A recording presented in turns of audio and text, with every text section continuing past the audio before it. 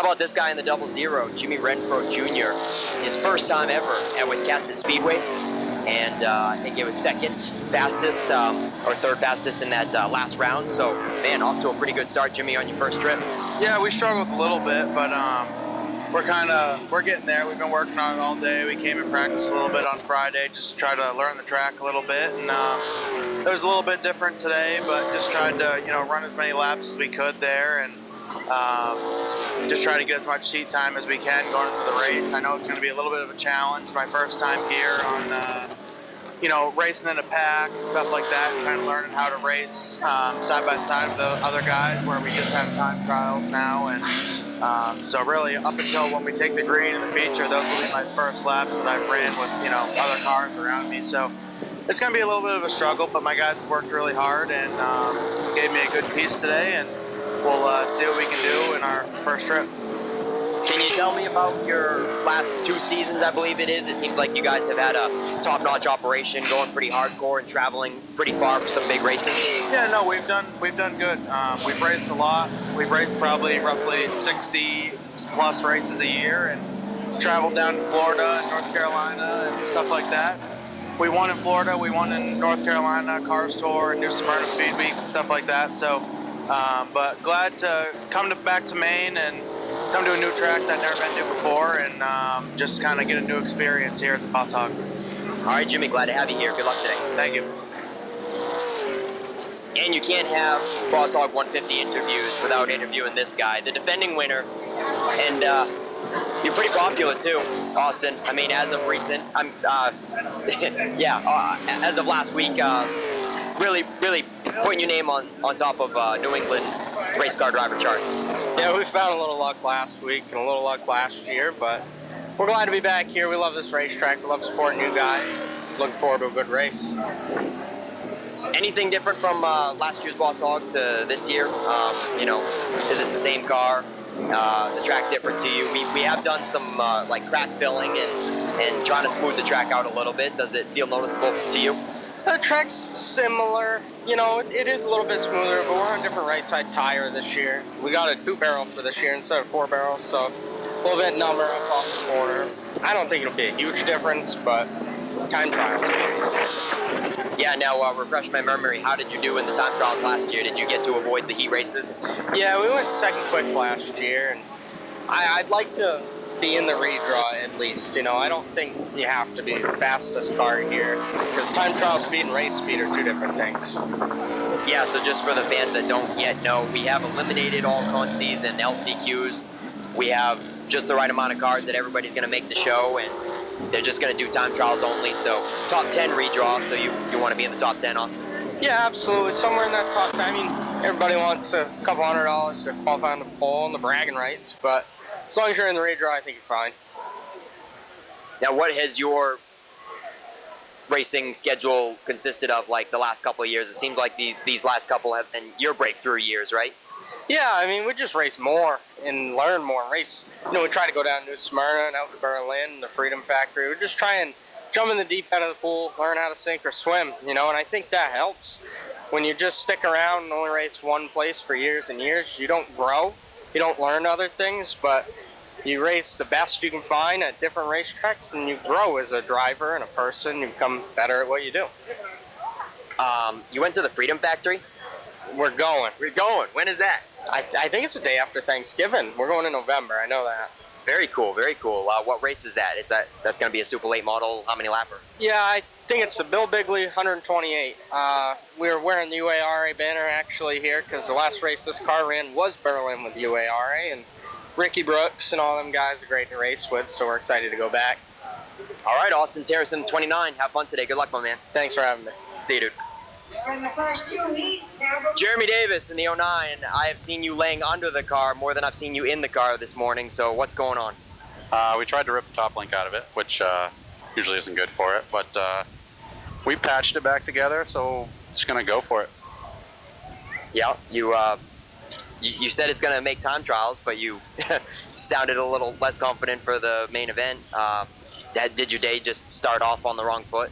Yeah, I mean, I did a few laps out there, but I could feel something wasn't quite right, and it was we didn't have good tires on at that point, so I never really got to do any scuff or anything. It's just going to be stickers for time trials, and I have enough laps here to probably at least feel how it is and then try to adjust for the feature, but we'll see. Time trials is something totally different anyway. We've only done it this once last year here.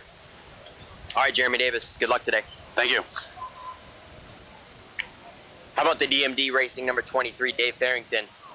I know you've gotten top 3 in the Boss Hogg at least once, and then, you know, when you mix in the Boss Hogg and the Coastal, it kind of muddles together a little bit. You've been on the podium for both of them many times, right? Yeah, I mean, we were third this year in the Coastal. Obviously won that race 10 years ago now, making me feel a little older. But, yeah. You know, we were competitive in the Boss Hogg here. It's been a little while. You know, we've had some parts failures, mechanical failures. We got to be there at the end. You know, we always show up here. We always know we have a fast, short-run car, and just got to put it all together here in the end and be a contender. It kind of came out of nowhere there, I think, in a lot of people's minds on the Coastal here back in May. And, you know, that's what we want to do here, but we want to obviously not have to work quite as hard to get to the front like we had to in that race. Yeah, well, so you're always here, Dave. So is Wisconsin Speedway always like top on your list of maybe favorite events or favorite tracks? Yeah, I mean, the favorite racetrack's always where you win at, in my opinion. You know, but we always feel welcome here, and, you know, Rich and Vanessa and the whole staff do a great job having us come here and put on these big events. You know, every year, it's always on the calendar every year to be here for these couple of races, the Coastal and the Boss Hogg, of course. So, yeah, I mean, we had this place figured out a while ago, you know, before life got in the way and racing kind of slowed down a little bit. We've picked off a lot of wins here over the years, and it's been a little while since we've carried the checkered flag around here, so let's see. Hopefully maybe today could be the day. Are you a time trial guy? You like that aspect? After the way the Oxford 250 went last weekend, absolutely. I'm happy to already be in the show and don't have to worry about that. So obviously that was a big disappointment.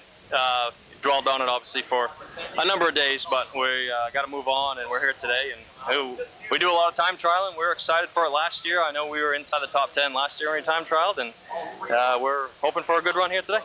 All right, Dave Farrington in the 23. Good luck today, my man. Thanks, buddy. Casey Call, back in the 90. Hey, man, did you gain some valuable experience last week in that little shakedown? Yeah, no, absolutely. You know, we left here and said we got a good platform to start on, and went home, and Thursday night, me and my dad were talking about what car to bring, and I was like, nah, let's just bring the black one. So all that stuff that we kind of learned last weekend doesn't really transfer over. It does, but it doesn't. And came here Friday, and spent the whole day testing, and it took us a while to kind of get this thing really dialed in. And by the end of the day, we thought we left on a good note. And there was a few things that I was missing, you know, line-wise on the racetrack. And Shane Tesh really helped me with that and show me where to go. And this morning we unload. And these past few runs of practice, we've been pretty good. So, I mean, we're fighting a tight condition. Hopefully, come qualifying, we figure that out. And hopefully, you know, qualify up inside top 5, top 10, somewhere right around there. Yeah, I actually didn't even realize that. Last week you raced the white car, and now you got the black car today. So, I mean, I guess it helped you to understand that the white car was a little out to lunch?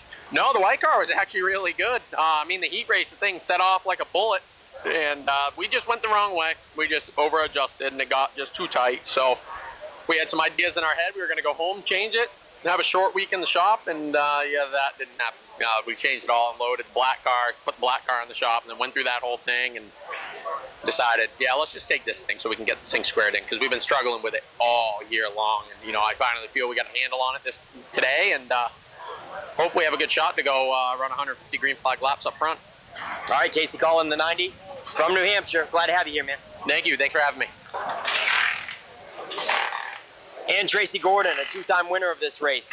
You have been wrenching on this thing all day. What's going on the 17 car? Oh, we had a little radiator issue there, and then we had an alternator issue, so I didn't get the last practice. And so I'm going out on stickers for the time trials, which I don't like to do, but we're going to do it anyways. Hopefully we'll get our best run. All right, I know you guys have been thrashing on it all morning and missed some practices, some valuable practices. So I'm glad you got it all figured out. You confident going into today? Yeah, the car felt really good. I didn't get any clean laps when I did my sticker run earlier, so but the car felt good. Passed a lot of decent, you know, ran some good cars down, I guess you could say, that I think will be contenders in the race. So other than, the times didn't show up, but the car felt good.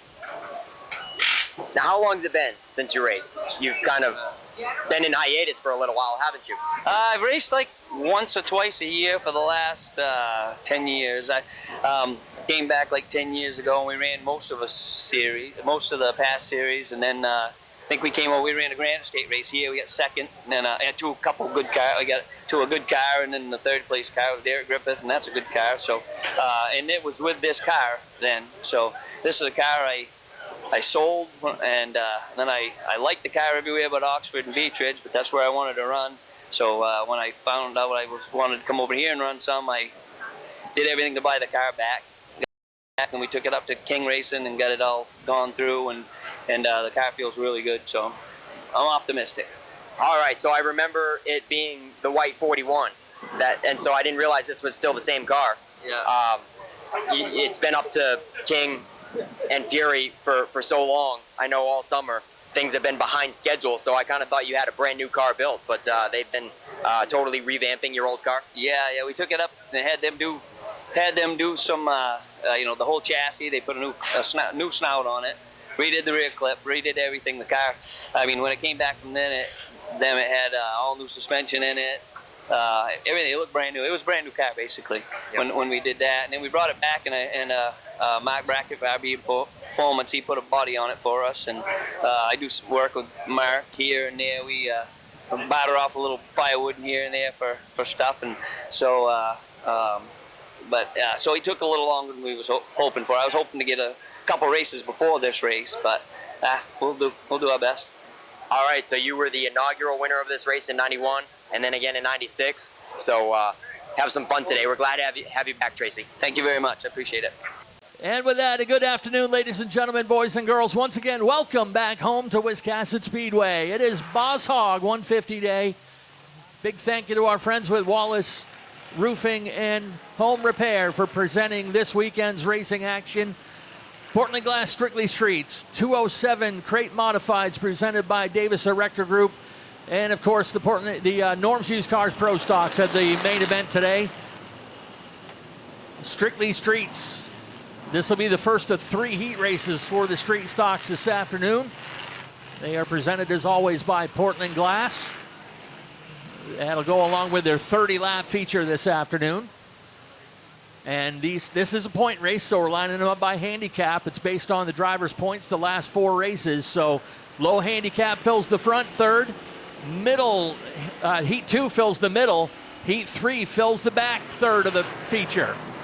Tyler Dinsmore and Matty Mingo on the front row. Brady Romano and Ray Dinsmore on row 2. Matt Venot and Ryan Easonsey on row 3. Chuck Wagstaff and Dan Morton on row number 4. Mike Delano fills out the field in the 27.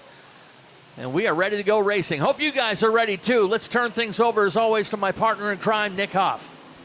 And it's Boss Hogg 150 Day. The green flag flies for the first time on the Boss Hogg 2025. 3 heats for these Strictly Streets. We have such an awesome representation of Strictly Streets here at Maine's biggest and fastest each and every week.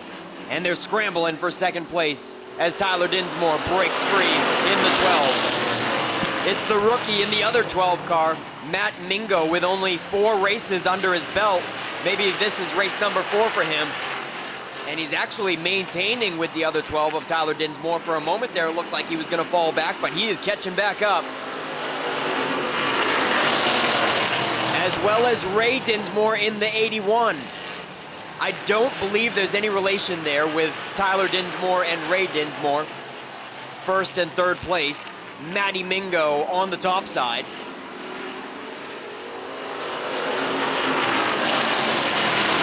And Tyler Dinsmore washes up into turn 1. Had to have been a huge mistake there, as Mingo still stays there in the third groove, and they're 3 wide. Ray Dinsmore still has a nose underneath, and they're making it work. Good stuff on Boss Hogg Day. Everybody's clean and clear, and it's Ray Dinsmore the third who comes out on top. Still side by side for second. Matty Mingo had a good run in that 3 wide situation, but still hasn't cleared.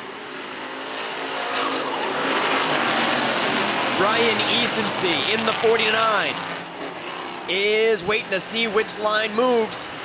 And rounding out your top 5 is the 00, Dan Morton. With the 27, Mike Delano. He wants a piece of the action as well.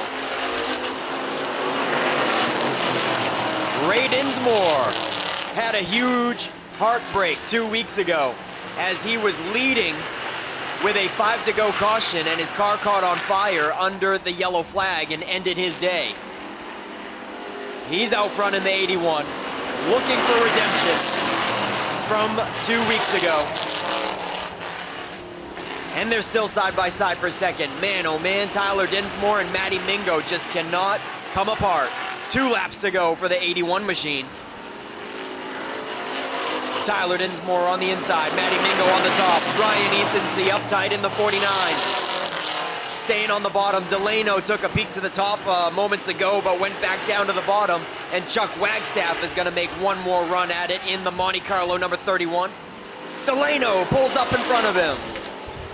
He cuts off his line, and Chuck Wagstaff loses a spot. 1 to go. This one is all Ray here with a half a lap left. Matty Mingo in the 12 finally clears down the backstretch. In only his 4th street stock race, he takes second all to himself, coming to the checker flag. Tyler Dinsmore, almost a rookie in that 12 car. I believe he was here for just a couple visits last year and comes here sporadically in that 12 for 3rd. So this sets the front third of the field for their 30-lap feature this afternoon. As Nick said, this guy was leading a couple of weeks ago after some late race caution. His car caught on fire under caution and dashed his hopes for his first Wiscasset win. Maybe today. Nice round of applause for the 81. Ray Dinsmore III is your heat winner. He will start on the pole position for their feature race this afternoon. As the Norms Used Cars Ford Mustang pace car picks up heat number 2. This heat will fill the middle third of the starting field for today's race. And also a rule here at Wiscasset with divisions with multiple heat races. If you win a feature race here at Wiscasset, you cannot start in heat number 1 the rest of the season, no matter if your handicap says you should or not. So if you won a feature after that, the furthest you can start is at the front of Heat 2. Heat 2 lines up this way. Amara Parker is at the front in the number 3 out of Cornish. Then comes Justin Gallieu out of Waterboro in the 43. Two-time champ Zach Emerson in the Purple People Eater, number 23. Chaz Briggs outside in the 82. Row number 3 has Joe Harriman. He's been a winner in the 20 to his outside. Former champ Mac Hannon Jr. in the 08. Scott Eck in the 27. Landon Tapley in the 25. We've had feature winner. Those last 4 guys in this heat race have all been feature winners. And we're going green for the Portland Glass Company, Strictly Streets. Heat number 2 of 3 of them. And Zach Emerson in that 23, he had a little bit of a heartbreak as well 2 weeks ago. He was certainly running towards the front, looking for a top 3 when a tire went down late in the race as well. Heartbreak just like Ray Dinsmore. Still neck and neck for the top spot. It's the rookie, Amara Parker. One of the only females, I believe, if not the only female street stock driver that we have in the 3. Amara Parker has a nose out coming out of 4.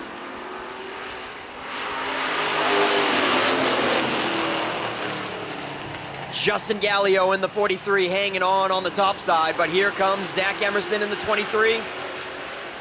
And he's got the fender up going into turn 3. Amara Parker has the lead all to herself with 3 laps complete now. Zach Emerson clears in the 23 and Joe Harriman to follow in the 20. Harriman has a feature win this season and he's now up to 3rd. Gallieu still throwing anchor up on the top side. He might lose another here to Scott Eck in the 27. There's a hole behind Eck for the top 5. Gallieu's gonna fill it. The 43 gets to the bottom and we're single file now, picking up the drafts. Amara Parker is still holding on to a comfortable couple car length cushion coming to the halfway. And Zach Emerson has some wheel hop on the right rear, spinning sideways out of the corners. Might need a new shock on that thing. It is wheel hopping big time, and Joe Harriman is all over that rear bumper.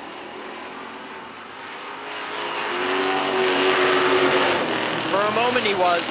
There was no wheel hop that time. When Zach Emerson gets it straight and narrow, it doesn't do a wheel hop, but we've got a spin on the backside. It's Justin Gallio going around in the 43.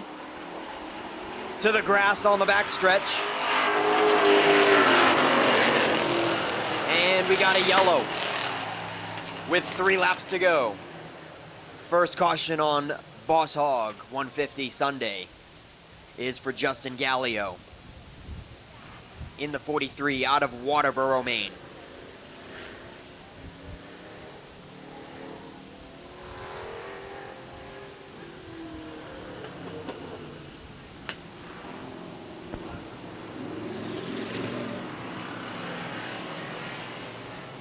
Landon Tapley in the 25 heads down pit road.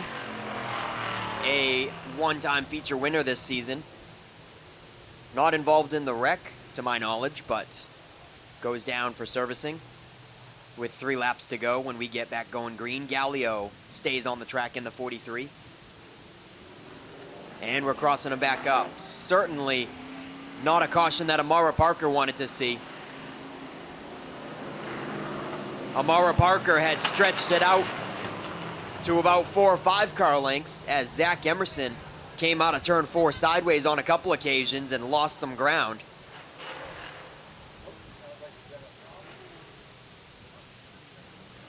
Tapley rejoins in the 25, and we have all 8 cars once again looking for the green flag.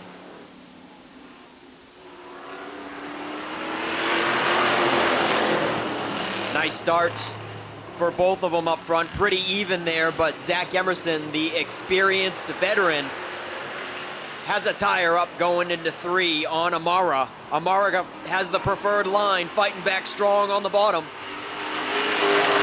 And it's 2 laps to go. What a battle up front.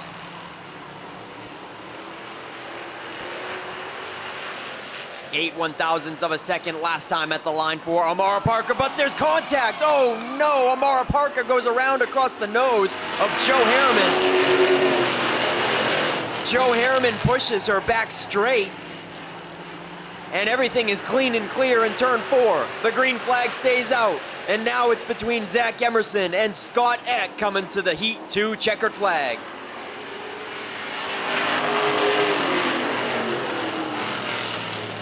Heartbreak for Amara Parker.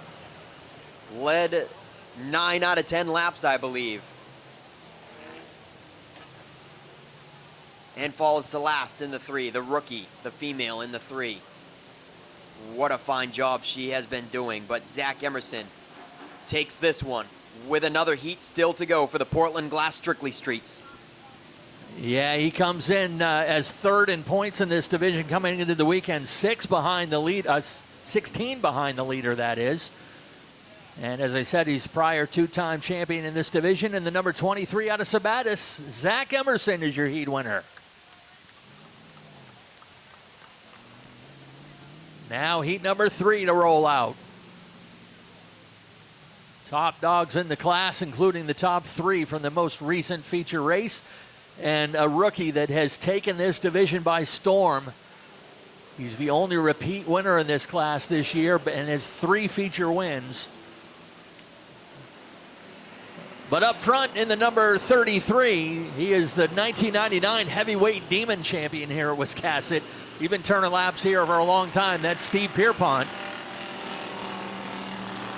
Your reigning Strictly Street champion is in that high-letter yellow number 40, the naughty 40 out of Gorham is Dan McCaig Jr. Cowboy Dan Trask behind the wheel of the number 3 to his outside. Dale Lawrence in the number 2 out of Lisbon Falls. That rookie I told you about is starting inside of row 3. Ben Burgess out of Hartford. He's a 3-time feature winner this year. To his outside, Leighton McQueen is back in the house. Josh St. Clair, double duty today. He'll be in the yellow 14 in the Boss Hogg today in honor of his grandfather. Row number 4, Dan Brown in the number 83. Brett Cullerton in the 26, and Phil Main Jr. in the number 99 fills out the field here for heat number 3. And here we go. Green flag is out. Steve Pierpont on the bottom. Dan McKeag Jr. in the green and yellowish number 40. Not done on the top side just yet. Pierpont's gonna ride up. He is using up a bunch of real estate there. Steve Pierpont using up a little too much track out of turn 4, but hey, that doesn't faze Dan McKeag Jr. one bit. Look at him come back and making it door handle to door handle back into 3. Cowboy Dan Trask knocking on the door in the 3.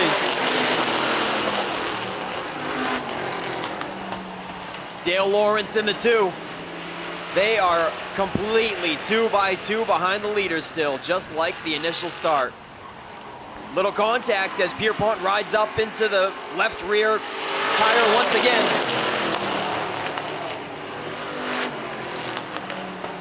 And Dan McKeag Jr. clears.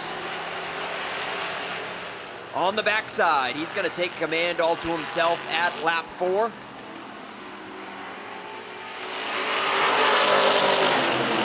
Steve Pierpont holds down second. Side by side behind him, and Cowboy Dan gives him a little shove coming out of 2. That didn't help the Cowboy one bit. Bumped the number 3 back to 4th. Dale Lawrence coming in strong on the top. Ben Burgess in the 7 makes up your top 5. And Ben Burgess tried his hand at a late model last night. Hopped behind the wheel of his dad's late model, just getting his feet wet, as he has won 3 street stock features. It feels like that might be the next step for him. Dan McKeag Jr. pulling away to half a straightaway in the 40, and unfortunately unable to take part in the Pro Stock race today after a 3-wide instigated wreck in the most recent Pro Stock feature. Dan McKeag had full intentions of being in the Boss Hogg today, but after the wreck 1 week ago, they were unable to get the car ready in time. Cowboy Dan takes second. Steve Pierpont is hung out to dry on the top. They all get by as Pierpont falls to 5th. Dan McKeag Jr. in the Naughty 40 takes the white flag. Cowboy Dan Trask in the 3. Bounced off the wall last week and still recovered for a top 3 in that number 3. Sitting second, Ben Burgess in tow to take the checkered flag.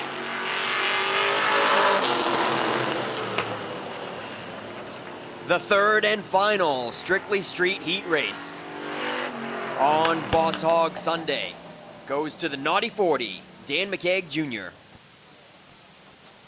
Yeah, he is the reigning Strictly Street champion, also the reigning Pro Stock champion, but not able to run today. And also the reigning Main State Driver of the Year for 2024. And he'll most likely be out there in the 3rd groove in the feature, so keep an eye on him. In the Naughty 40 out of Gorham, Dan McKeag Jr. is your heat winner.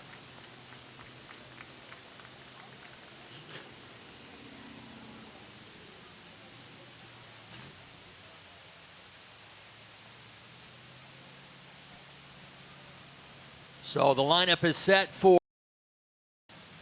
the Portland Glass Strictly Streets, and now it's time to bring out the ground pounders. The Davis Erector Group 207 crate modifieds. Double duty for these guys today, 2 30-lap features. No heat races today. This first race is a makeup race from earlier rainout.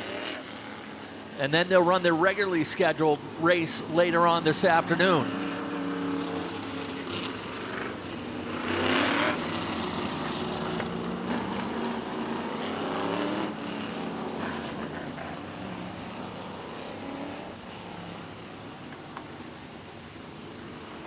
Lineup for this one has Ethan Guptill out of Paris in the number 14. Wiscasset Hall of Famer Alan Moeller Sr. in the number 60 out of Dresden. John Rickey, the young phenom out of Westbrook in the number 4 car, already a 4-time winner. Ryan Neal out of Wiscasset in the number 26. Your point leader is in that number 89. That's Ryan Phillips out of Saco. Has yet to win a feature. He's been on the podium more than anybody. Most recent winners in the 27. That's Bubba Pelton out of Scarborough, 4-time winner this year. Bradley Babb is in the number 33. Brad usually runs a super modified for the 350 Smack Super Modified Tour. Doug Phillips to his outside in the number 8. And hey, the boss gets to play today too. Richard Jordan in car number 68 will fill out the field here for the Davis Erector Group Crate Modifieds. 30 laps for this first feature. Dave Sturgis gives them the green.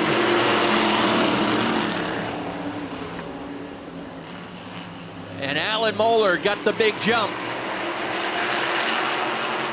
Able to get out around Ethan Guptill and take the lead. Guptill settles into second. Ricky moving up into third.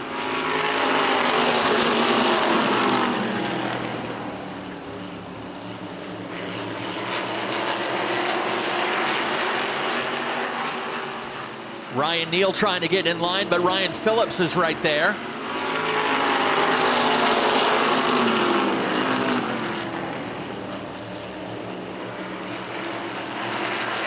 John Rickey on the move.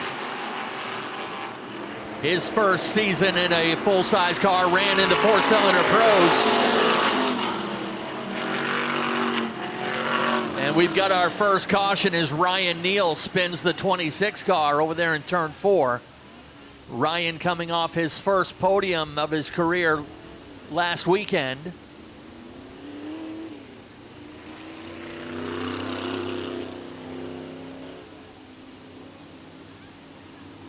We've had 2 drivers split the 8 feature wins this season. John Rickey, a 4-time winner in car number 4.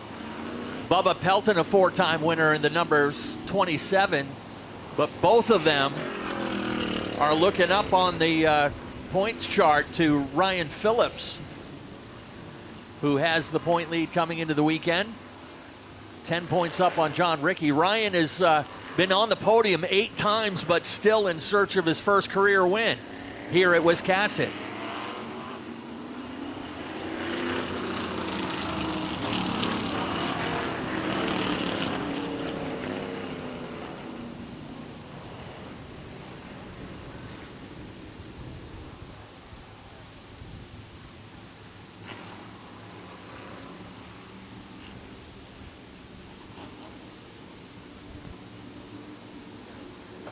.27 laps still to go. Looking for the green flag this time. Trouble on the start for the inside line. Ethan Guptill in the 14. Loses all kinds of ground. And Bubba Pelton gets by. Ryan Phillips gets by. Ethan Guptill falls back to 5th.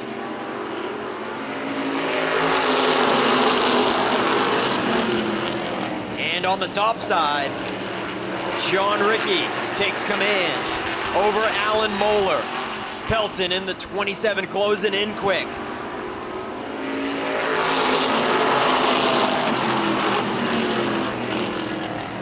Ryan Phillips on the top, making slow progress on the 27 of Pelton.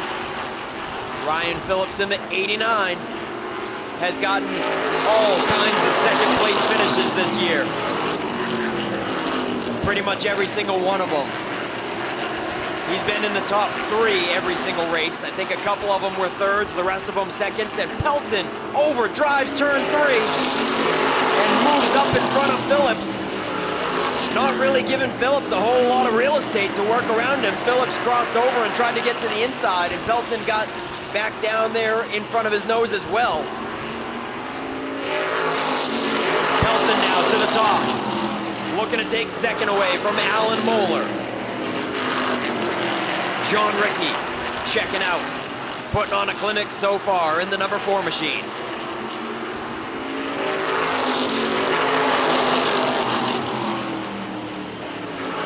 Bubba Pelton making slow progress on the top. Oh, what a hard drive into 3 that one was. He's gonna bring it up nose to nose on Alan Moeller for runner-up honors.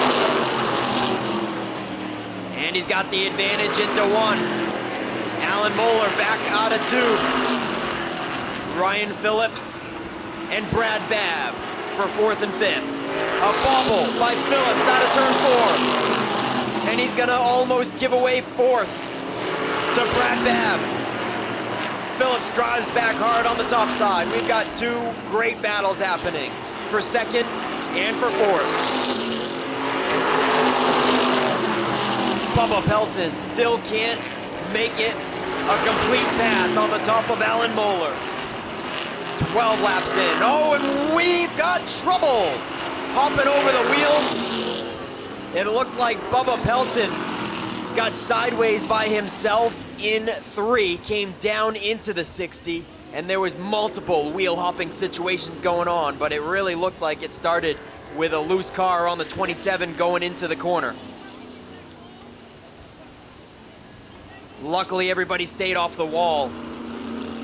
Pelton down pit road. Alan Moeller is rolling. Oh, Pelton did stay on the track. My mistake. Not even halfway in this 30-lap feature. But Pelton looks like he's got a flat left front. He is definitely going to have to head down pit road now.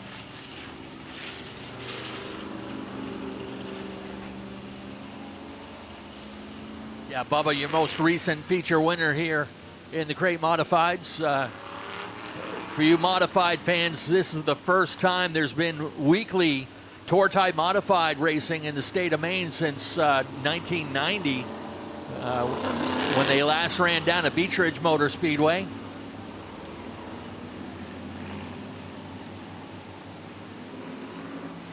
And the first season in action here at Maine's biggest and fastest, and growing steadily and hopefully continues as we move into 2026, but off to a good start here this year.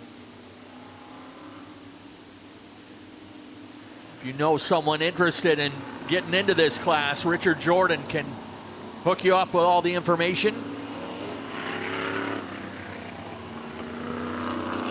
Pretty basic rules on this division too. An affordable shock, and then they have a choice they can make. They got to run a crate motor, but they can either run a 602 crate with a 4-barrel carburetor or a 604 crate with a 2-barrel carburetor.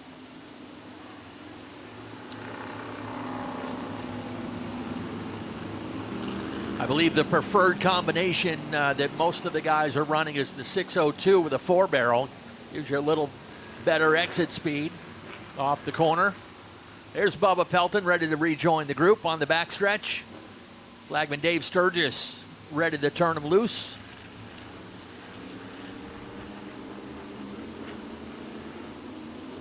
Ricky and Phillips this time. Brad Babb sneaking in there to grab 2nd. Phillips is going to continue to work on the high side. Gives up on that, and he'll settle right in the tire tracks of that 33.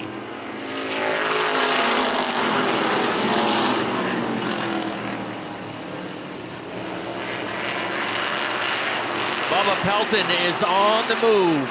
As expected, drives around Neal and Guptill. Moves into 5th.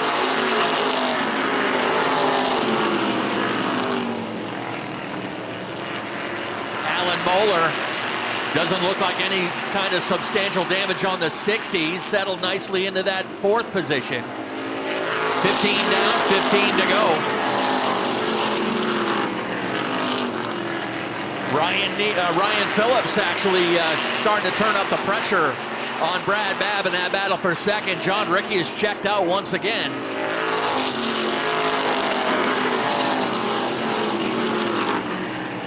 Ryan Neal hogging that curb. Brad Babb keeping him honest as they get down to turn 3.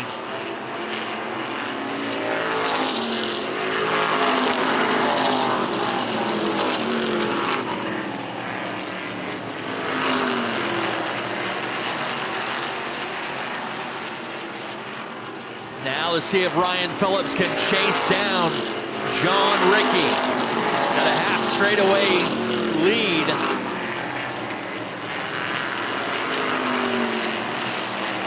Two points per position, so John Ricky in position to get a couple points back. Phillips came into the weekend with a 10-point lead. This time by 10 laps to go.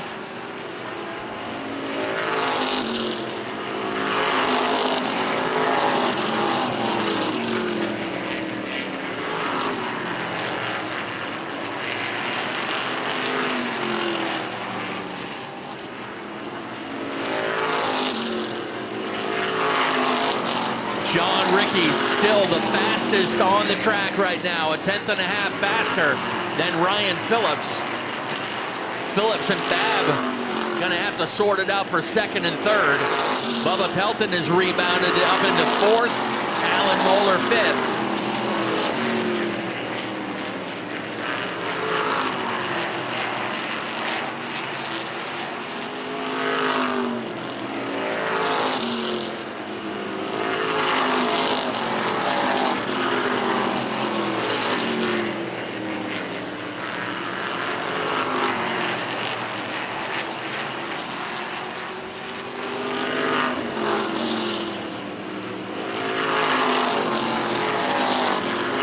They will have 5 laps to go when they come around to the stripe this time. That lead is built up to 2.5 seconds now for John Ricky.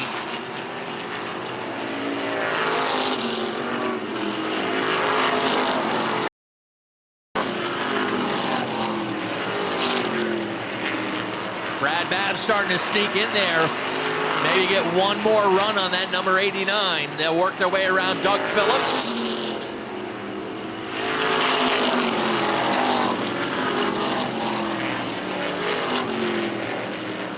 Babb having trouble making that outside lane work, just waiting for Ryan Phillips to mess up, but Phillips, veteran driver there in the number 89, longtime super street driver, limited sportsman.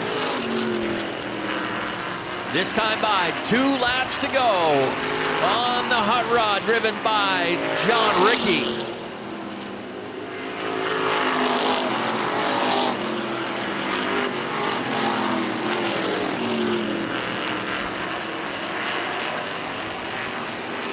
White laundry flies one more time around.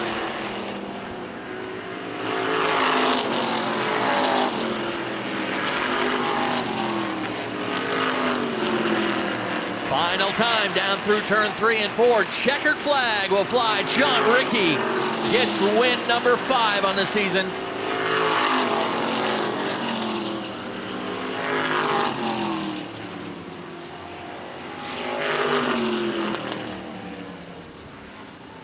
Young John Ricky gets win number 5 on the season.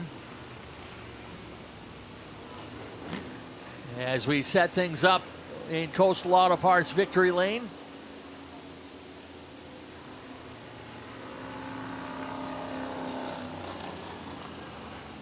And the first of 2 feature races today for the Davis Erector Group 207 Crate Modifieds. They'll be back out a little bit for 30-lap feature number 2. And this first one, as I said, was a makeup race from earlier in the season that got rained out. We had a few that we're making up throughout the course of the season. Each week finishing up this season, we'll have one select division that'll run double features. Next Saturday, we'll return to regular action, and the Super Streets will have double features.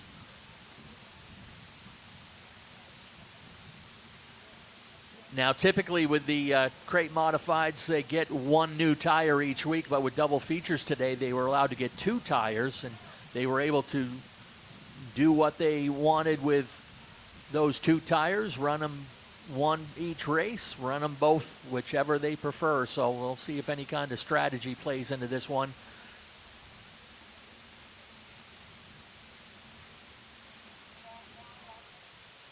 John Ricky, guess needing a push.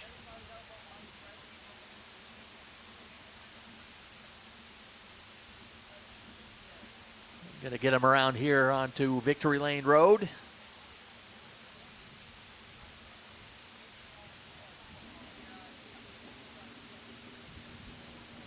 Pro Stock time trials will be coming out next.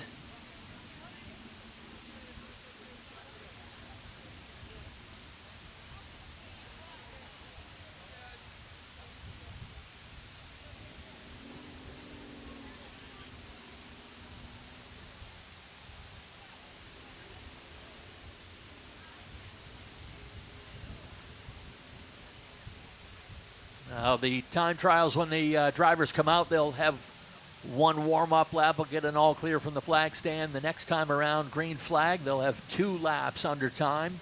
Their best lap will stick. One cool-down lap, and as on that cool-down lap, as the car passes the opening on the backstretch, we'll send out the next one and keep the conveyor belt going until we run through all 26 cars, and we will line up the feature by the best time trial. And as I mentioned, we will redraw the top 10 drivers in driver introductions.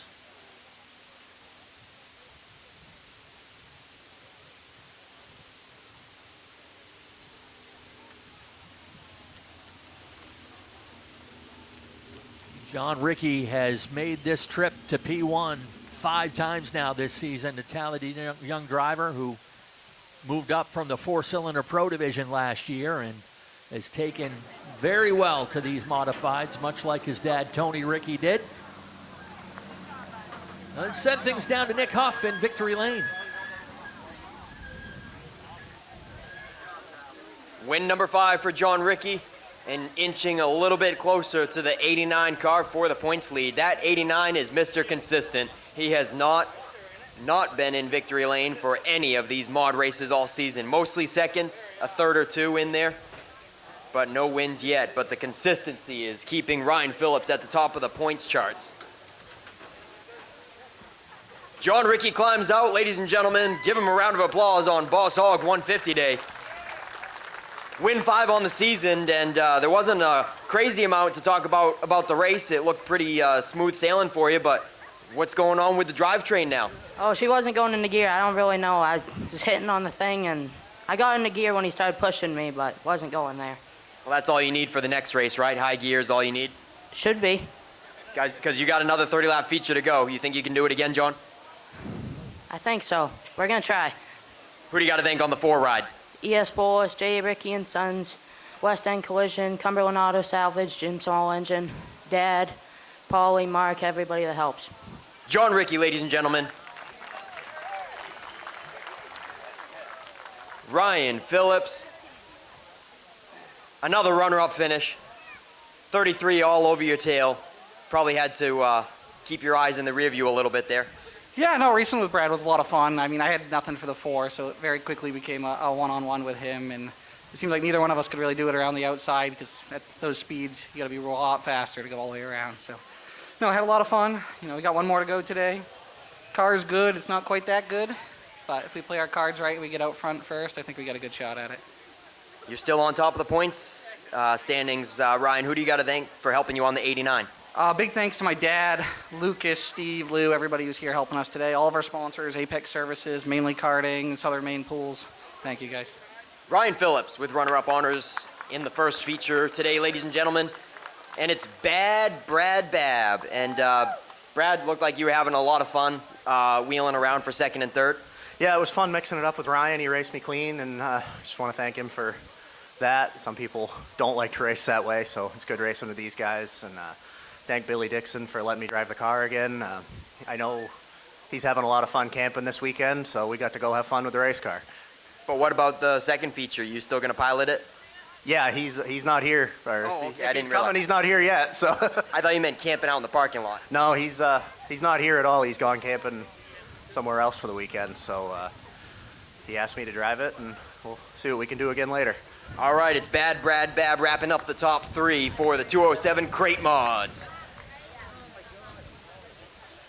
Babb and Phillips up here in front of the 4 for some top 3 photos in Coastal Auto Parts Napa Victory Lane for the first of 2 30-lap features for the 207 crate mods that are a class that are only specific to Wiscasset Speedway. We are bringing back the 15-inch wide slick tour type modifieds on a bi-weekly basis at Maine's biggest and fastest.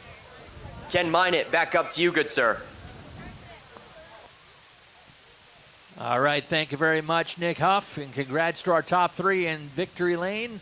And we are getting ready to roll out the Pro Stocks now for their time trials to set the field for the 2025 Boss Hogg 150.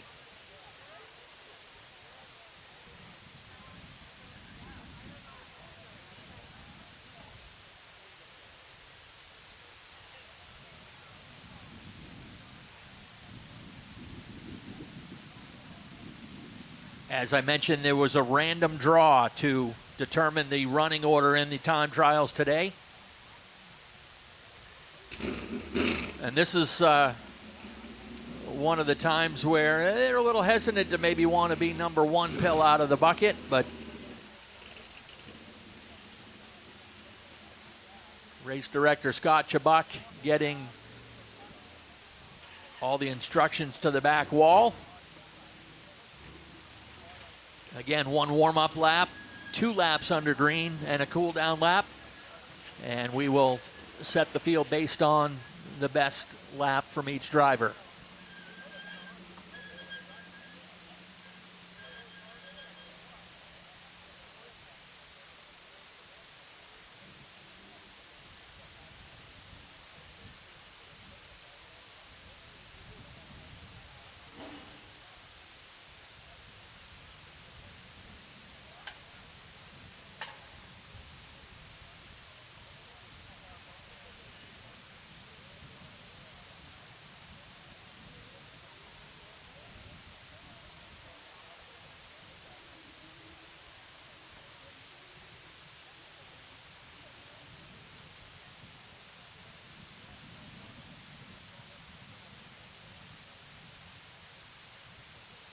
All right, they are instructing to get the first car ready to roll out. Happy to have you guys here with us on Boss Hogg 150 Day here at Wiscasset Speedway. The Boss Hogg started back in 1991, a race created by the man himself, Boss Hogg, Dave St. Clair, Maine Motorsports Hall of Famer and former owner of this racetrack, member of the Wiscasset Speedway Hall of Fame as well.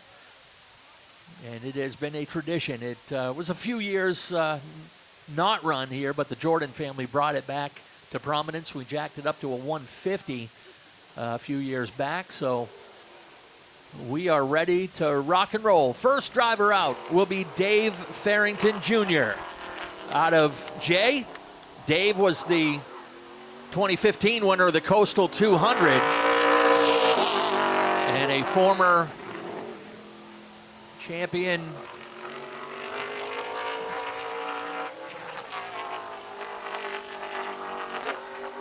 He'll get the green flag this time by. Dave driving the Norms Used Cars DMD Racing, sponsor number 23.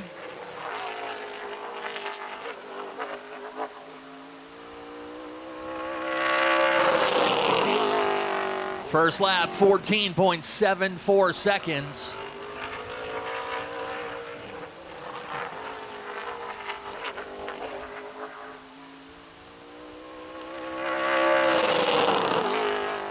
A little better on the second one, 14.66. I'll throw a little nugget out there too. The official Pro Stock track record is 14.58 seconds.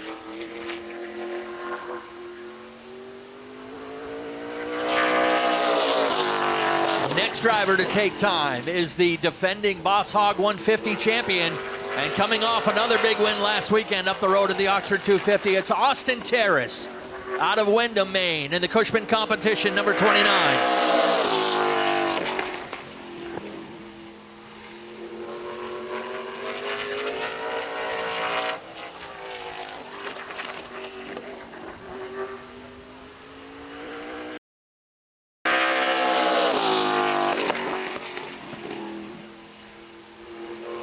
First lap, 14.838.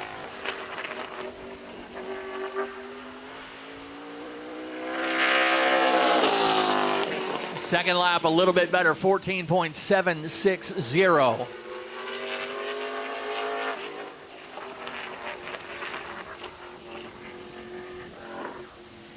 We'll keep you up on what the lap times are. Our scoreboard just showing the fastest lap.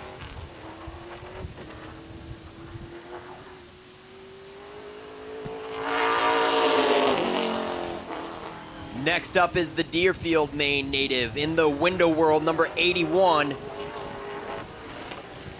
The 81 NH Dan Winter owns Winter's Pit Products as well.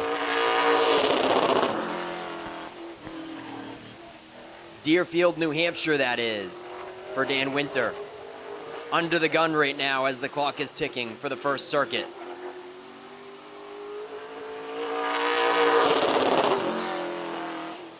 It's going to be a 14.96.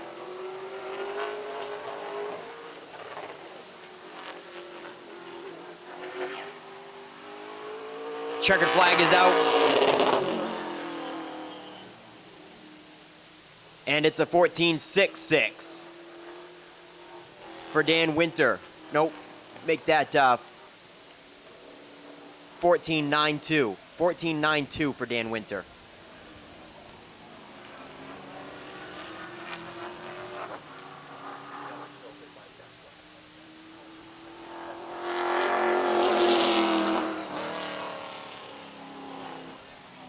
Here he is, folks, Josh St. Clair out of Liberty. The Boss Hogg 150 is named after his grandfather, but he has yet to etch his name in the Boss Hogg main events win list. In the Dave's World, number 14.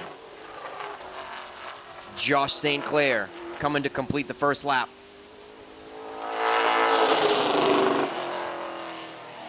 And he moves up to second out of the first four cars. 14.6. Currently in second behind Dave Farrington. Austin Terrace is third fast. And he goes to the top, folks. Josh St. Clair on top for the first four cars. 14.65 that time. Just barely edges out Dave Farrington's 14.66. That's how close it is. 14.65 versus 14.66 for St. Clair and Dave Farrington, your top two so far. Actually, it is Josh St. Clair that holds that official speed record, 14.58. Set that record 4 years ago, but we'll see if anyone's able to get close to it today. They're, as we said, down in the 14.6s now. This is Jimmy Renfro Jr. First time here was casted out of Candia, New Hampshire in the R&R Race Parts and Renfro Motorsports 00.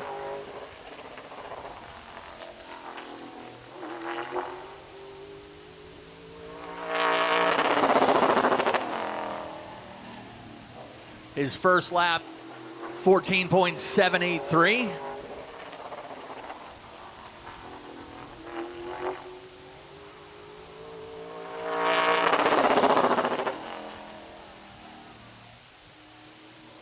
Second lap, that actually, second lap, 14.750 for Jimmy Renfro. That puts him third fastest right now.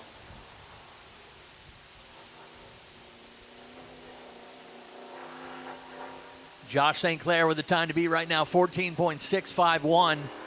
Dave Farrington, 14.660. Next on the track in the number 4, that is Connor Wenners out of Edgecombe. Oh, Ben Tinker, sorry. Two black number 4s, sorry. Yeah, Ben Tinker in the 4T out of New Gloucester in the Crosswell and Pump. Pine Ridge Heating, number 4T, a former past modified champion.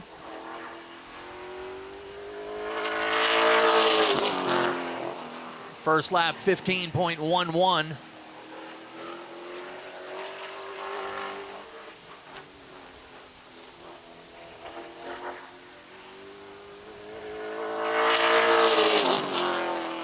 Second lap, a little bit better, 14.84.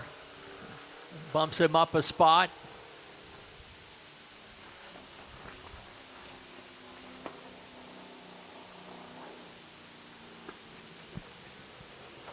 And don't pay any attention to the scoring pylon on the back stretch. That is not exactly doing what we want it to for the time trials. So we'll keep you informed over here. Josh St. Clair still leads over Dave Farrington Jr., Jimmy Renfro, Austin Terrace, and Ben Tinker, your top 5. It's Logan Melcher in the 41 now, folks. In the Trudy's Garden and Hilltop Collision Chevrolet. Logan Melcher is going to be the 7th pro stock on the track. And he's going to do a little bit better than Dan Winter to be the 6th fastest car. 14.8 for Logan Melcher so far. Hey, there we go. Logan Melcher moves up to 3rd, 14.7. 14.7. He is 3rd now. Josh St. Clair, Dave Farrington, and Logan Melcher, your top 3 for the first 7 cars.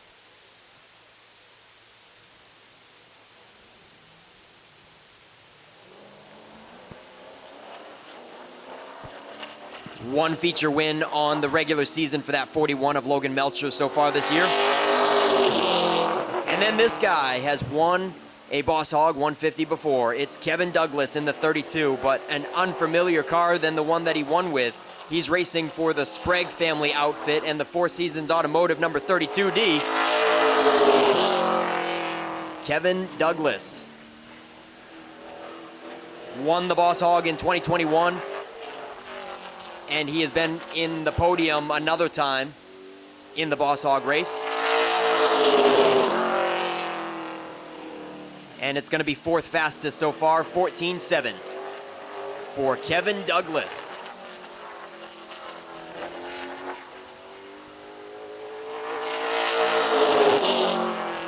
Ladies and gentlemen, Kevin Douglas goes to the top, 14.61. First 8 cars have put in their times, and Kevin Douglas is the fastest so far. Racing for the Four Seasons Automotive, number 32, Sprague family-owned car. Next on the track, in the number 90 NH. Out of Pembroke, New Hampshire, this is Casey Call in the Scott's Roofing and New England Construction Services. Number 90.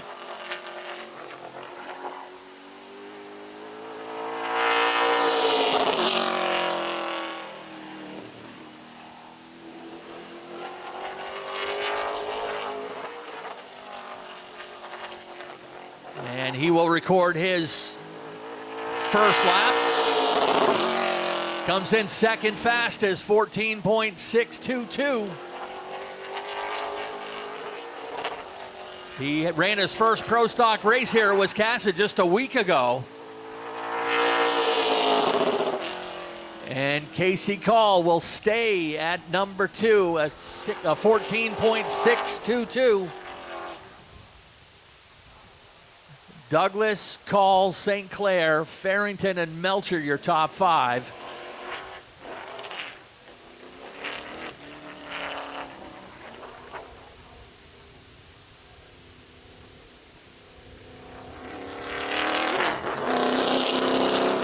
Next on the track, a veteran racer out of Skowhegan. This is Brian Lancaster in the Whitmore Real Estate and Nickerson Yard Maintenance number 81. Long way back, a former mini stock champion here at Wiscasset. But he's been wheeling late models and pro stocks for a few years since.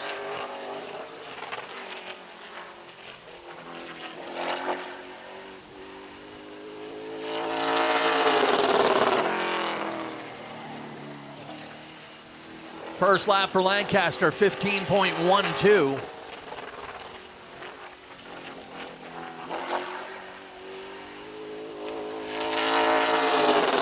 Little loose out of the turn, comes under the checkers, knocks a 10th off of it, 15.071.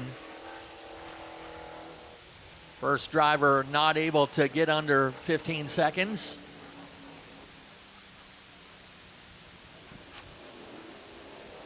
And here comes one of our weekly racers, And part of the MDG logging family who is sponsoring the halfway bonus, Andy Gilbert out of Jackman, Maine in the 17.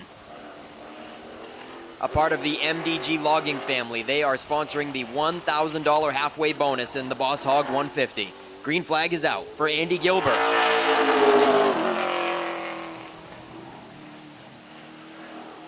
With his brand new Clattenburg chassis out of North Carolina. That chassis is just a few races old.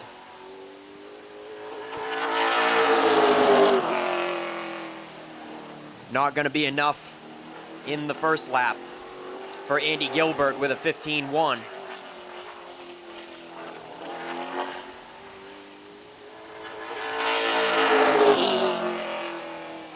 He's going to beat out one, and he's going to actually crack that 14-second margin and just beat out Brian Lancaster. Andy Gilbert and Brian Lancaster are going to be the last two at the moment.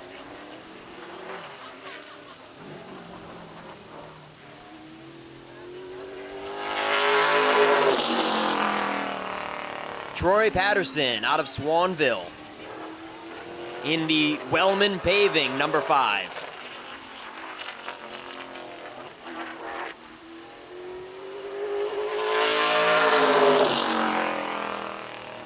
Way up high there out of 4, trying to get a good swing coming to the green flag. And now he's on the clock.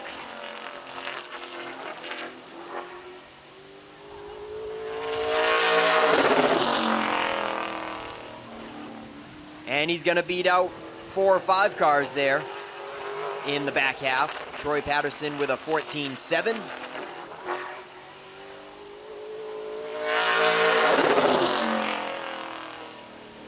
And stays right there with the same time. The first one was the best one out of the two, 14.79.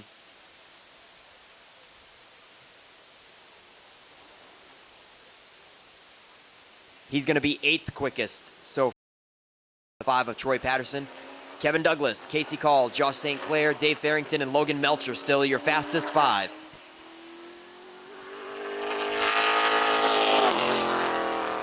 Well, I accidentally called his number a little bit earlier, but here he is in the number 4 out of Edgecombe. This is Connor Wenners in the Acewell Service and JFab machine. Connor's first appearance of the season. Been out on the lobster boat for much of this summer, of course, and pulling the old number 4 out of the barn for one try today. Connor clocking it at 14.93 seconds on the first one.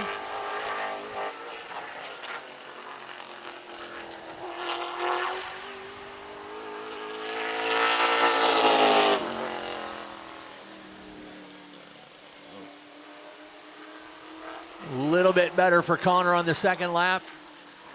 His best 14.935.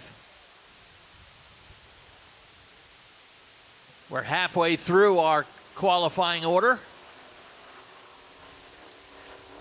Next on the track in the SOS Towing at Allagash Waste number 44 out of Naples, Maine. This is Rusty Poland,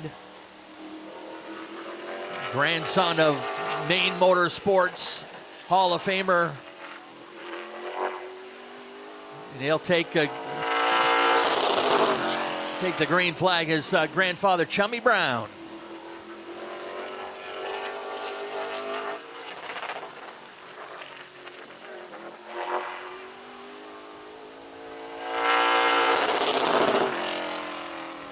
Rusty Poland, mid-pack, knocks down a 14.725 on the first lap. Makes him 6th fastest at the moment. Little slip out of turn 4. A little bit of a slip out of turn 4. First lap was his best, 14.725. That holds him firm in that 6th fastest position.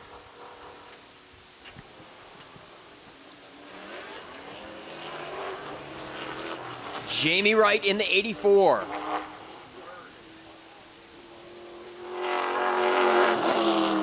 Finished 3rd in the 2022 Boss Hogg.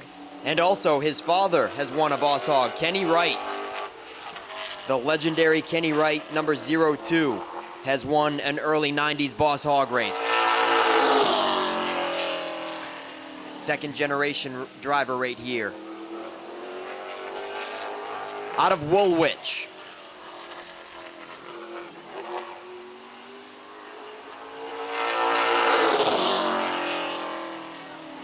And he's gonna beat out quite a few cars. 14.7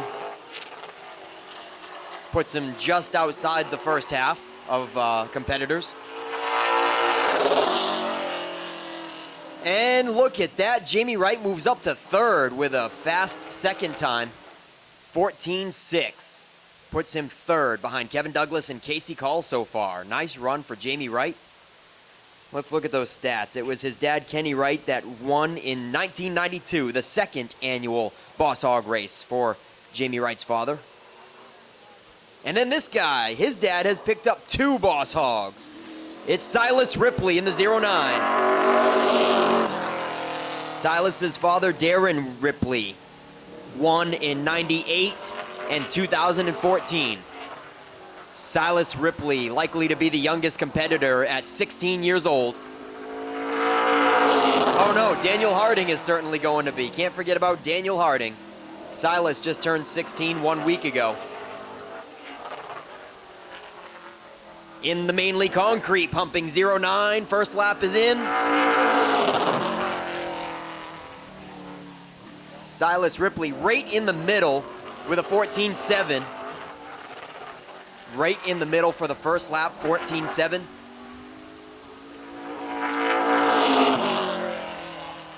Ladies and gentlemen, Silas Ripley goes to the top. 14.616. Silas Ripley now leads over Kevin Douglas and Casey Call. That second lap was a good one. Well, here's that guy we were just talking about. Yeah, here's that guy we were just talking about. Silas might have been the youngest in the race today, but here is the youngest in the race today at the ripe old age of 15, and he has been a stout competitor in late models and pro stocks. He's actually the late model point leader. We're talking about Daniel Harding out of Fairfield in the 38. The Napa Auto Care, Marshall's Automotive. Daniel also having won the 2025 Coastal 200 earlier this year.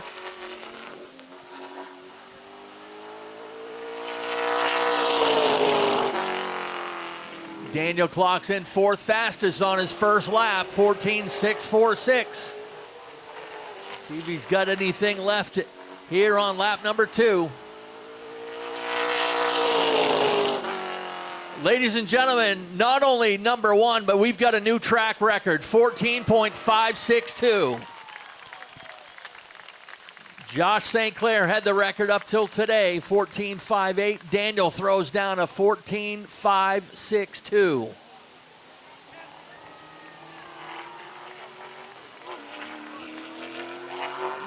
We go from the youngest in the race to perhaps the oldest in the race. Maine Motorsports and New England Motorsports Hall of Famer out of Scarborough, Kelly Moore. In the RC Moore Trucking and Epoxy Floors North. Plant Seafood, sponsor number 47.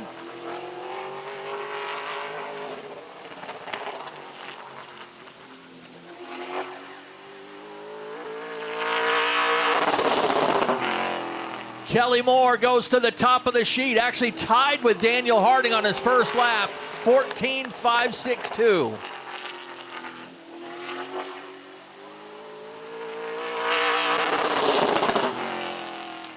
First lap was his best, and we have got a tie at the top. 14.562.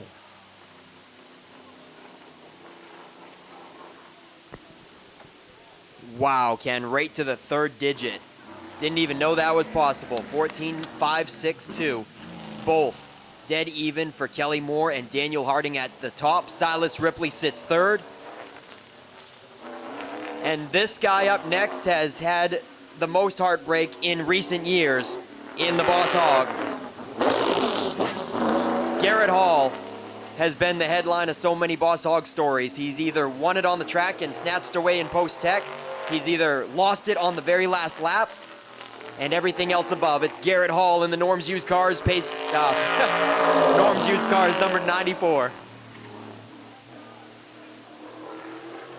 Garrett Hall has done everything but win this race. He would love to get the monkey off of his back and be a Boss Hogg 150 victor.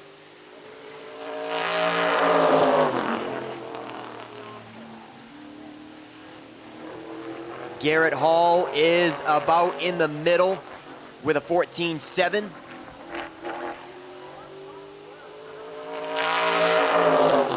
He moves up a couple more. 14.69. Garrett Hall is 9th quickest at the moment. Garrett Hall out of Scarborough sits 9th.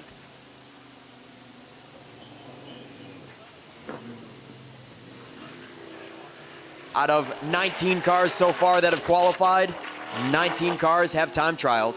Here's car number 20. The 20th car to time trial. Matty Beers, a regular Pro Stock competitor at Wiscasset Speedway in the 11B, sponsored by Charlie's Motor Mall and Chapman Auto Repair.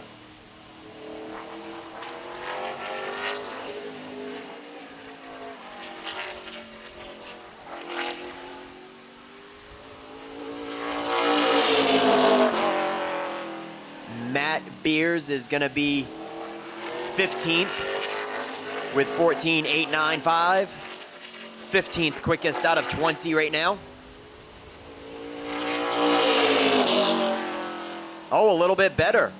Right behind Garrett Hall. Matt Beers is right in the middle at 10th. Nice run for Matt Beers out of Pittston with a 14.7. He is right smack dab in the middle at 10th out of 20 cars so far.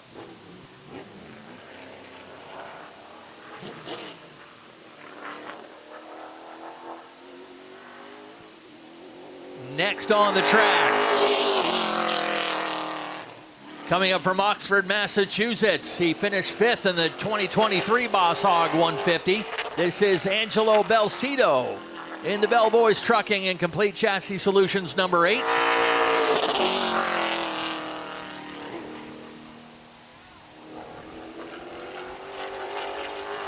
Angelo running this race for the 3rd straight year.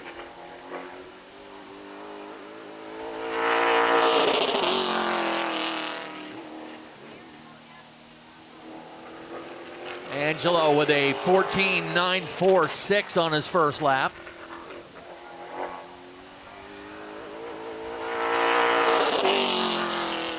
Able to jump up one more spot, 14.845.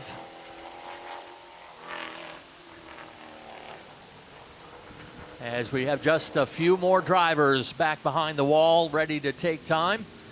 And the next one will be your current point leader here at Wiscasset Speedway, a 4-time feature winner this year and a 4-time champion.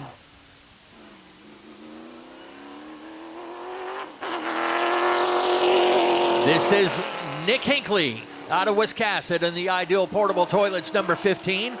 Nick was the runner-up in the 2021 Boss Hogg 150.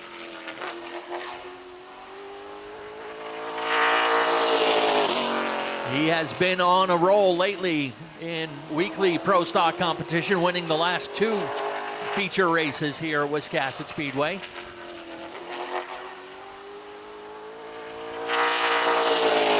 His father, Harold Hinckley, an inaugural member of the Wiscasset Speedway Hall of Fame. Nick throwing down a 14.576 on his first lap. Oh, slip in turn 4. And that cost him on the second lap, so Nick will lock in at the moment in 3rd place, 14.576. So we've got 3 drivers that have undercut that previous track record.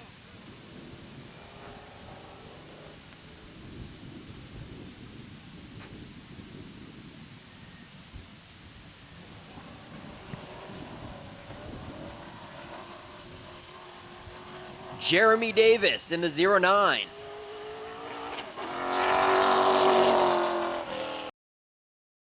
The DCW Davis Chassis Works 09 out of Tamworth, New Hampshire. With a pre-race interview, we talked about how he's been under the car more than he's been in it today. Didn't get a whole lot of practice. He was under the rear end up on jack stands for much of the morning. Glad that Jeremy Davis has been able to get it back together.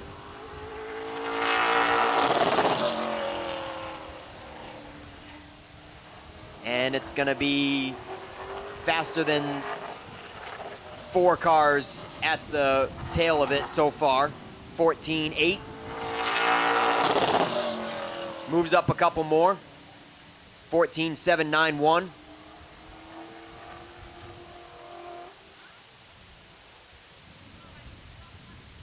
Puts him 16th right now for Jeremy Davis in the 09 out of Tamworth, New Hampshire. 16th fastest with a 14.791. With our very own late model champion in previous years, Will Collins is in the 28. For the last 2 seasons, he has had a pro stock and a late model, dabbling in the pro stock once in a while. Still pretty well committed to the late model, but he brings that pro stock out for the big ones. In the Swift Storage and Beckett's Auto, number 28. Will Collins is out of Waldoboro.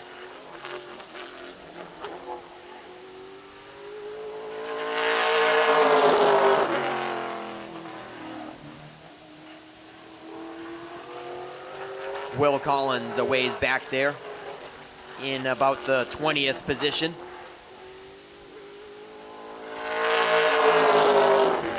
Not a whole lot better. Right around the 20th position for Will Collins with a 14.896. He'll be right around Angelo Belcito and Dan Winter. 14.896 for Will Collins. He's got 1 late model win under his belt in 2025.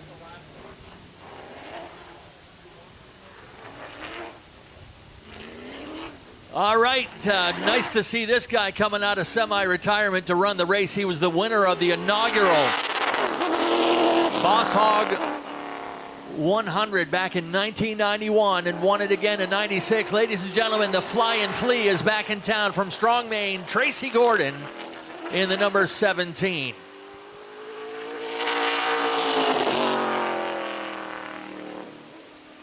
Tracy driving the A1 Builders and Boss Power Sports, sponsored number 17.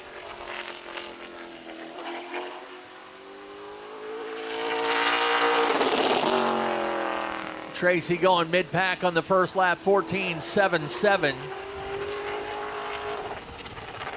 All but one driver under 15 seconds here in qualifying.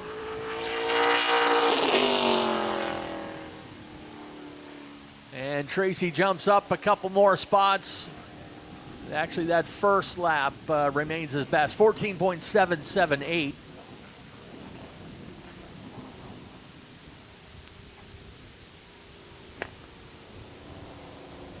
Puts Tracy 16th fastest.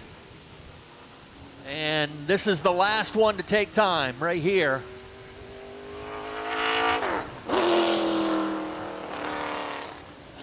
This is Shane Clark out of Winterport, Maine in the Wellman Paving and Dash Shield Transport, number 21.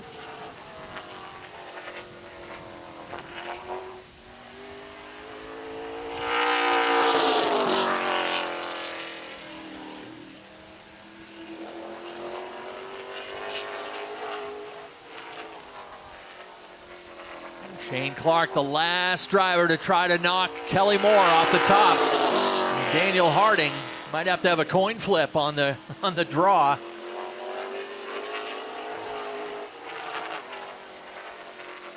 First lap for Shane Clark, 14.774.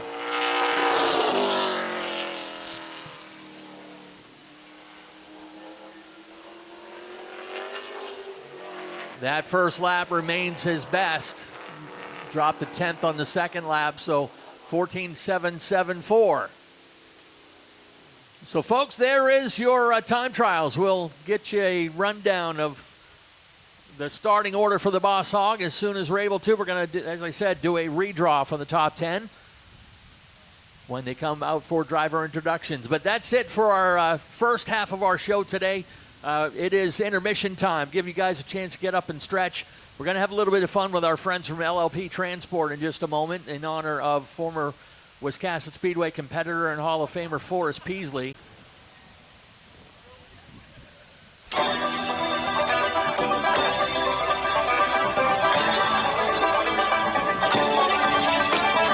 Eastbound and down, loaded up and trucking.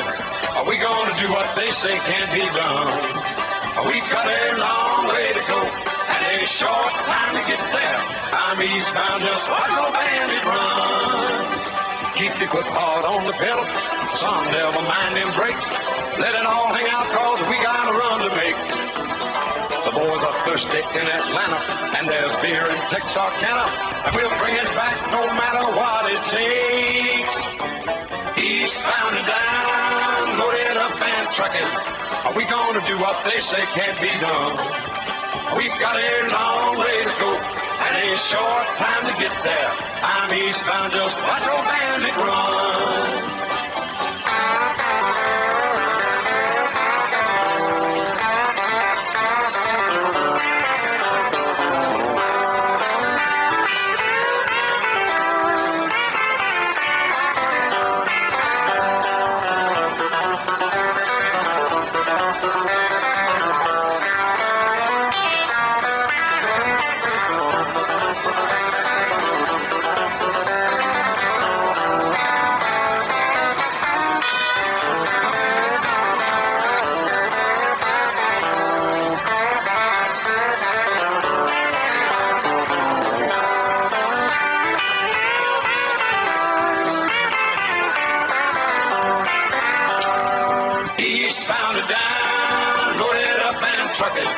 Are we gonna do what they say can't be done? We've got a long way to go and a short time to get there. I'm eastbound, just watch old bandit run. Old Smokey's got them ears on. He's on the trail, and he ain't gonna rest till you're in jail. So you got to dodge him, you got to duck him, you gotta keep that diesel trucking. Just put that hammer down and give it hell. Eastbound and down, loaded up and trucking. Are we gonna do what they say can't be done? We've got a long way to go and a short time to get there. I'm eastbound, just watch old bandit run.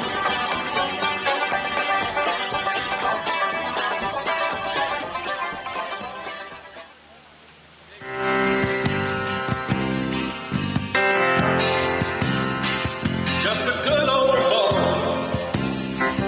Never meaning no harm. We told you never saw any trouble in the law since the day they was born. Straight in the herd,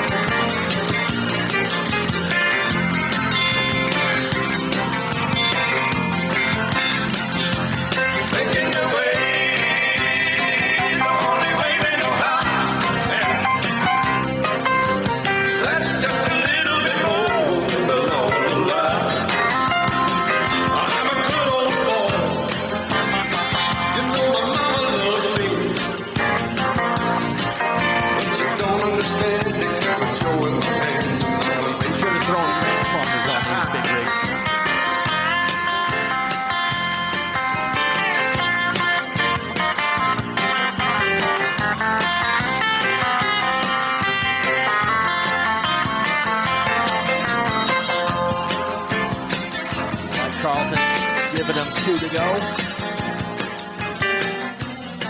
Again, thank you for indulging and let us honor our great Hall of Famer and old friend Forrest Peasley, member of the Wiscasset Speedway Hall of Fame, owned LLP Transport for a long time, was a longtime friend of Boss Hogg Dave St. Clair. Used to sponsor this race for several years, and Forrest has since passed a few years ago, but his family carries on the tradition, his son Jamie and the whole crew.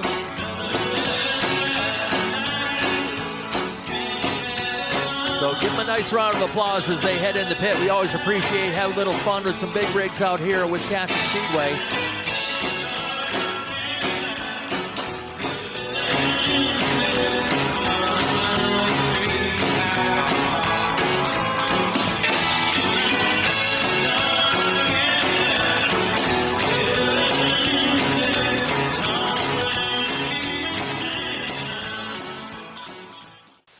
All right, ladies and gentlemen, looks like the time trial post-race tech is good, and Kelly Moore and Daniel Harding had the tied fastest time of 14.562, breaking the Pro Stock track record of Wiscasset Speedway.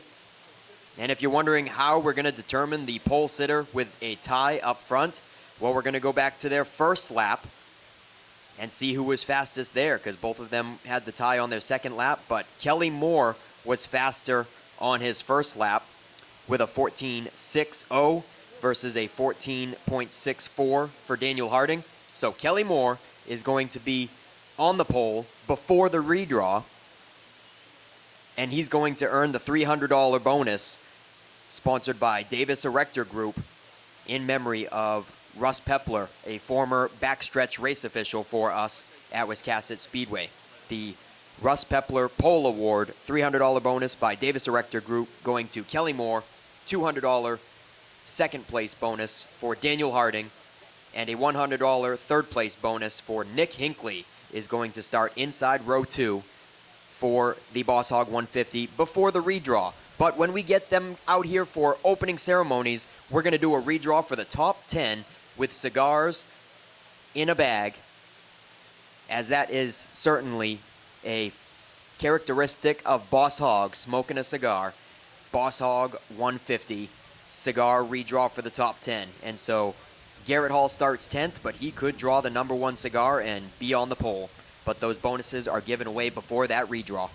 Yeah, and those cigars, by the way, the drivers get to keep those, so it might end up being a victory cigar for one of them. So we'll do that. So your top 10 on the redraw: Kelly Moore, Daniel Harding, Nick Hinckley, Silas Ripley, Kevin Douglas, Casey Call, Jamie Wright, Josh St. Clair, and Dave Farrington and Garrett Hall, your top 10.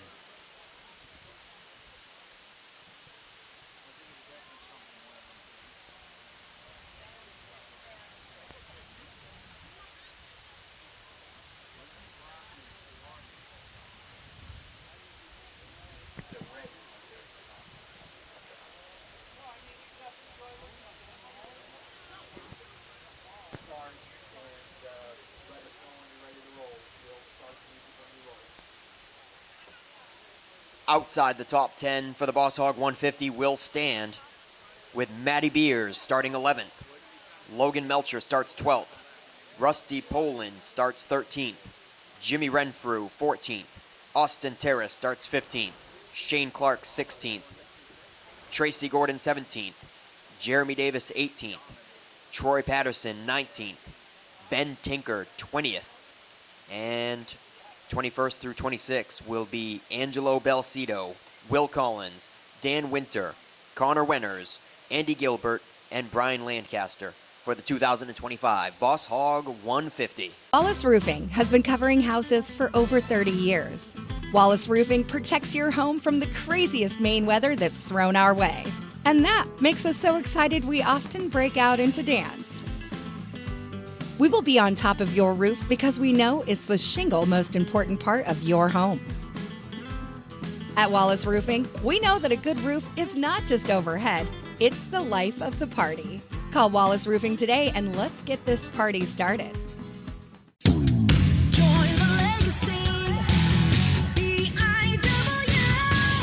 The time to consider your future begins today. Entry-level trade positions now starting at $23.50 an hour and up to $28.19 an hour with experience. Same incredible benefits and career growth opportunities from high school graduation to an exciting career change. This is your time. Join the legacy.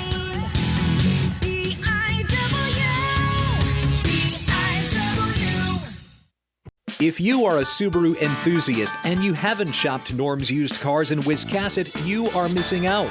Norm's Used Cars specializes in previously enjoyed late-model, low-mileage Subarus, all hand-picked and meticulously gone over to be like new to you. And with over 100 Subarus on the lot starting at $49.95, they have a great selection too. Experience the difference at Norm's Used Cars. That's not the norm.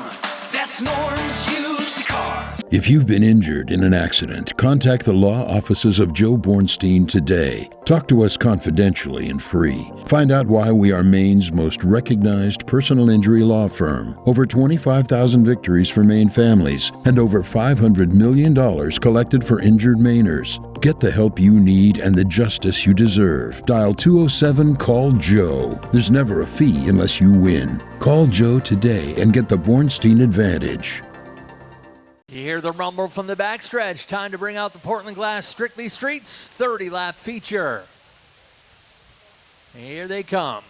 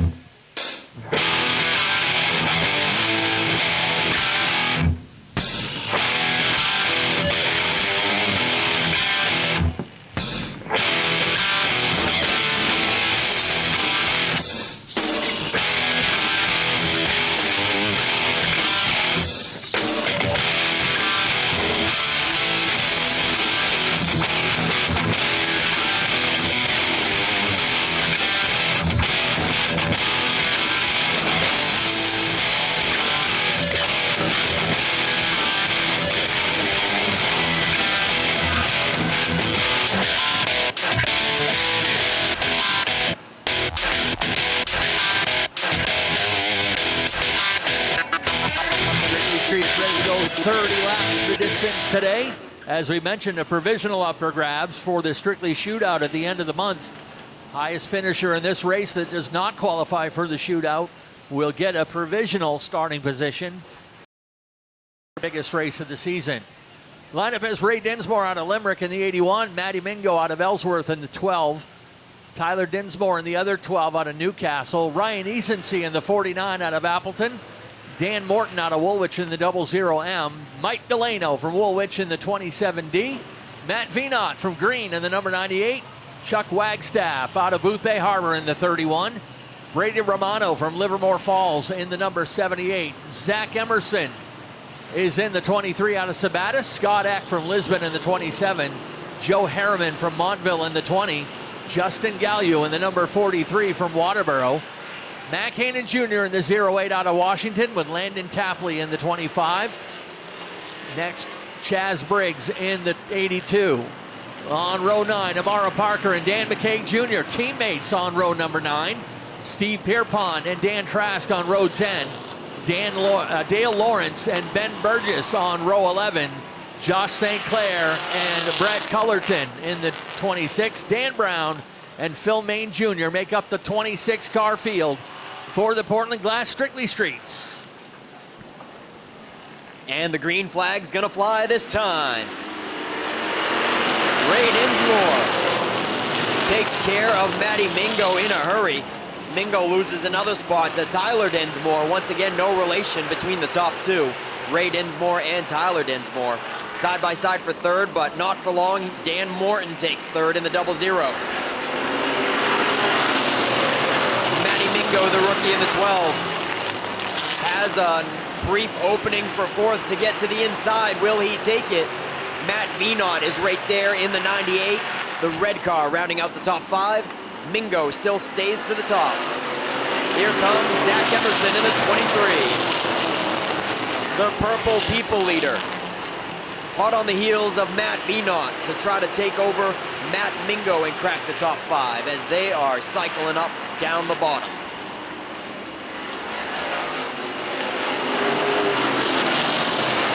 Ray Dinsmore, the third in the 81, checking out after a huge upset weeks ago.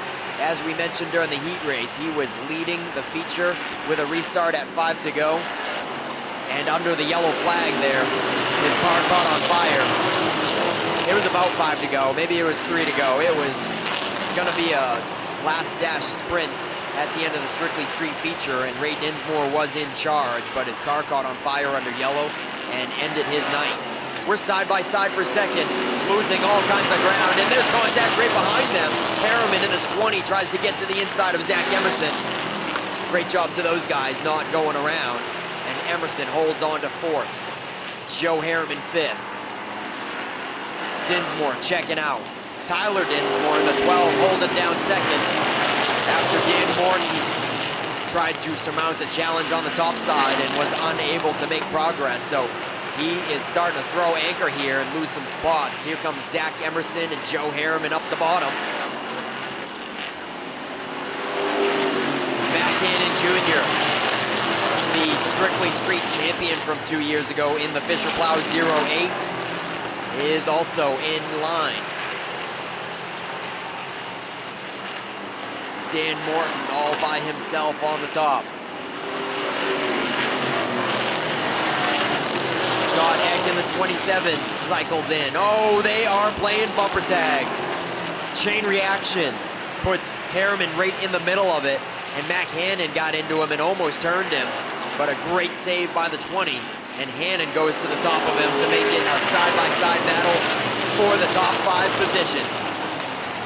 Tyler Dinsmore touches the dirt on the inside and loses ground on Dan Morton. Zach Emerson still struggling to get around the 12.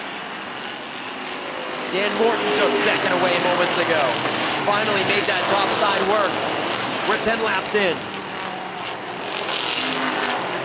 20 laps to go. Man, look at Ray Dinsmore just checking out. Smooth sailing for the 81. Dan Morton in second. We're side by side for third, as Zach Emerson finally makes an attempt at the top. Tyler Dinsmore in the 12. Zach Emerson in the 23. The Purple People Leader brings it up wheel to wheel. Mid-pack, your defending champion, Dan McKeag Jr. is really struggling to come up through. Stuck in a 3-wide situation moments ago. And now he's going to the very top. He was in the middle of the 3-wide. Now he goes to the top of the 3-wide. He is not scared of that third line racing groove. But Delano in the 27 goes around in front of him. Nice job by everybody to not make contact. But after Dan McKeag Jr. drives through the smoke, he spins out in turn 4. Tough break for Dan McKeag Jr. as Mike Delano started the caution in the 27. First yellow flag flies almost to the halfway point. 12 laps in, the 30-lap feature for the Strictly Streets. The Strictly Shootout, sponsored by Thayer's Automotive qualifier event on Boss Hogg weekend.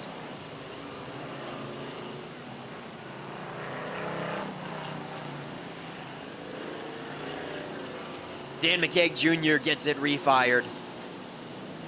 He went way high to avoid contact with the spinning car of Mike Delano, and probably a lot of marbles and loose debris up there sent the 40 car spinning.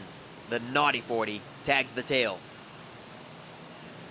So those are some of the heavy hitters that are usually making their way through the field, and just behind him was Josh St. Clair in the Lightning McQueen number 95. Be on the lookout for him to make some headway.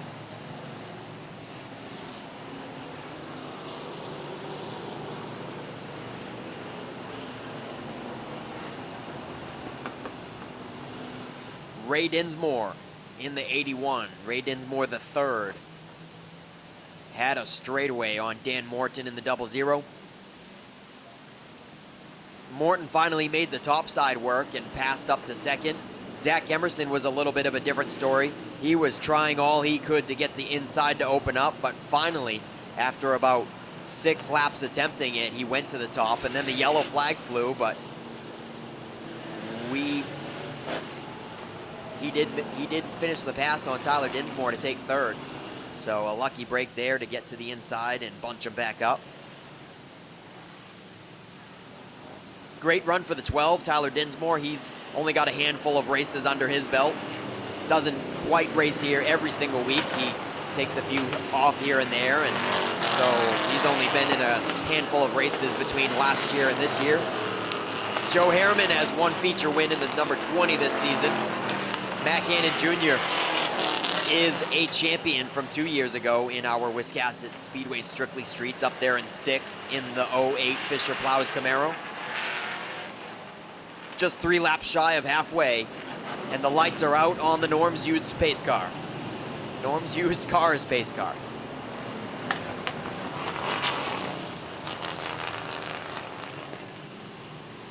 Ray Dinsmore III is going to have some competition now of Dan Morton, Zach Emerson in the purple people leader, Tyler Dinsmore, Joe Harriman, Matt Cannon Jr., Scott Eck, Chuck Wagstaff, your top 8.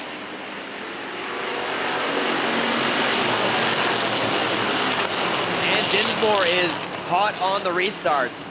Just like the initial start, he clears his outside competitor right off the bat, and Ray Dinsmore is in command, clean and clear once again. We got some contact out of 4, and there's a car in the wall. I think that it was Chuck Wagstaff that had nowhere to go, and Josh St. Clair, folks, in the Lightning McQueen number 95, caught some piece of it. But I think Chuck Wagstaff is going to be the biggest victim. The 31 Monte Carlo. Yeah, it looks like somebody might have cut a tire down from some contact coming out of turn 4, and that shot him to the right in the path of Josh St. Clair and Chuck Wagstaff. Nowhere to go.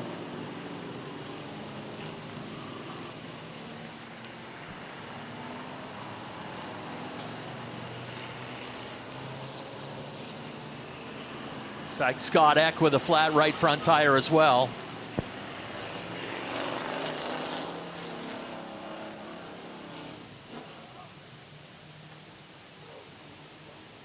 Time for a Pro Body Works cleanup. Want to thank Todd Farron and the crew down the road in Pro Body Works here on Route 1 of Wiscasset.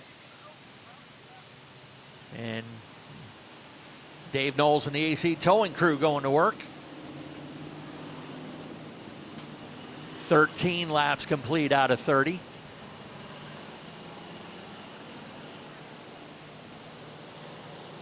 Josh St. Clair had thrown that number 95 out in the 3rd groove where he likes to run and was making some headway, but a couple cars connecting and turning right in front of him on exit of turn 4.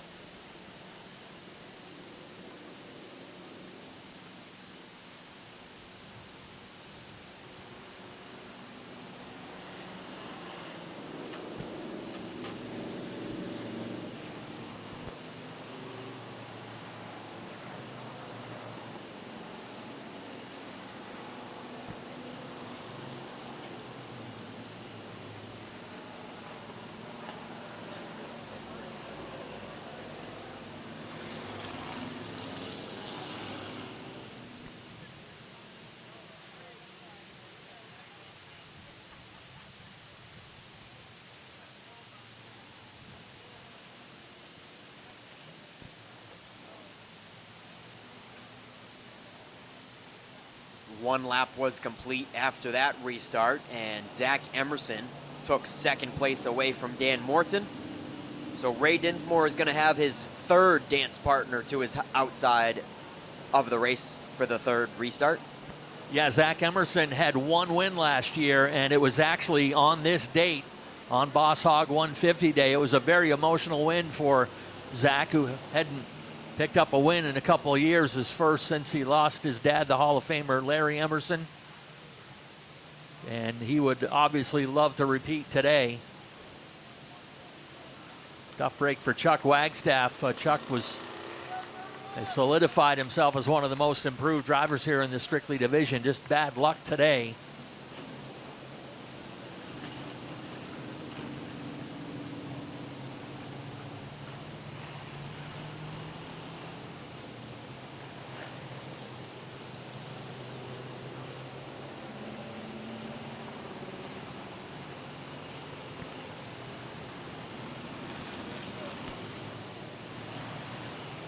Nice run going for Matty Mingo, just outside the top 5 in 6th. Usually, if I'm not mistaken, Ken, he's been opting for the rear, but this time he finally decided to take his starting spot right up front, and he is hanging with him.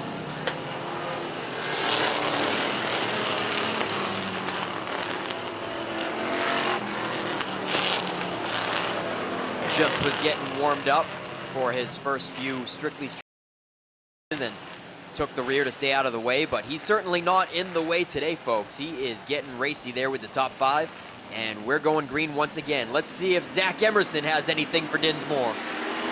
No, he doesn't. Ray Dinsmore is the hot ticket on restarts for sure. That 81 clears the second place battle, and Dan Morton trying to reclaim second away from Emerson here.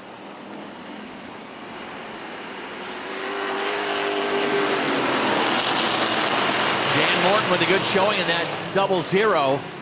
Long-time veteran here. Wiscasset used to run mini stocks and street stocks off and on for the last 20 years. We're halfway this time. 15 down, 15 to go. Mac Hannon Jr. from deep in the field. Hannon started back in 14th, and he is knocking on the door of the top 3 in the 4th position, right behind that side-by-side battle.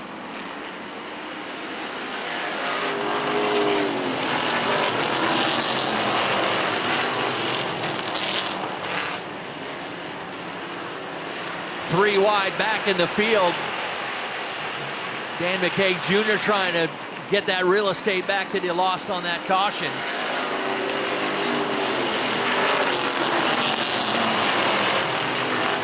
Everybody chasing Ray Dinsmore III, trying to nail down his first career win here at Wiscasset Speedway.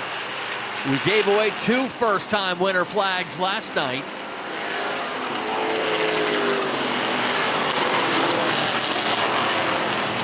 Hannon Jr. has been on the move in the Fisher Snowplow number 08.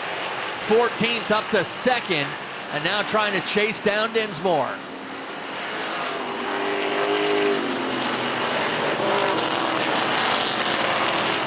Hannon was a 10th faster last time by, but he's got a hood pin that has come off on the 08. That right side of the hood starting to turn up on him. Now visibility starting to become a question.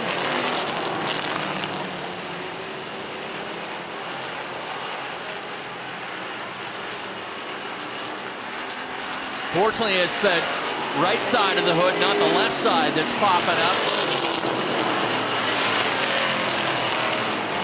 Black flag out on the 33 of Steve Pierpont.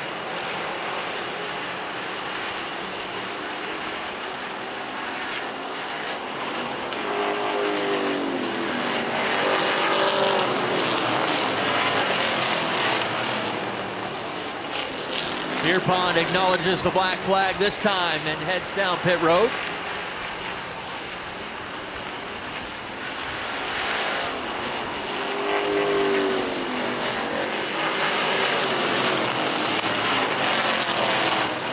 These guys normally run a 25-lap feature, but if they hit that magic number 26, they get bumped up to 30. This was already a pre-planned 30-lap race.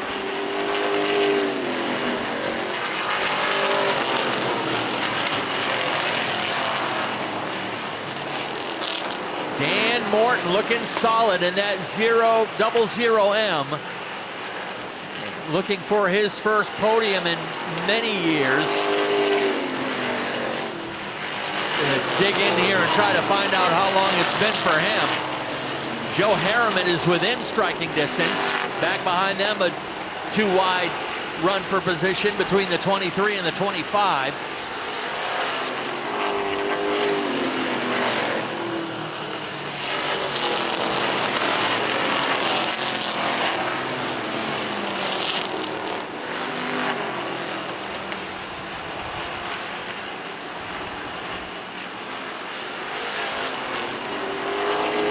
We are in bonus time. And we've got 2 laps to go. Next time by in the number 81 of Ray Dinsmore.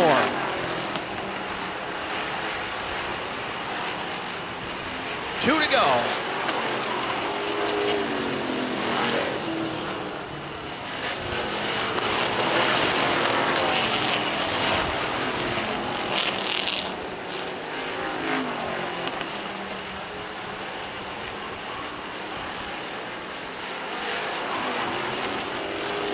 White laundry flies one more time around. Mac Hannon closing up that gap.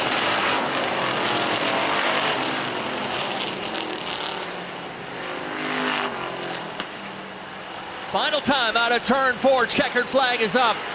Ray Dinsmore gets the win.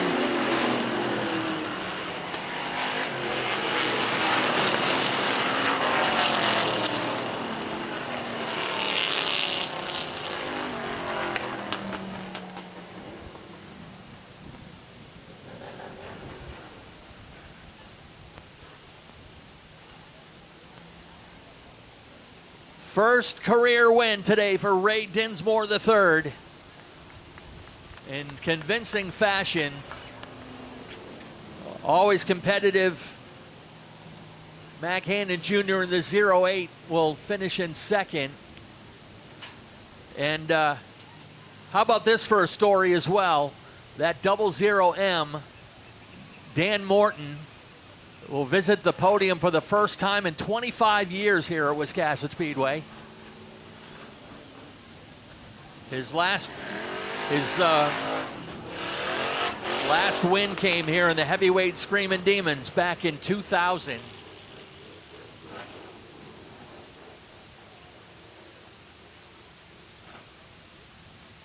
So a couple great stories up there in Coastal Auto Parts Victory Lane today.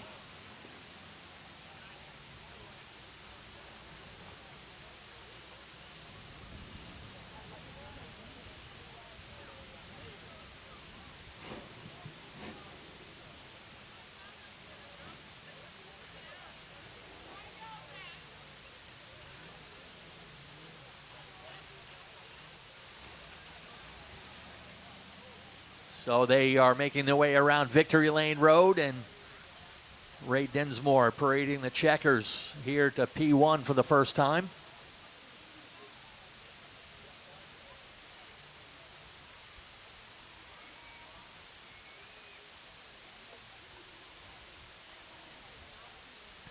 And Dan Morton, as I said, first podium in 25 years.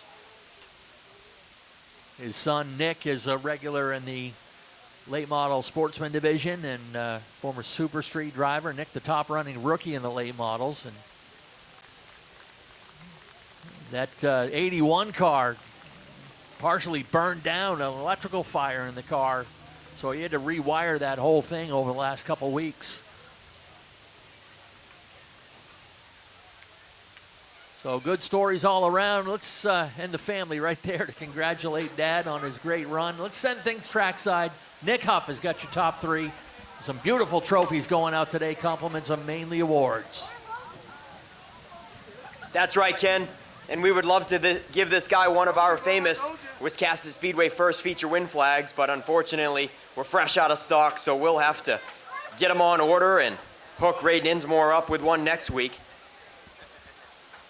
That's okay. I don't think it's going to affect his celebrating anytime soon. He'll be just as happy when he climbs out. Huge heartbreak 2 weeks ago for this guy. He takes it in dominating fashion today. Ray Dinsmore climbs out of the 81, folks. Give him a round of applause.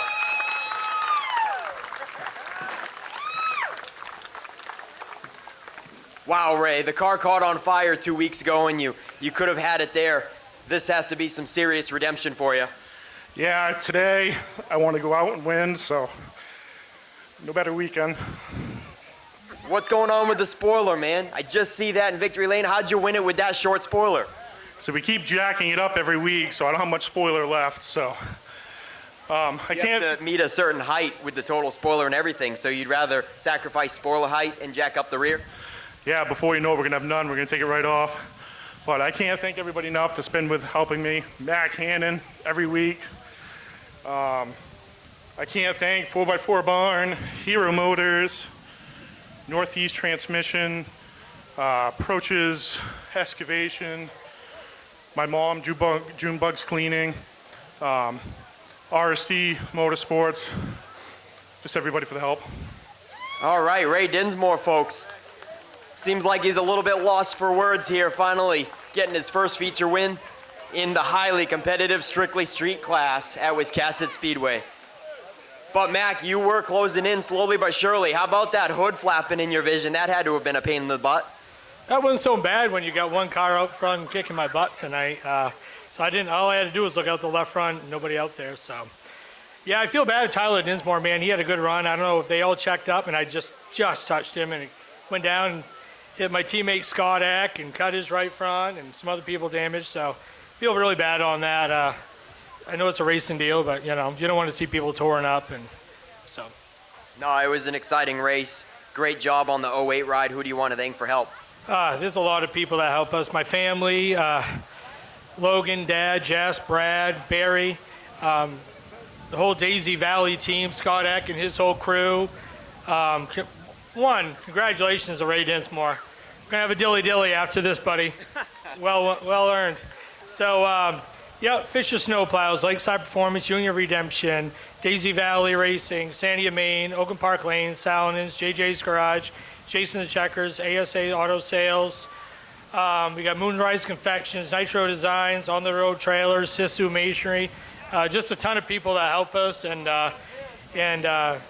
just come on board over the years. Mac Hannon Jr., ladies and gentlemen, runner-up on Boss Hogg weekend. And then Dan Morton. Dan, how long's it been since you've been in Victory Lane? He told me 25 years. I've been practicing speech for 25 years, and I ain't got one. You ought to get it right. You've had 25 years to get it right. We've been trying to do this for a couple years, and car's been junk. I can't drive. You match that together, and it's not a good combination. But we managed to get it up here tonight. Hung on for a while. I got to thank the Mosaic crew. Nick Morton sets it up. It's another James Osmond car. He helped build that, too. Speedleaf helped me with the engine. All kinds of guys. It's a good crew down here. Everybody helps each other. So we're having fun some days. This day, most. Well, yeah, I mean, it's contagious. I'm glad your buddy Chuck Wagstaff can have a smile on after that wreck. Sorry about that, Chuck. That looked bad. I hope he's all right. Yeah, he's all good. Dan, awesome run in the 00. Give him one more round of applause. Dan Morton, Mac Hannon Jr., and Ray Dinsmore for the Portland Glass Strictly Streets on Boss Hogg Race Day. Top 3 photos in front of the 81 in Coastal Auto Parts Napa Victory Lane. Coastal Auto Parts has been supporting our Victory Lane for quite some time, and they've been in business since 1981. You can find the closest dealership near you from Coastal Auto Parts at www.chnapa.com.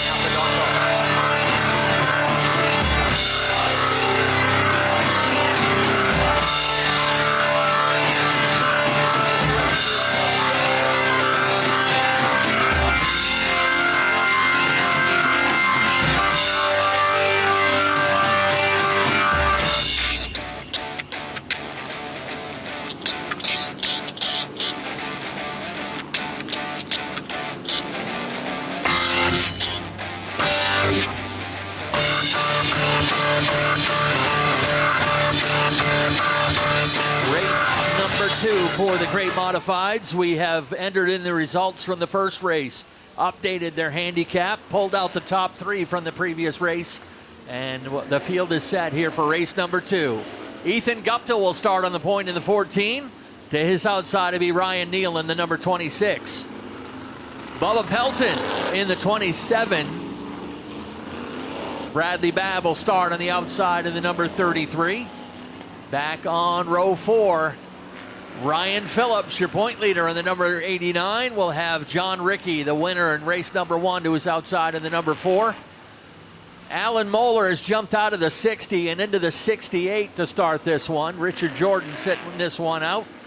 And Doug Phillips in car number 8 will fill out the field here for the Mod Squad.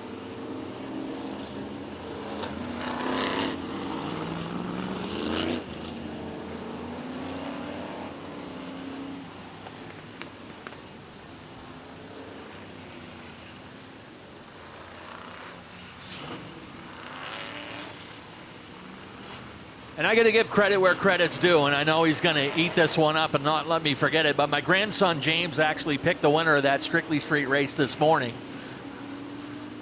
About 8 o'clock this morning, he's like, I think Ray Dinsmore is going to win that race today. So good job, James.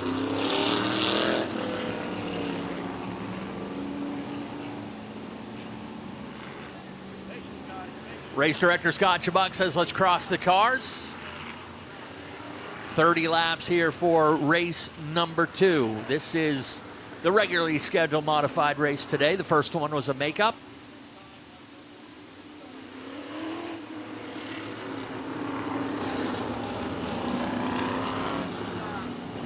All clear for Mike Carlton over there in turn 1 and 2. Sean Dickinson is always on the backstretch wall with our infield manager Larry St. Pierre. Nate Sennett over there in turn 3 and 4. Chief starter Dave Sturgis up on the flag stand ready to turn him loose. Barry Morris pulled the pace car to the infield. Let's go racing.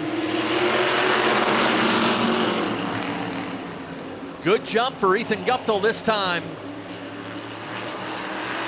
A little more on the ball this time than he was in the first race and pulls the field down through 3 and 4. Bubba Pelton giving chase.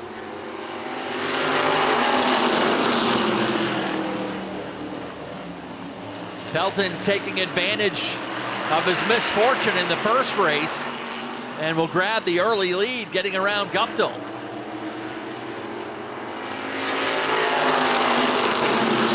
Ryan Phillips lines up next to take a shot on the 14.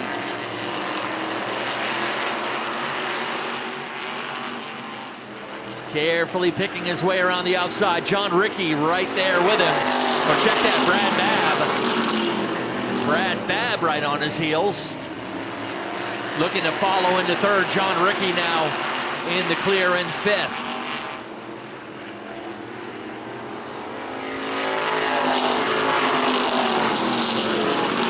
John Rickey picked up his 5th win of the season earlier on. Bubba Pelton trying to match him again.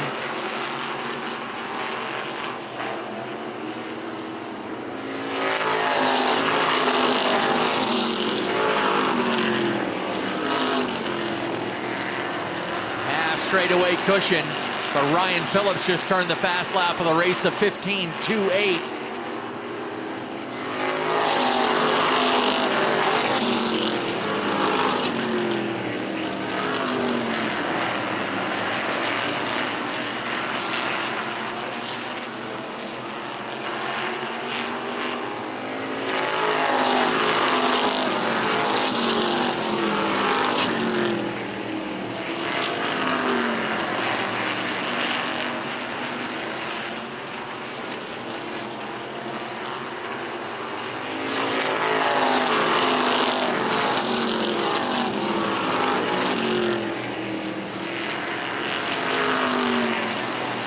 The interval has kind of leveled out now, about 0.6 of a second.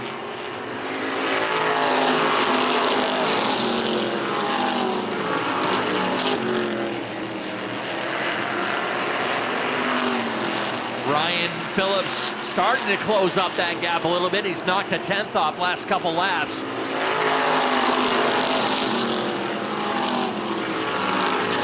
Fastest on the track right now is that number 4 of John Rickey. 15.18 last time by the stripe.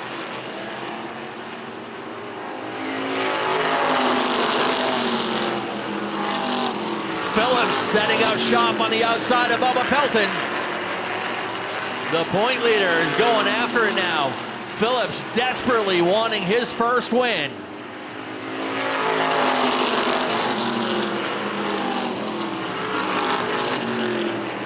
These guys have put on some good battles early on in this season, and once again, going after it for victory again today. Pelton just a little bit better on corner exit. And of course, Pelton, being the veteran that he is, knows all the tricks in the books to try to hold off that 89. Phillips again with a good run out of turn 2 that time. halfway when they come to the stripe. 15 down, 15 to go, and this one is still up for grabs. Exit off of turn four is where Phillips is having his biggest issue right now.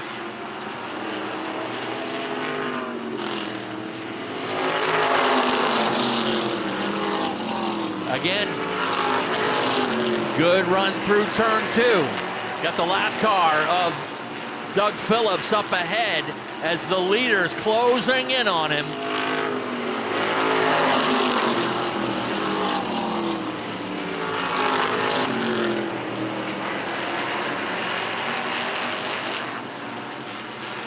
Carefully picking their way around. Phillips stays down low, and they are packed up tight. Brad Babb still in the picture, and here comes young John Ricky.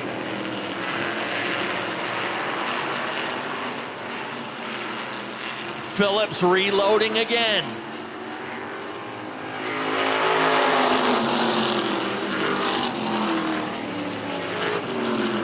He has finished as runner-up 7 times so far this season.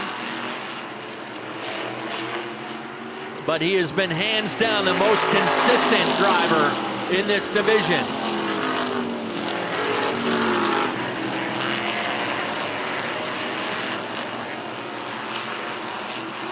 Don't count out Brad Babb. He's starting to sneak up on the outside. While those two guys fight it out for position, and Pelton trying to keep Phillips off his tail. Brad Babb peeking around the outside, and here he comes again.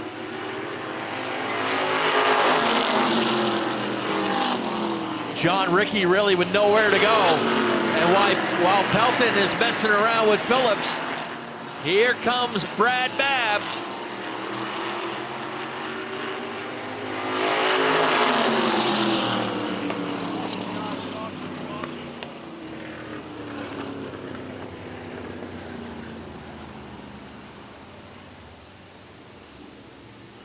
I believe we've got some debris over there in turn 1.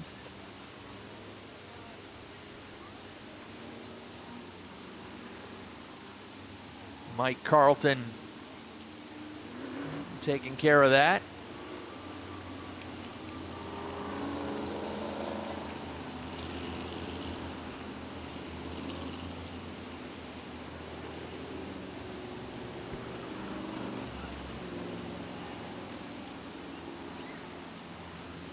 Well, so for a moment there, it looked like the 33 had a bumper up on the 89, but going back to the last completed lap at the line, Ryan Phillips was still in second.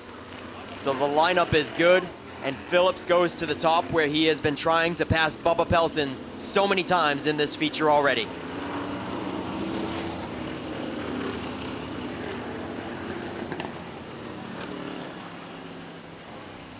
.22 laps down, 8 laps to go to get it sorted out.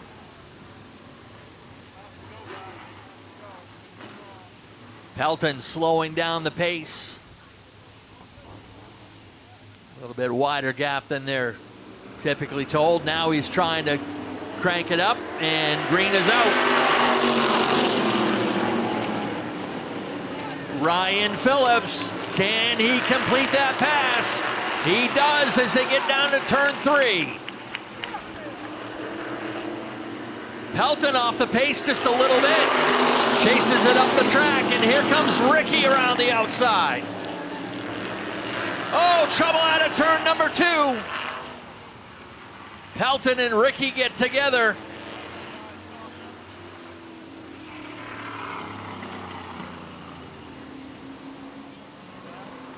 Able to get one more lap in the books. Tight squeeze out of turn 2 as the 27 and 4 get together. I think they may need a push on the 4 of John Ricky.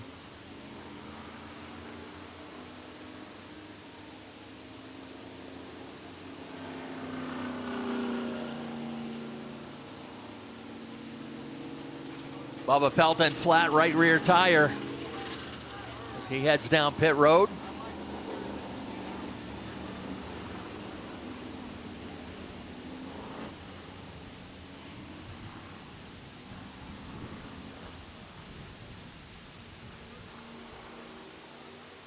Gonna need something with a little more muscle to push that 4 car of John Ricky.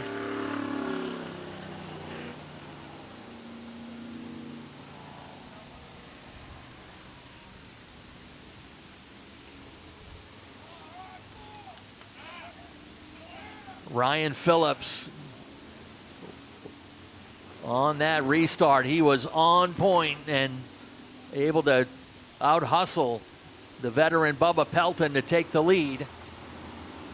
Now he's got another top-notch guy on his outside for this restart. It'll be Brad Babb. As I said, Brad, a regular competitor in the 350 Smack Supermodel Series. And, oh, he's got some Hall of Fame blood in his veins as well. His father, Bobby Babb, and his grandfather, Bob Babb, Maine Motorsports Hall of Famers.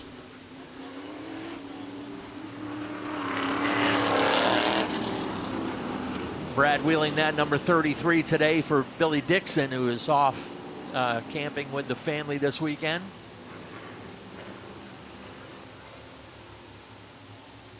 Bubba Pelton ready to rejoin the back of the field. There he is. Keep an eye on that 27.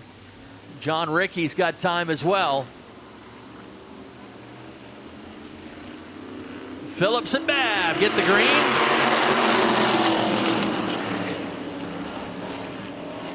Alan Moeller starting to come in the picture now. The Wiscasset Speedway Hall of Famer and 4-time champion moves into third. John Ricky's got a tire rub on that right rear. And he's going to have to bail out. Might have saved himself a race car and by tapping out with 5 laps to go. Tough break for this young man as he heads down pit road. Mr. Consistent. Can he get it done in these final 5 laps?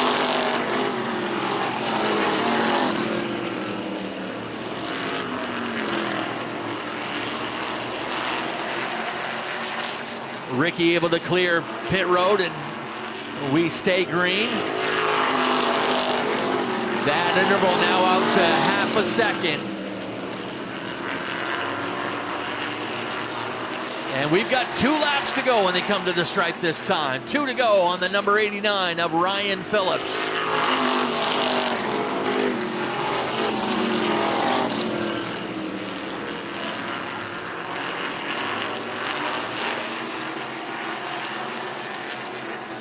White laundry flies, 1 more time to go.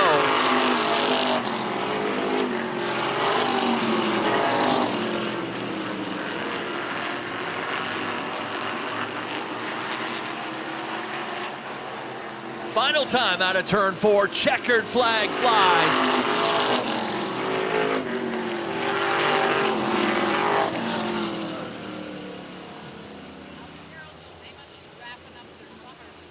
And after 9 podium finishes without a win, he finally gets the monkey off his back. Ryan Phillips will get his first Wiscasset victory.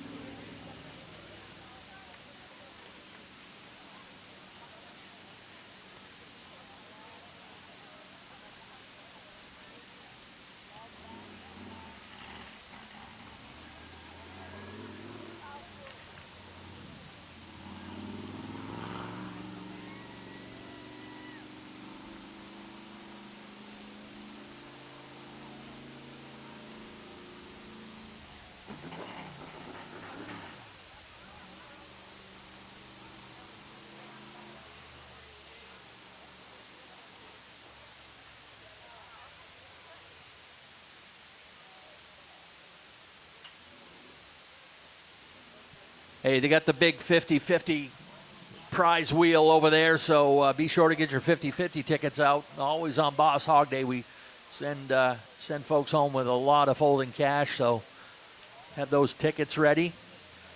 Do want to lay down the rules on 50-50 here at Wiscasset. You got 30 minutes to claim your prize. So when we draw that ticket, don't throw your tickets away, because if we don't get a winner within a half an hour, we are going to draw another winner.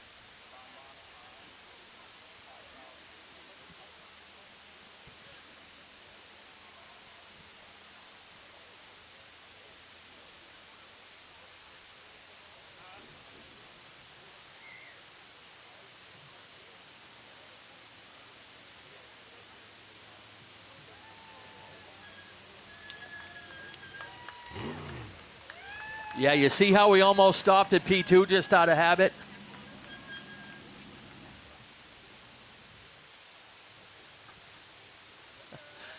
No doubt there'll be a big sigh of relief when he gets out of the car. So let's send things trackside. Nick Huff's got your top 3. Yeah, Ken, no doubt it's going to get wild because he's got family and crew, but he's also got so many of his LST karting friends in the grandstands that are going to come down at the end of Victory Lane and take a big picture with Ryan Phillips, as he's the general manager over there at LST Motorsports Park. So, man, doesn't get any better for this guy. Doesn't even want to take the helmet off yet. He's excited. Ryan Phillips.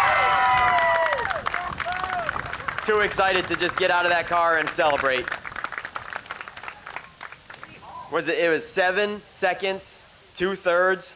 I mean, you're sick of getting second place, Ryan, and I'm just as sick of interviewing you in second. How does this feel, Ryan? It feels good. It feels good to make it past the flag stand at least once this year. So, you got so many LST racers here, massive crowd for Boss Hogg weekend. This is the place to do it, to get that win, huh? yeah, no, we've had the biggest fan base all year from the people at the karting track. So I see so many of them right here. Thank you. All right. Ryan, do you have any sponsors you want to thank, or are you speechless?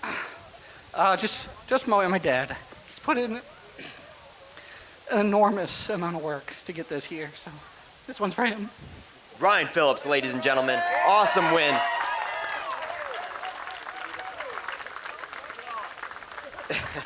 Bad Brad Babb. Bill Dixon, he's going to be some pleased to find out you took home 2 top 3s for him, huh? Yeah, he'll probably be pretty happy. The car was good, just need to find a little bit more speed. We were just way too loose the second feature. Ryan was a little bit better, but big congrats to him. He earned it. I raced the crap out of him, but he gave me all the room in the world, and I just want to thank him for racing me clean. All right, Brad. Any other sponsors you want to thank?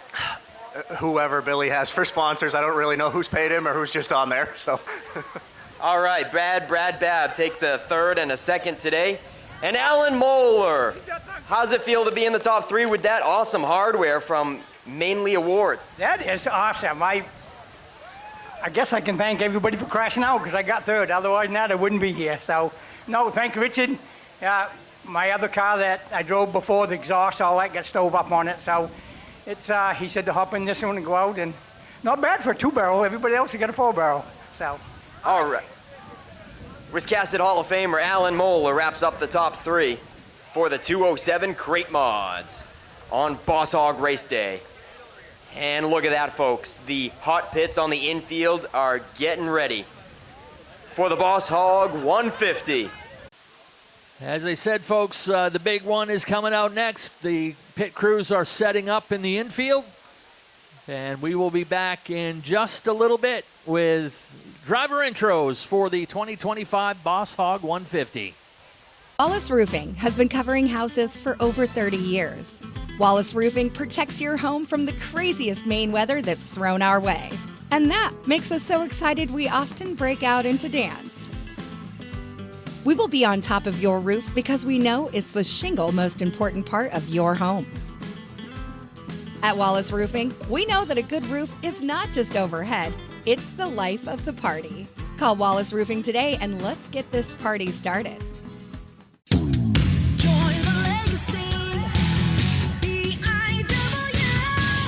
The time to consider your future begins today. Entry-level trade positions now starting at $23.50 an hour and up to $28.19 an hour with experience. Same incredible benefits and career growth opportunities from high school graduation to an exciting career change. This is your time. Join the legacy.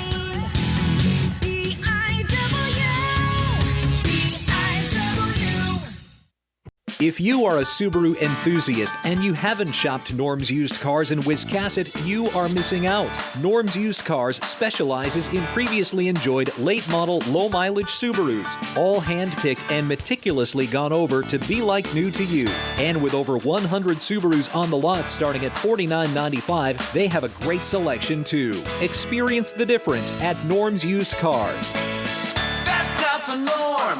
That's Norm's Used Cars. If you've been injured in an accident, contact the law offices of Joe Bornstein today. Talk to us confidentially and free. Find out why we are Maine's most recognized personal injury law firm. Over 25,000 victories for Maine families and over $500 million collected for injured Mainers. Get the help you need and the justice you deserve. Dial 207-CALL-JOE. There's never a fee unless you win. Call Joe today and get the Bornstein advantage. Partner, keep on rolling, baby. You know what time it is.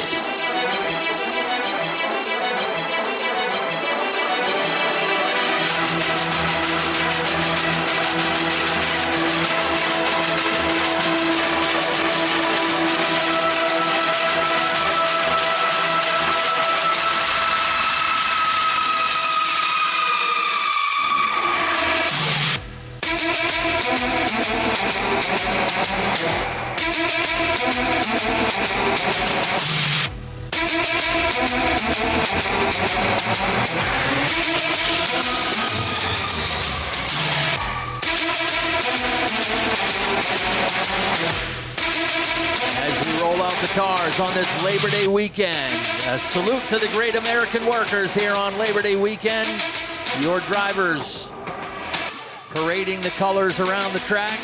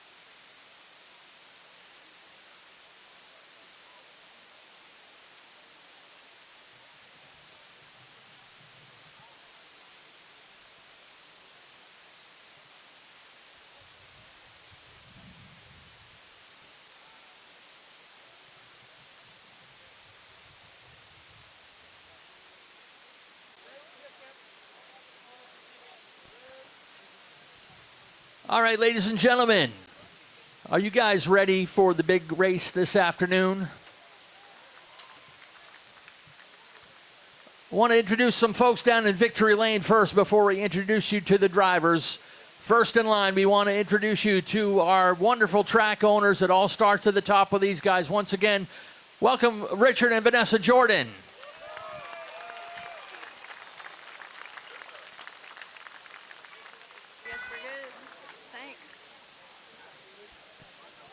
Next in line, we have our chief starter, Dave Sturgis.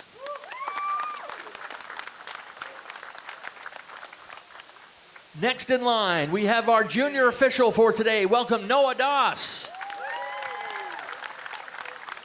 Noah is accompanied by our leader of our kids club here at Wiscasset Speedway, sponsored by Ward & Son Construction, Penny Charette. And next in line, we call him the Big Red Shirt, and he is the man who created this race back in 1991. He is a Maine Motorsports and Wiscasset Speedway Hall of Famer. Ladies and gentlemen, give it up for Boss Hogg, Dave St. Clair.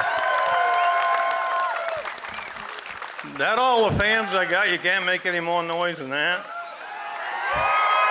Oh, that's a lot better. I want to thank everybody for coming.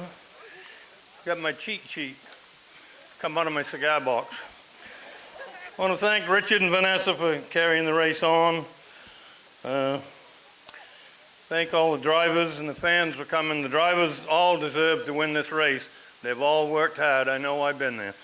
But there's only going to be one winner, and congratulations to them. I got a shout out to some of my friends in Florida there, Jerry and Lincia, Russ and Zach, Pete and Linda, and my daughter Tammy, I'm sure, is watching up in Liberty. Thank you.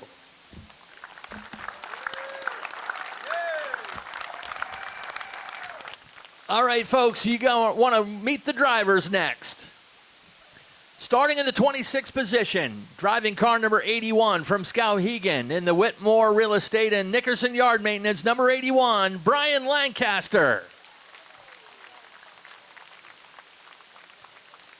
In the 25th starting position, driving the MDG Logging, number 17, out of Jackman, welcome Andy Gilbert.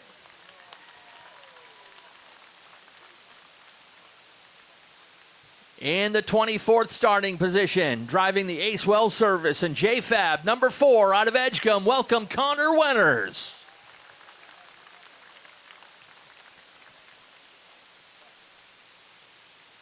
In the 23rd starting position, he drives the Window World of Maine and New Hampshire and Winter Pit Products, number 81, out of Deerfield, New Hampshire, welcome Dan Winter.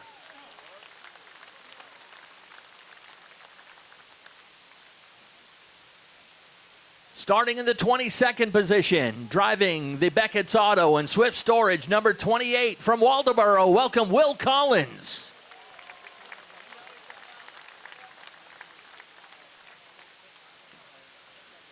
Starting in the 21st position, he drives the Bellboys Trucking and Complete Chassis Solutions, number 8 from Oxford, Massachusetts, welcome Angelo Belcito.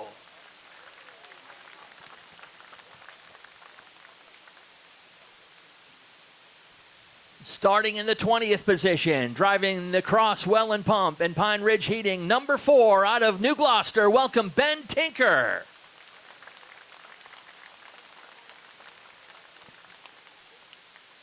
Starting in the 19th position, driving the Wellman Paving and Patterson Fuel, number 5 from Swanville, Maine, welcome Troy Patterson.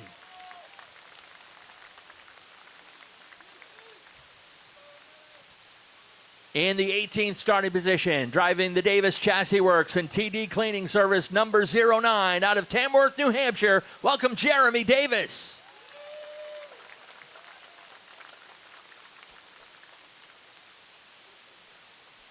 This next main racing legend starts in the 17th position. He was the winner of the inaugural Boss Hogg 100 back in 1991. Driving the A1 Builders and the Boss Power Sports, number 17. From Strong, Maine, welcome the Fly and Flee, Tracy Gordon.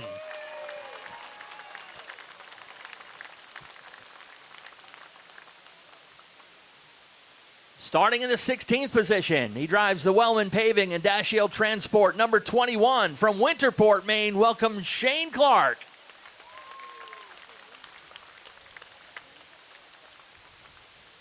Your reigning Boss Hogg 150 champion starts in the 15th position today. Driving the Cushman competition, number 29. From Wyndham, welcome Austin Terrace.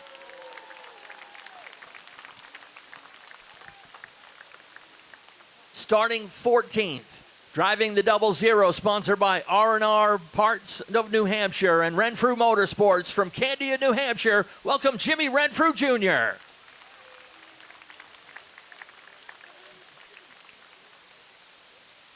In the 13th starting position, he drives the SOS Towing and Allagash Waste, number 44 from Naples, Maine. Welcome Rusty Poland.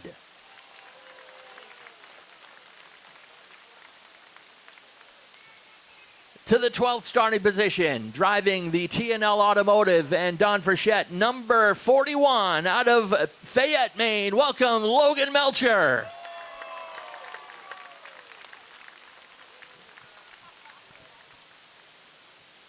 In the 11th starting position, driving the Charlie's family of dealerships and Chapman Auto Repair, number 11 from Pittston. Welcome Matty Beers.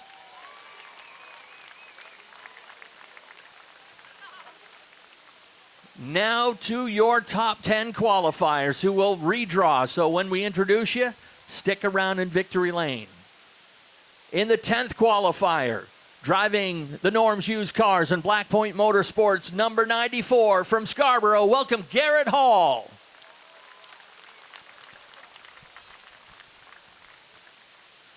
The number 9 qualifier drives the Norms Used Cars and Renegade Performance, number 23 out of Jay. Welcome Dave Farrington Jr.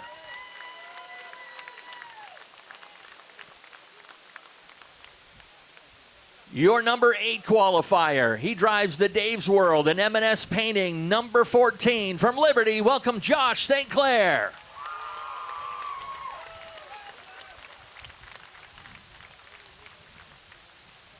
The number 7 qualifier finished 3rd in this race in 2022. He drives the Bath Electrical Service and Gilman Electric Supply, number 84 from Woolwich. Welcome Jamie Wright.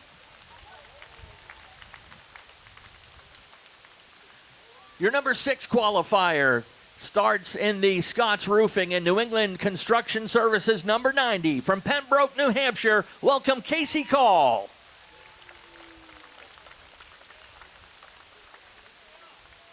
Now your top 5 qualifiers. Qualifying 5th fastest in the Four Seasons Automotive and Scenic Earthworks, number 32 from Sydney. Welcome Kevin Douglas.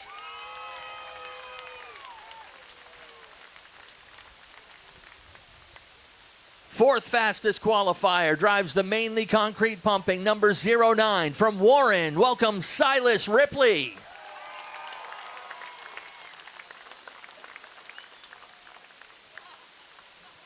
Your third fastest qualifier, he runs the Ideal Portable Toilets, number 15 from right here in Wiscasset. Welcome, Nick Hinckley.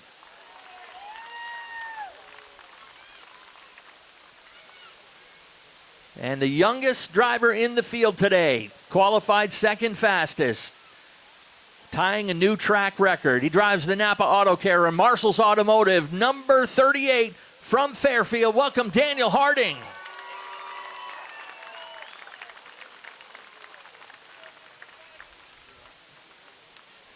And your winner of the Davis Erector Group Russ Pepler Memorial Pole Award, driving the number 47, the Plant Seafood and Epoxy Floors North, number 47 from Scarborough. It's the Hall of Famer, Kelly Moore.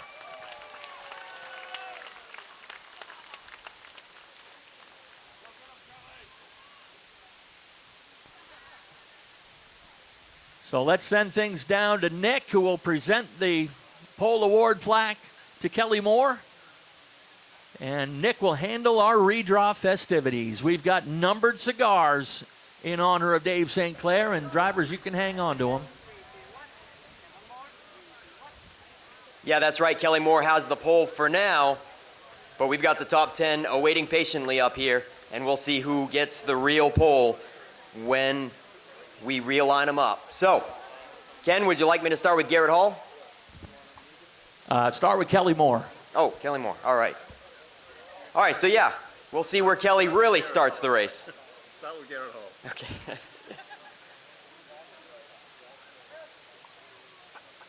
Number 7 for Kelly Moore. And you keep that cigar. Daniel Harding is going to draw number 9.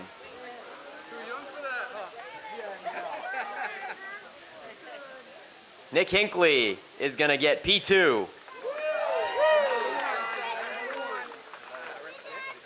Silas Ripley is going to get P6. Kevin Douglas starts 8th. Casey Call gets the last one, 10th. The highest cigar you can get. Jamie Wright starts 5th. Josh St. Clair starts 1st. Dave Farrington starts 4th. Garrett Hall starts 3rd. You good up there, Ken? We're good. Drivers, report to your cars and stand there as we will get ready to deliver our invocation and the national anthem in just a moment.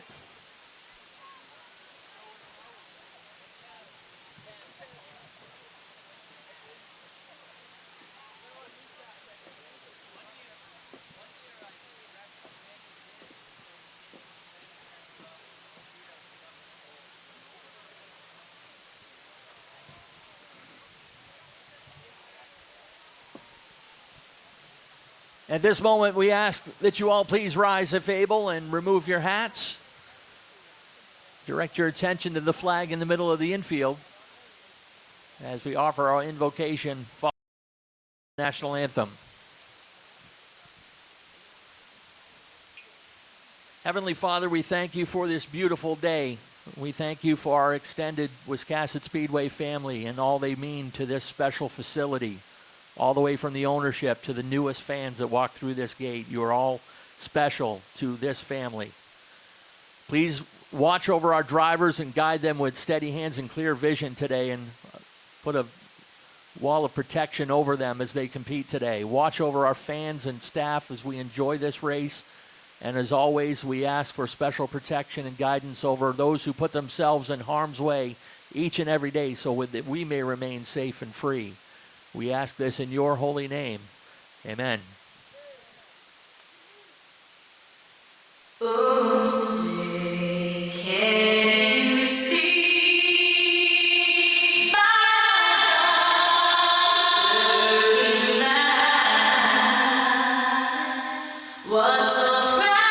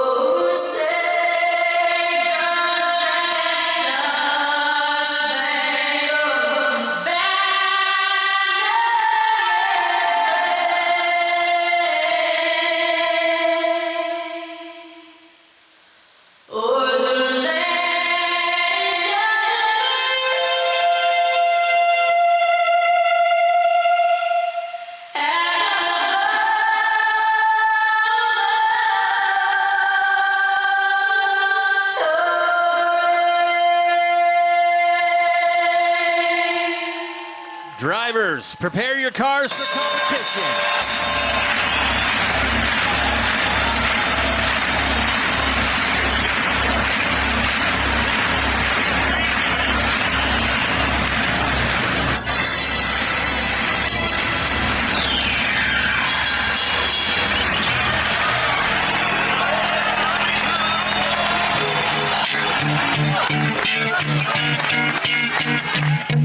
If you had one shot, one opportunity to seize everything you ever wanted, one moment, you capture it, just let it slip. His palms are sweaty, these weak arms are heavy, his vomit on his sweater already. Mom's spaghetti, he's nervous, but on the surface he looks calm and ready to drop bombs. But he keeps on forgetting what he wrote down. The whole crowd goes so loud, he opens his mouth, but the words won't come out. He's joking how? Everybody's joking now. The clock's run out, time's up, over blast. Snap back to reality. Oh, there goes gravity. Oh, there goes gravity. Choke. He's so mad, but he won't give up. That is he know he won't have it. He knows his whole back to these ropes. It don't matter. He's so he knows gravity's broke. He's so sad that he knows, and he goes back to this mobile home. Back to the lab again, yo. This old rhapsody back to this moment. This down from the music, the moment you hold it, you better never let it go. One shot, not miss a chance to blow. Opportunity comes once in a lifetime. Lose this down from the music, the moment you hold it, you better never let it go. One shot, not miss a chance to blow.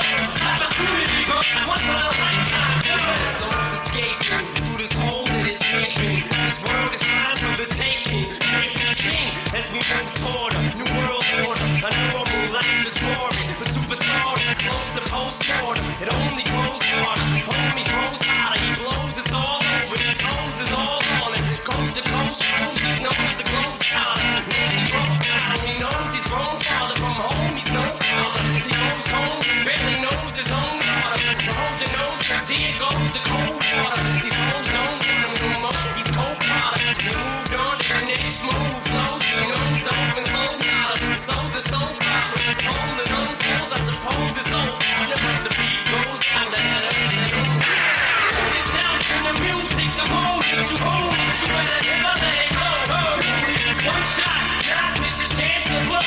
Opportunity comes once in a lifetime. Lose this down from the music, the moment you hold it, you better never let it go. One shot, not miss a chance to blow. Opportunity comes once in a lifetime. Lose this down from the music, the moment you hold it, you better never let it go. One shot, not miss a chance to blow. Opportunity comes once in a lifetime. Lose this down from the music, the moment you hold it, you better never let it go. One shot, not miss a chance to blow. Opportunity comes once in a lifetime.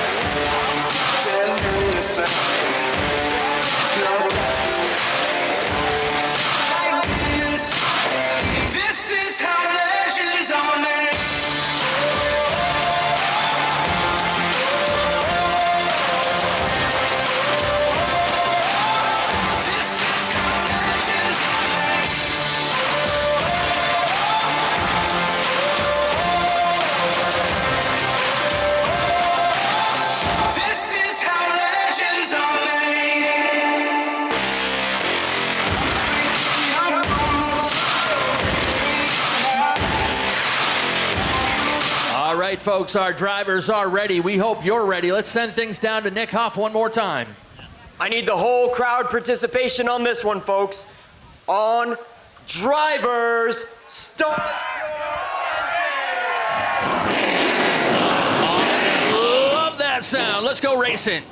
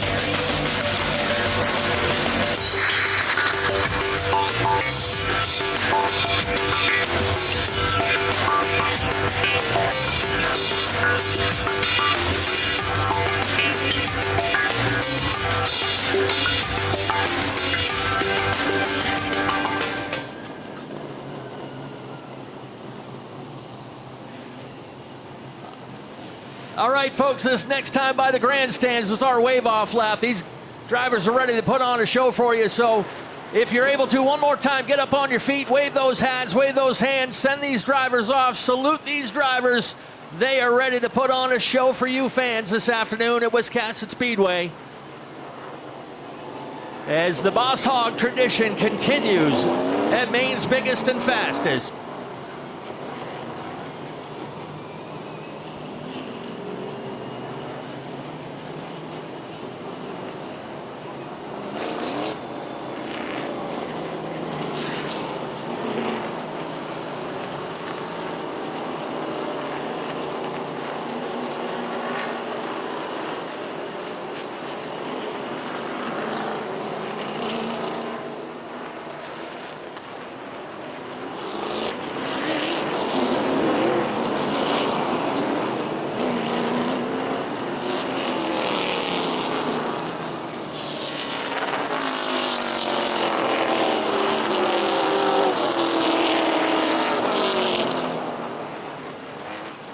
Cars crossed up and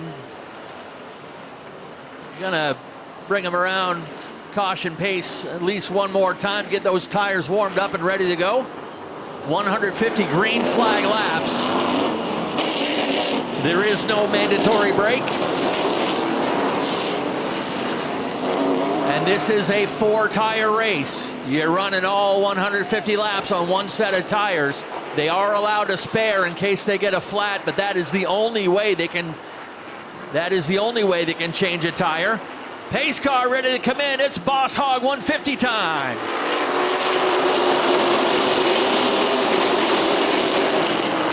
Hammer down, and we are racing. St. Clair and Hinckley side by side, first time around. Everyone staying even up first lap around. Scattering mid-pack. Problem in the back for the 81 and the 17, but they get it sorted out. Nick Hinckley will take the lead. Hinckley drives out around St. Clair to take the lead. Garrett Hall settled into third, Farrington fourth, and Ripley fifth. Side by side for sixth has the 84 of Jamie Wright and the 90 of Casey Call. Call able to clear him and move up a spot. Nick Hinckley's come close a couple times, finishing as high as a runner-up in this race, but has never won it. Josh St. Clair, he's a two-time winner of the Coastal 200, but he has never won this race. Garrett Hall, we've talked about his heartbreak over the years. If there's anyone that deserves a legitimate shot at winning this race, it's Garrett Hall, and then number 94, Dave Farrington. He's always a podium threat in these big races.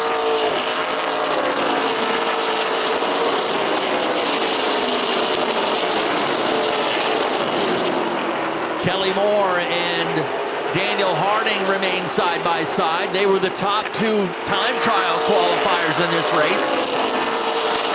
And they're staying at it wheel to wheel for position. The oldest driver in the race and the youngest driver in the race.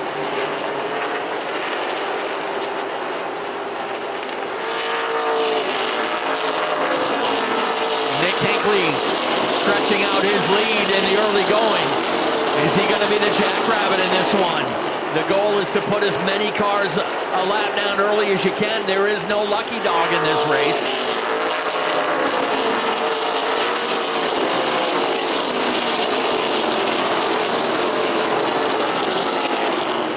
Lead already out to about a little over a second now for the 15.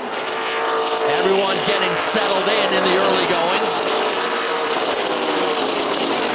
Kelly Moore making that outside lane work. He got by Daniel Harding, now working on the outside of Jamie Wright in that blue number 84. That is a side-by-side run for the 8th position.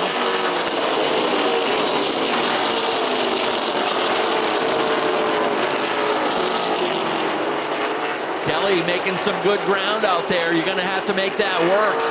That bottom lane is preferred, but there is grip on the outside in the corners especially. Black flag out for, I believe, the 4 O'Connor Wenners. We'll keep an eye on that.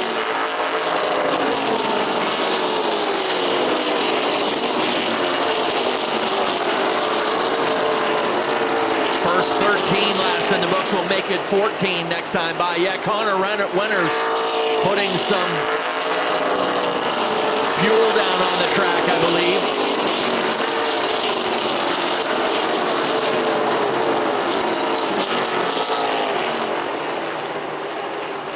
Looks like it might have corrected itself, so they're going to keep an eye on him.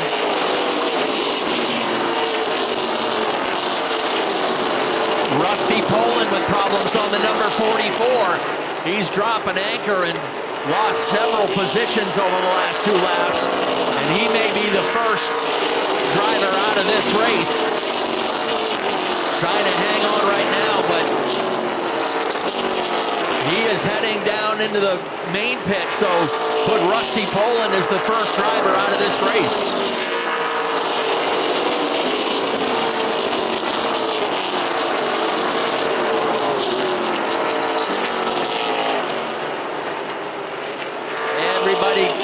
Settling down in a nice green flag groove. Oh, problem for Dave Farrington in the 23. Farrington is off the pace and down on the low side of the track. He might have, the car might have shut down on him as he comes to a crawl down to the bottom of turn 2, trying to limp it to the pits. He might need some help getting the rest of the way. Bring out the first caution of the race.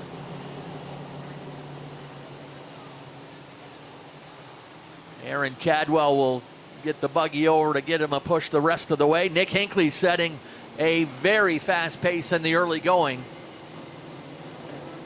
These guys not quite throwing down the times that they had in their qualifiers earlier this afternoon, but Nick Hinckley has had the best time, 14.85. The rest of them at a little over 15 seconds. These guys, as I said, got to make this set of tires work for the entire 150 laps. Looks like Will Collins in the 28, Andy Gilbert in the 17, Brian Lancaster in the 81, all hitting pit road. Pace car picks up the field first before we open up pit road. Drivers will not lose a lap on if they go to the pit, but will be lined up at the tail end of the field in the order that they come out of the pits.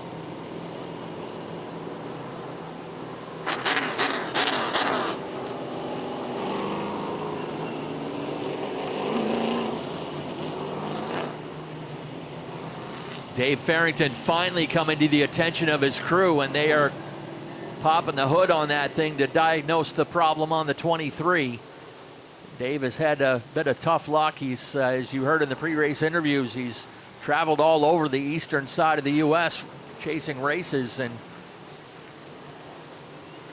not off to a good start today. Want to thank all the folks watching today on Racing America.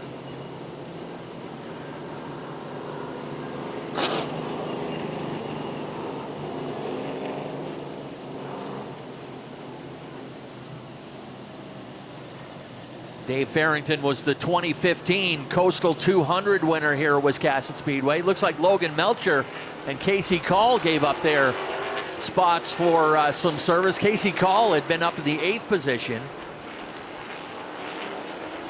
Logan Melcher, Connor Wenners in the 4.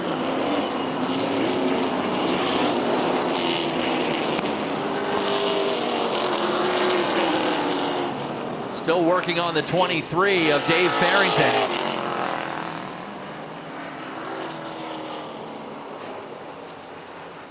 Lights are off on the pace car. They'll get Casey Call back up there, and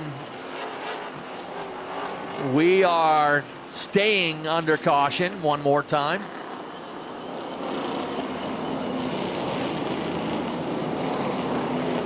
Now the lights are off, and we will go green this time. Lead pair remain the same, but they've switched sides. Garrett Hall still in 3rd, Silas Ripley 4th, and Kevin Douglas has moved up to 5th.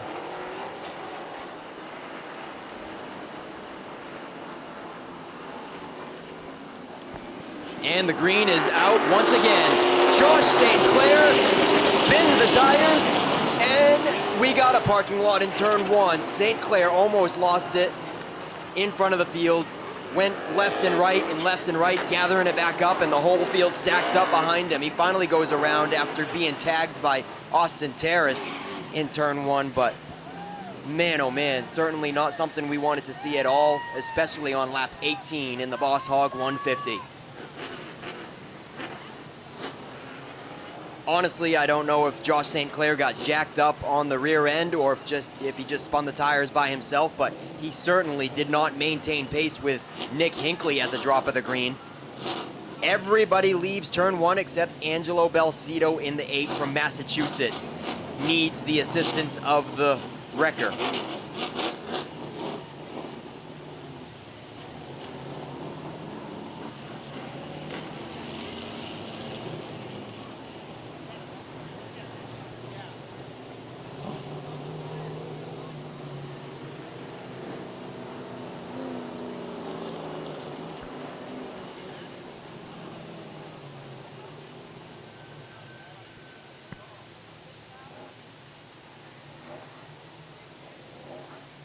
Pit road is busy once again. St. Clair, Dan Winter, Tracy Gordon, Austin Terrace, Jimmy Renfro, Shane Clark. Terrace is back underway on pit road on the exit.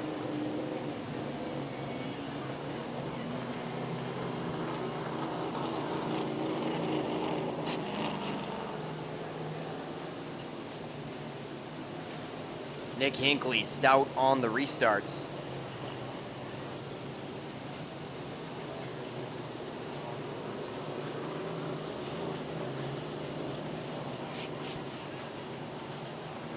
Several drivers on pit road for service. St. Clair, they got the rear end jacked up, and not sure if they got to replace a tire or something is more amiss, and they continue to work on the 23 of Dave Farrington.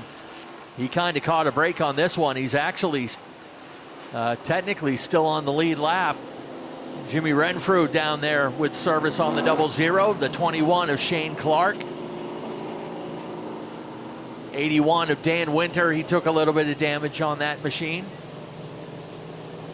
And 8 of Angelo Balsito will go up on the hook.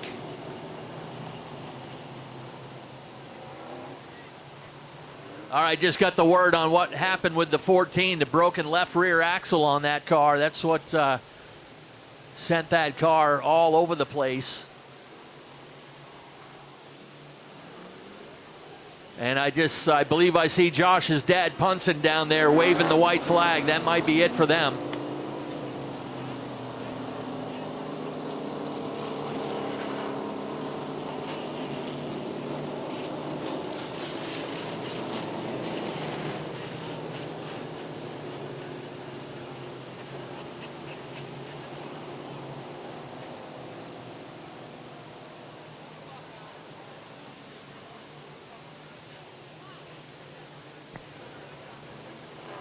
Yeah, one broken axle will certainly yank the car to one side, Ken. One has power given to it and one doesn't. And I'm sure that caught Josh St. Clair majorly off guard as the car snapped in one direction. Yeah, I think actually somebody from the crew may be walking down pit road to see if somebody might have something to get him back in the race.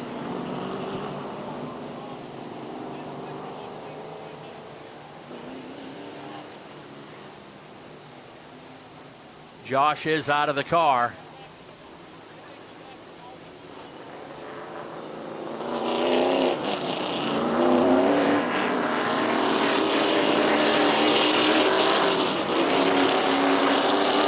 That is something that you can change rather quickly if you can find one. But it doesn't look like they're having much luck so far. Josh is certainly not in a hurry to get the helmet back on.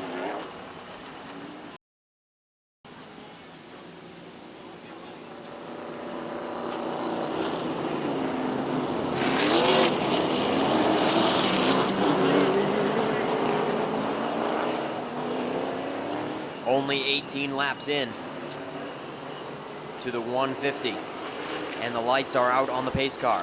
Dan Winter is going to be the last to exit pit road for this restart, and we're looking for the green flag with Nick Hinckley and a new dance partner, Garrett Hall this time. And Garrett Hall maintains with him. A dead heat out of turn 2. Doesn't get any closer than that for a restart. Hinckley and Garrett Hall battling close. Kevin Douglas is going to clear Silas Ripley and get to the inside. Silas Ripley 4th, Kelly Moore up to 5th. Single file for 3rd, 4th, and 5th as they're still side by side for Nick Hinckley and Garrett Hall. Battling outside the top 5 for 6th position is Daniel Harding and Troy Patterson. Lap 20. And Kevin Douglas not close enough to fill the hole inside of Garrett Hall, so Hall drops in line. And they're all single file back to Troy Patterson. Jeremy Davis motoring around the high side of Matty Beers. And he completes that pass in the 09 for 8th place. Matty Beers now has to try to fend off Jamie Wright in the 84 coming in the second groove.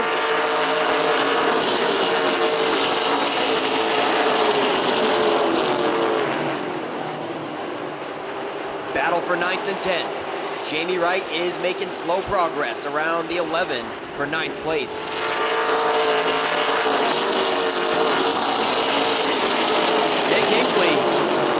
play. They're 3 wide, way deep in the field. Casey Call wants to get going.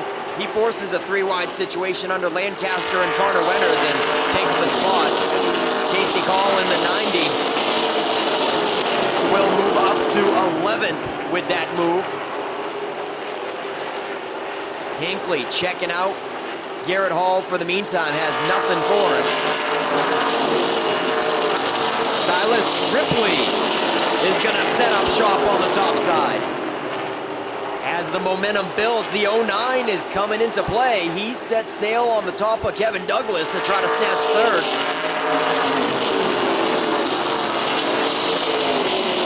And he's going to have it at the line. Silas Ripley with a nose advantage on Douglas that lap.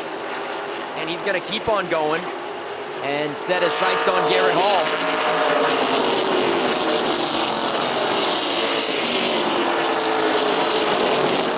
Kelly Moore up tight on the back bumper of Kevin Douglas. Kelly Moore, the legendary number 47, is your top 5. Daniel Harding maintaining with the top 5, leaving Troy Patterson behind and the rest of the field. Lap 30 for Nick Hinckley here.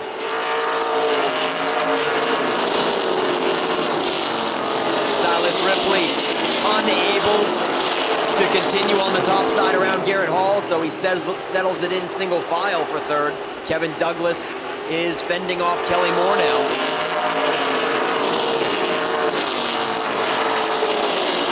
The pole position time trial time of Kelly Moore was in the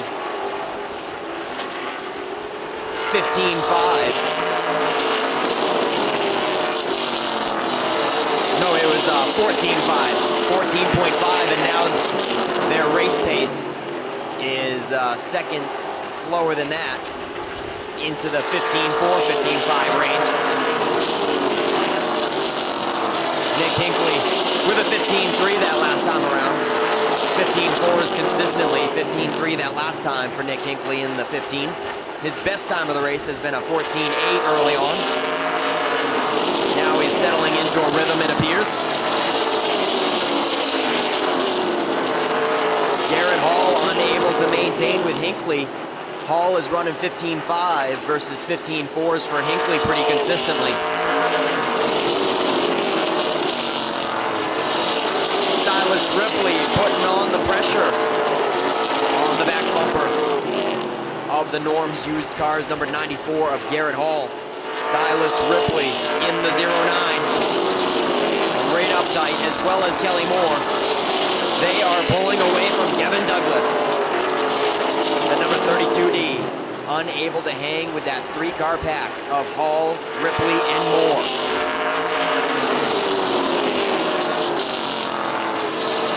Harding as well. Not really right there, but keeping him within sight. About a couple car lengths behind Kevin Douglas. He rounds out the top 5 right now at lap 38. Daniel Harding makes up 6th. Troy Patterson 7th. Jeremy Davis 8th. Battle for 9th and 10th. Jamie Wright has been holding down 9th for the recent laps, but here comes Casey Call in the 90 New Hampshire. Matty Beers drops out down pit road. He was right around the top 10, but he's certainly overheating. It is spewing out of the bleeder hole. Silas Ripley to the top of Garrett Hall now.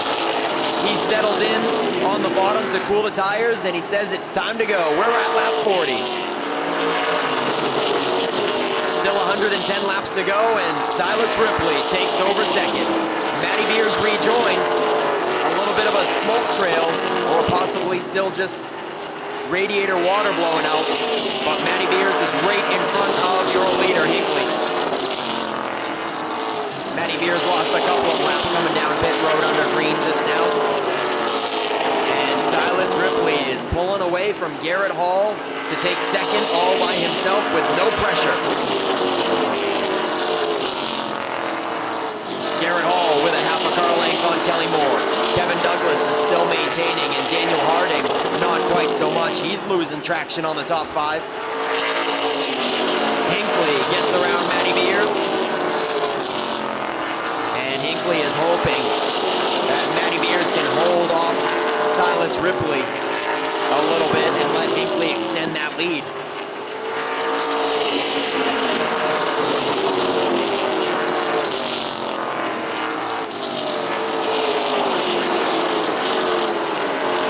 Matty Mears pulls to the top side and lets Silas Ripley underneath.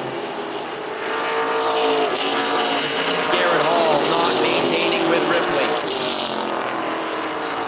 He's pretty much in defense mode at the moment with Kelly Moore all over the rear spoiler.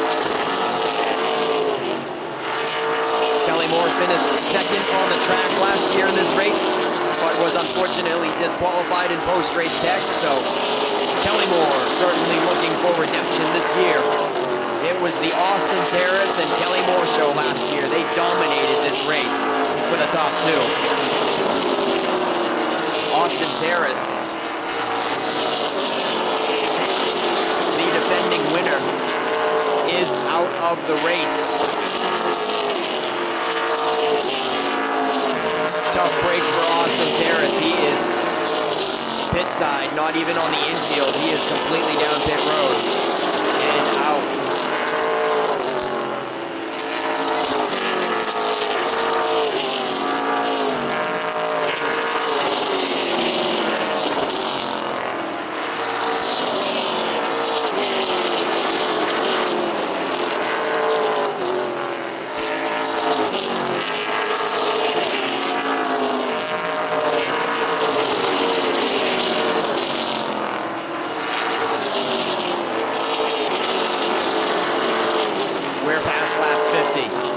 Less than 100 laps to go, and there is a $1,000 halfway bonus coming up for grabs at lap 75.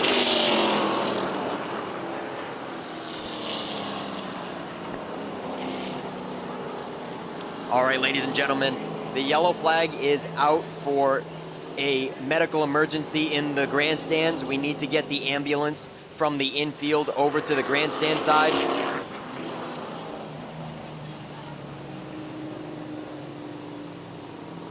Hence the brief pause in commentating there for the last few laps as people were in quite a scramble of wondering what exactly to do. But you can see the ambulance is rushing around the track as quickly as possible, and we needed to relocate that from the infield to the grandstand side, and unfortunately the yellow has to interrupt the race to make that happen. All right, EMTs are gonna, one of them is gonna come up to victory lane and see the patient as quickly as possible while the ambulance continues to make their way around.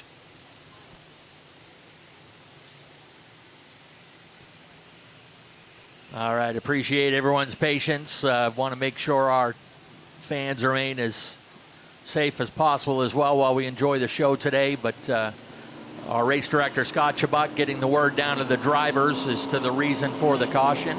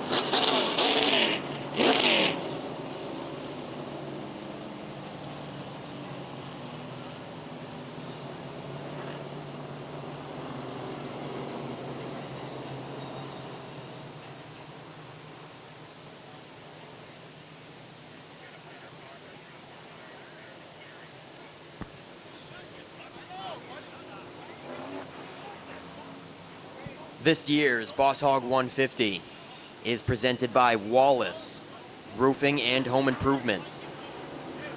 Need a roof? We are roofing and siding contractors serving Southern Maine and the surrounding areas. Wallace Home Improvements is the contractor to call for roof installation, siding installation, gutter installation, and much more at Wallace Roofing and Home Improvements out of Gray, Maine, serving Southern Maine and surrounding areas. Find them on the web to get a free quote at wallaceroofingmaine.com.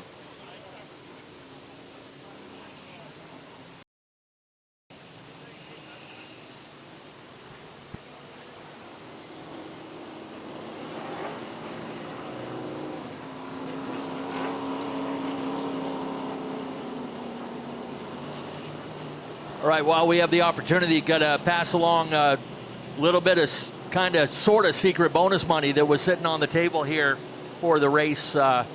Compliments of Dave's World. We had kind of teased it on Facebook, on our Facebook page, that Dave's World was putting in a couple $500 bonus awards on, and of course it has to do with lap number 4, or the number 14. And basically what it is whoever was leading lap 14, which happened to be Nick Hinckley, pockets a $500 bonus. And whoever was running in the 14th position on lap 14 picks up $500, and that was Matty Beers in the number 11. Again, we appreciate everybody's patience while we attend to our fan.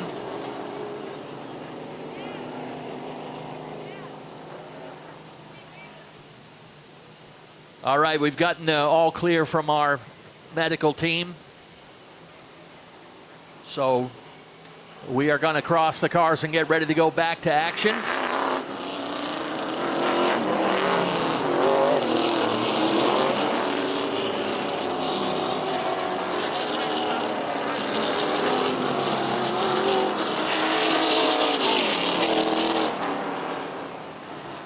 "51 laps complete.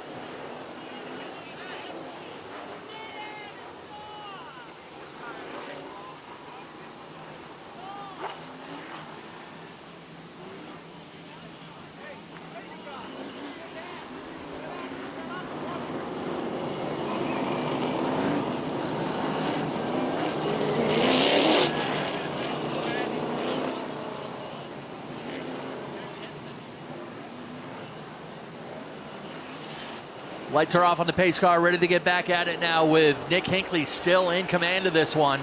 Silas Ripley second, Garrett Hall and Kelly Moore, and Kevin Douglas rounding out your top 5. We are back underway.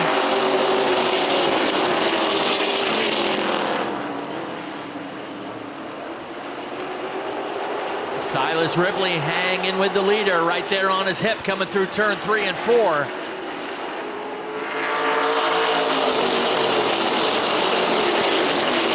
Garrett Hall right there solid in third, as he's been much of the race.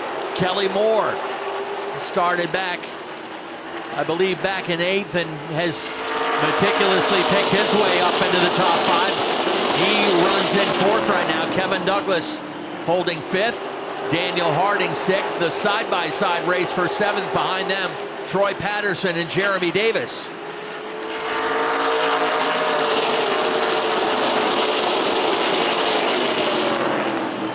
Davis with a good run on the outside, keeps it evened up. Logan Melcher tucked right in behind them in the number 41. Melcher running 9th. Andy Gilbert behind them in 10th. Remember, Andy Gilbert started this race back in 25th position, and he has quietly kept himself solid right there in the middle of the pack, running in 10th right now.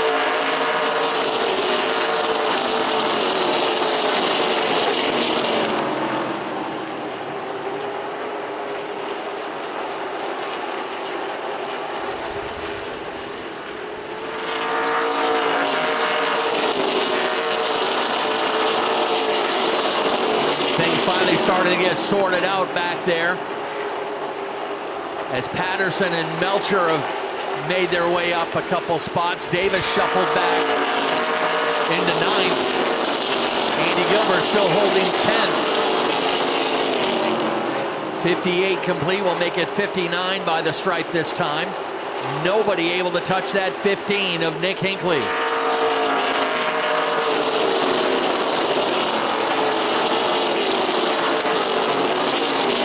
Hinckley has won the last 2 regular features here at Wiscasset Speedway.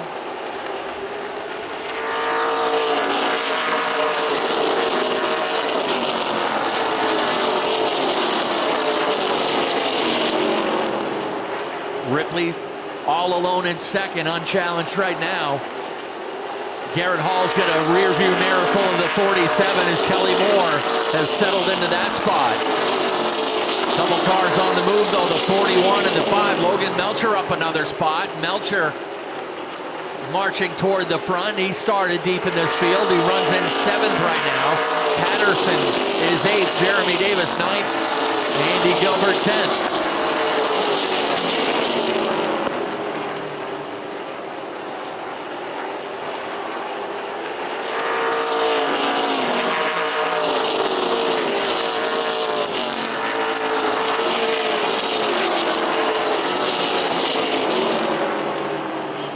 Things tightening up a little bit behind that number 94 of Garrett Hall.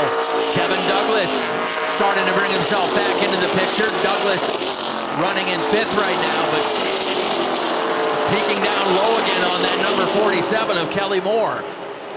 Jeremy Davis off the pace in the 09. Comes to a stop right at the middle of the backstretch, actually just to a crawl. And you see smoke out of that 09. That is definitely not good.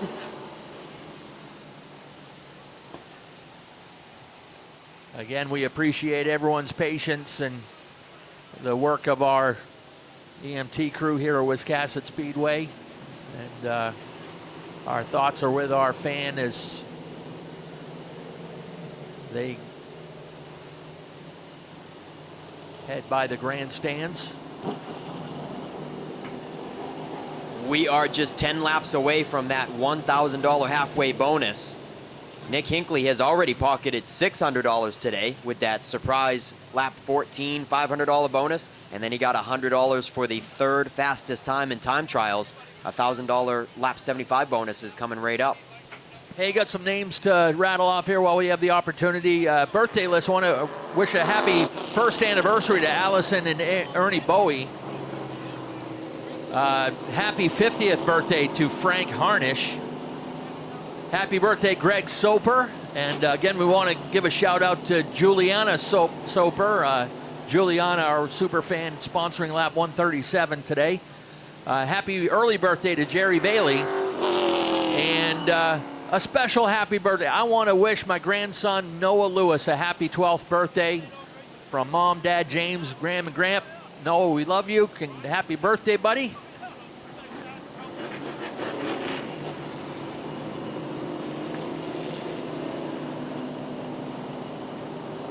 Matty Beers was the winner of the $500 bonus from Dave's World as being the driver in 14th position on lap 14. Want to thank Tammy St. Clair and Dave's World up there in Liberty for throwing on that bonus money. We've got some raffle winners here too. This is from the Racing Cancer raffle that Penny Charette has been doing over the month.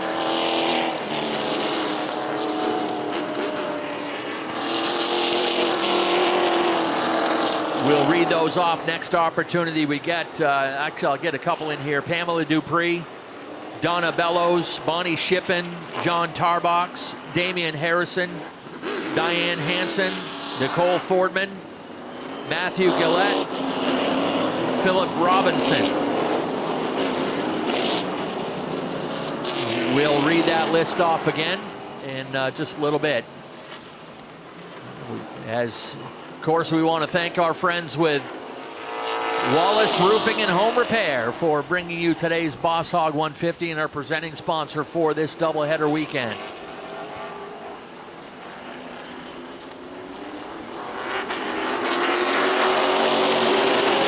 Green flag is back out. And And $1,000 carrot out in front of these drivers as they shoot for lap 75 to pocket the halfway money from MDG Logging and Survey Inc. And still no challenge for Hinckley. Already leaving Silas Ripley behind by a car length. 1 lap after the restart. Settling in single file for about the top 7. Hinckley, Silas Ripley, Garrett Hall, Kelly Moore, Kevin Douglas. Logan Melcher is up there in the action now. The farthest that we've seen the 41 up towards the front.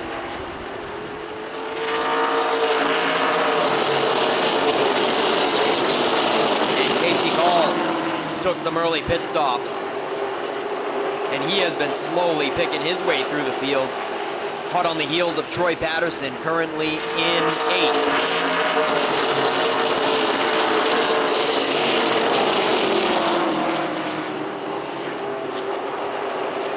We're on lap 69, giving a shout out to the Black Flag Podcast boys. Lap 70. Nice. 5 laps until that $1,000 halfway bonus. Doesn't look like anybody else is going to get it but Hinckley unless some major circumstances happen. Hinckley has already pocketed $600 in bonus. Possibly add 1,000 of that and he'll be 1,600 before even finishing the race.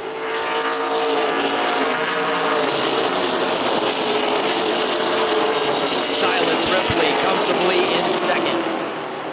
Leaving Garrett Hall in the dust, who's pretty much all about the defense right now with Kelly Moore all over the back bumper. Kelly Moore is trying to open up the bottom. He is pressed up tight on the 94, hoping he makes a slip up, or maybe Kelly Moore is going to try to help him slip up.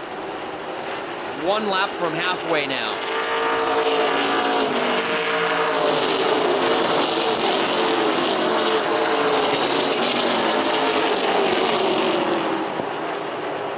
Halfway flags are being crossed at the line. Give a $1,000 bonus to Nick Hinckley. $1,000 bonus by MDG Logging of Jackman.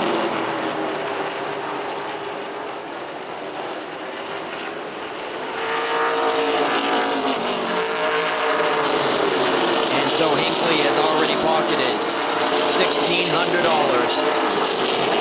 Now he sets his sights on the $10,000 paycheck for winning the 2025 Boss Hogg 150. $10,000 on the line.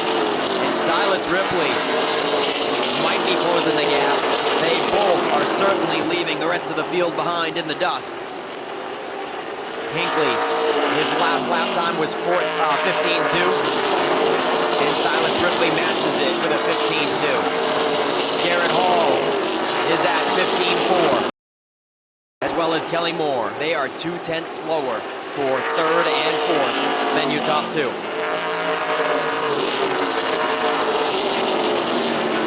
And just moments ago, Kelly Moore was pressed right up tight on the back bumper of Garrett Hall, but Garrett Hall is starting to pull away now. Lap 80. 70 laps to go in the Boss Hogg 150.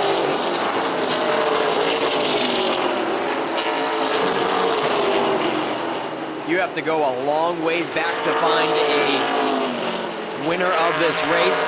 The closest previous winner of this race is Kevin Douglas, and he is 9th, and he is off the pace, folks. Kevin Douglas was 9th, just as I was talking about him, and he drops off the pace and is making a bail for pit road. Under green flag conditions, Kevin Douglas is out of contention on lap 82.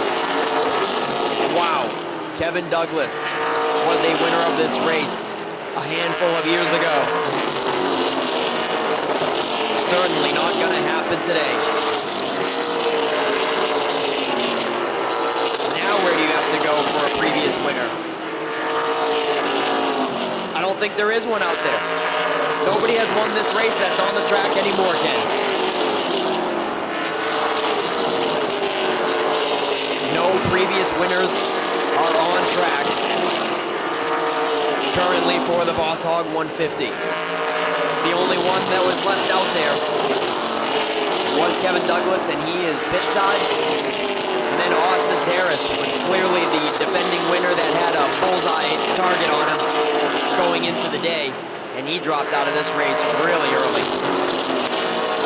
Somebody new that has never won the Boss Hogg 150 is going to etch their name on that list that is filled with legendary names like Mike Hopkins, Trevor Sanborn, Ben Asline, Darren Ripley, Tracy Gordon, Stan Meserve, Bunsen St. Clair, and many more. Silas Ripley closing in on Hinckley. Possibly some tire-saving strategy coming into play. They have slowed their pace to 15.5 right now. Hinckley and Ripley.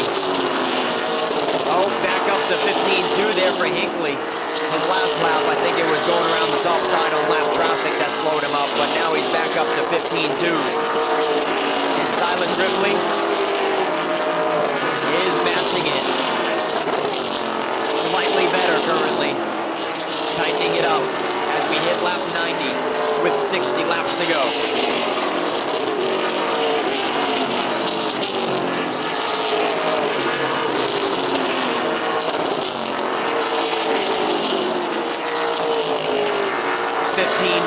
.37 for Hinckley last time around versus 15.33 for Silas Ripley. Down to the thousandths margin for Silas Ripley to be a little bit quicker than Hinckley right now. It is not tenths, folks. It is thousandths that Silas Ripley is slowly closing in on the 15. Garrett Hall very comfortably in third. He has got one second place finish in this race a handful of years ago. And then many other heartbreaks, including winning it on the track but being DQ'd for taking too many tires in post-race. And then another one, the second place finish that Garrett has to his resume. He got passed on the very last lap by Mike Hopkins for the win. The year after that, Garrett Hall was leading with 10 to go, and contact with Ben Asline took him out of the race and into the wall. That was the last caution of the race at 10 laps to go, and Ben Asline set sail to win that one and snatch it away from Hall.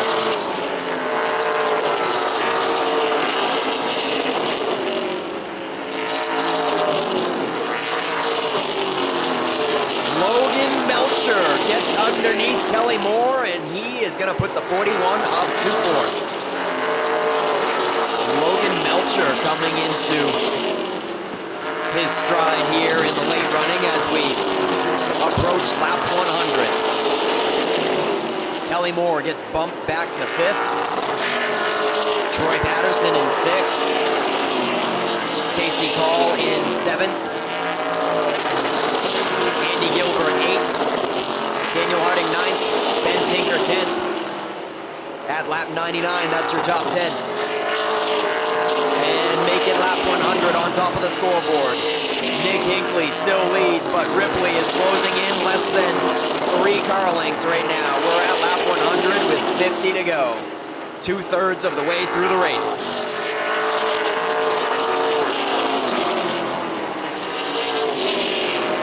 Yeah, that interval between Ripley and the third place car of Garrett Hall is stretched out to nearly 4 seconds. Matty Beers heading for the pits once again in the 11. He's had overheating problems much of this race.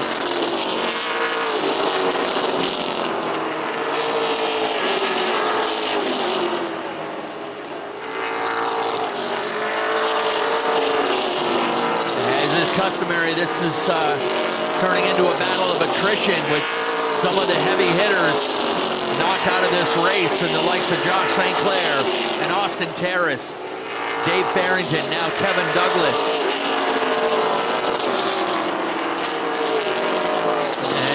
Beers may be waving the white flag as that 11 car still badly overheating.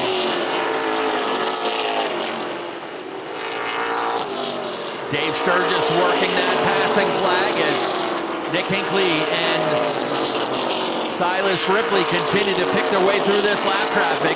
Ripley inch by inch closing in a little bit on the race leader. Young third generation driver in the famous Ripley racing family. His father Darren, one of the winningest drivers in this track's history. His cousin Ryan, a former two-time champion and multi-time feature winner. And of course his grandfather, Doug Ripley, in the Wiscasset Speedway and Maine Motorsports Hall of Fame.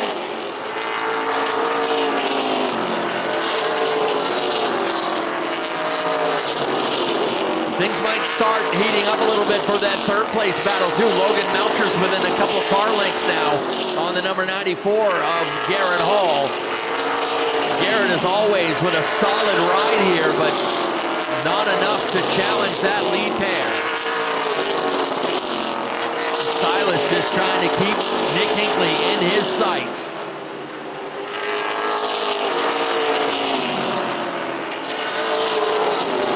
Nick has withstood a handful of restarts and has been up to the task, but we'll see if Ripley might have a little bit better long run car. Ripley's now within a car length.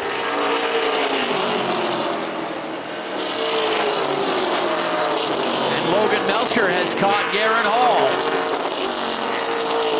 Couple podium positions appear to be up for grabs soon.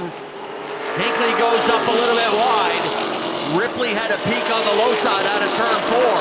We'll see if he's able to do it again. Things might be starting to go away a little bit on that 15 of Nick Hinckley. Again, he chases it up the track. Ripley just a little bit better on the bottom. Logan Melcher up to the outside of Garrett Hall. They've got a couple cars racing side by side right in front of them. Hall gets caught in behind Connor Winters.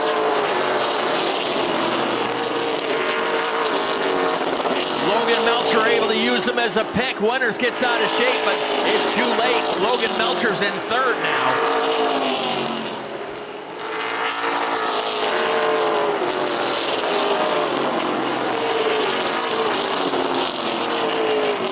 Yeah, I keep getting the fours mixed up. That was Ben Tinker in the 4T.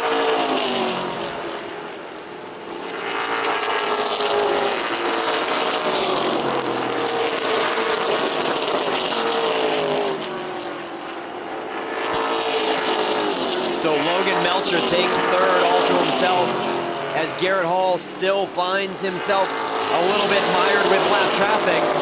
Jamie Wright is holding him up just a little bit. Jamie Wright is a lap down, back in the 11th position.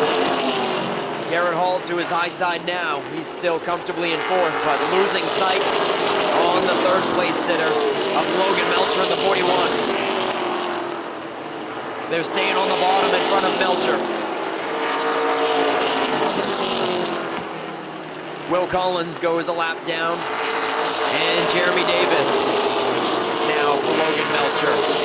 And there's clear track ahead for quite some time for Logan Melcher as the Hinckley versus Silas Ripley battle has stretched back out.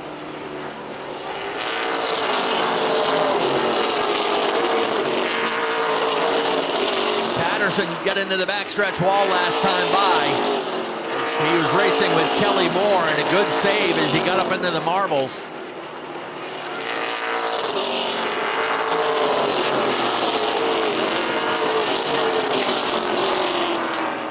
Hinckley and Ripley continue to be the fastest cars on the track right now. Logan Melcher keeping the same time as that lead pair.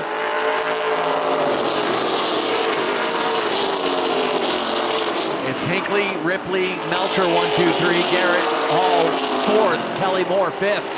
Daniel Harding has rebounded a little bit to run in 6th right now. Troy Patterson 7th, Casey Call 8th. Andy Gilbert 9th and Will Collins 10th. Andy Gilbert, the last car in the lead lap right now. That's the number 17.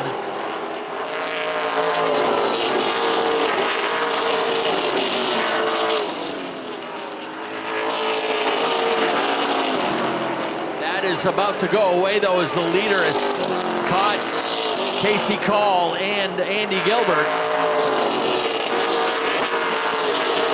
And those two are racing for position right in front of Nick Hinckley. Hinckley able to get by Call.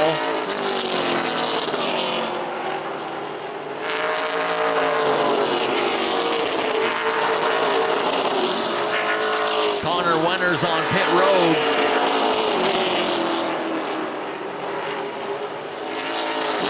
A dominant run today for Nick Hinckley. Can he close the deal? Does Silas Ripley have anything? Looks like it's coming down to those two drivers. Logan Melcher, a full straightaway, about 5 seconds behind that lead pair.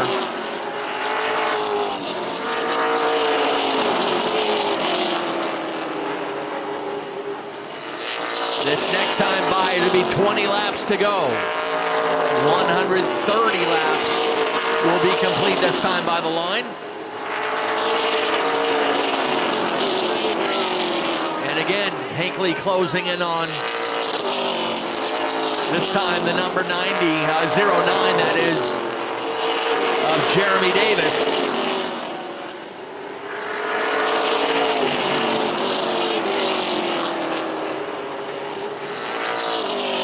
Carefully picking their way by, and now a little bit of open racetrack up ahead for our lead pair as they can resume their battle for the lead.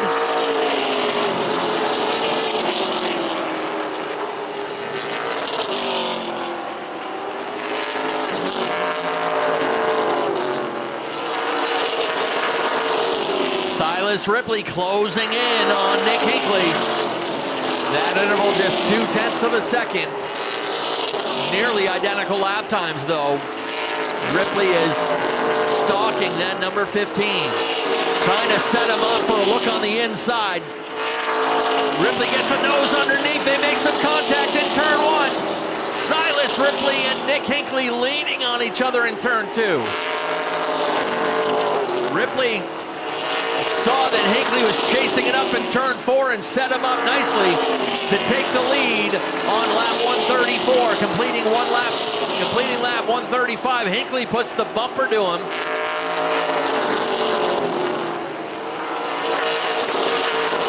This one, we'll see if it's over or not, if Hinckley can come back to take a run at that 09 once again.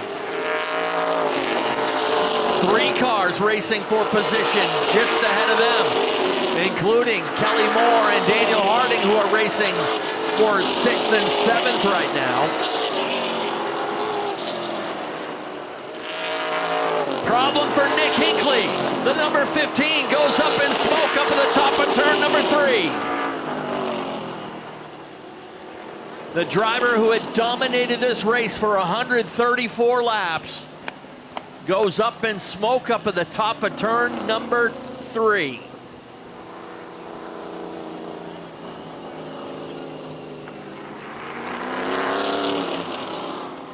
And quite a twist of fortunes for the number 15 crew. He pocketed a lot of bonus money, but his day may be over as he has come to a stop up there.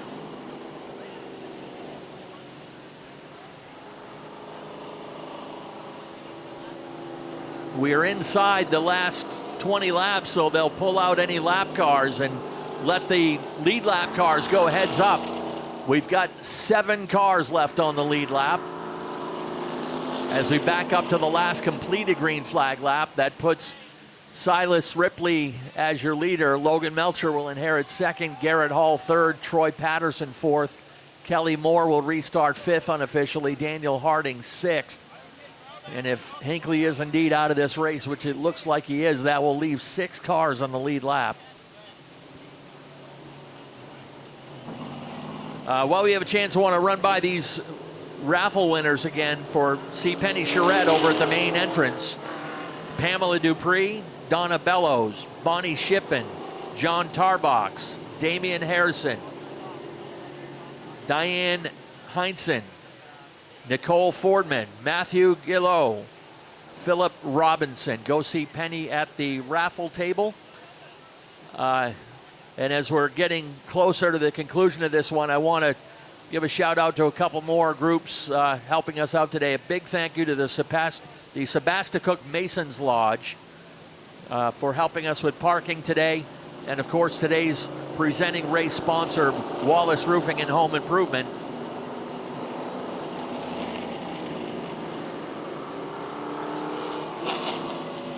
I also got the word from Robin downstairs at the souvenir booth. She will remain open after the race is done today, so if you haven't had a chance to, you can still make it downstairs to check out, make a purchase at the souvenir booth and support Wiscasset Speedway.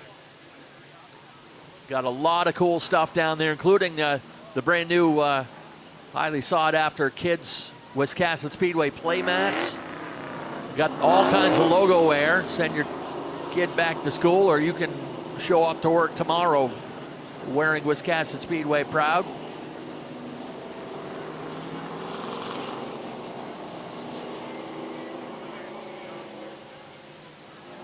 We'll try to get your word on what happened on that number 15, but a tough break for a man who dominated this race for 134 laps, Nick Hinckley. Just makes you wonder if Hinckley could sense that something was going wrong with the car there in the recent laps and was trying to hang on for all he had and get the thing to the finish. If it was a motor expiring or the rear end seizing up on him.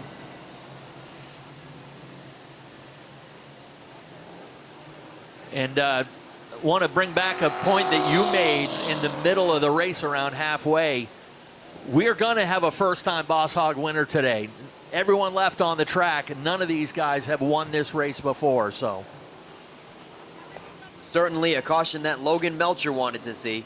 He was pretty much just as fast as the top two, but it just took him so long to break free of the rest of the field and show his stuff. So now he's going to start on the top side of Silas Ripley, and we will see if Logan Melcher has anything for Silas Ripley here with 13 laps to go. How many years ago was it major heartbreak for Logan Melcher as he was leading this thing? Just last year. He set a torrid pace and got caught up with some lap cars and stuffed it in the turn 3 wall.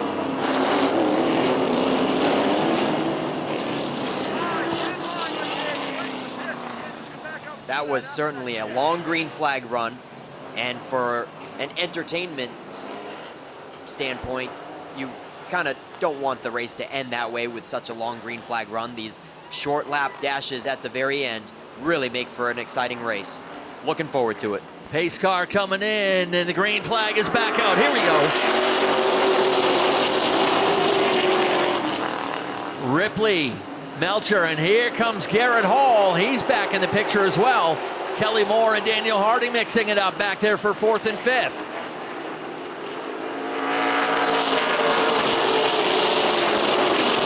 Did Garrett Hall save anything for the last few laps? He's acting like it. We've got a caution.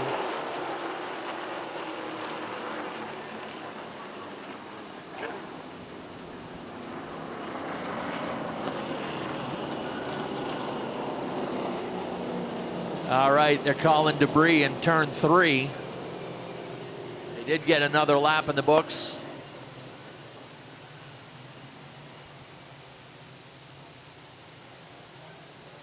Not sure if that was left up there by Hinckley or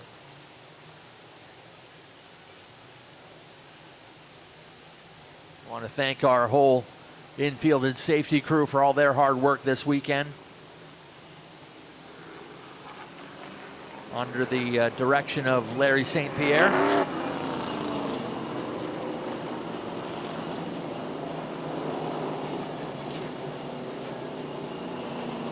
So again, going back to the last completed green flag lap.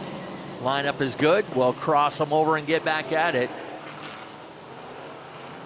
Silas Ripley, the 16-year-old from Warren. Can he pick up the biggest win of his career?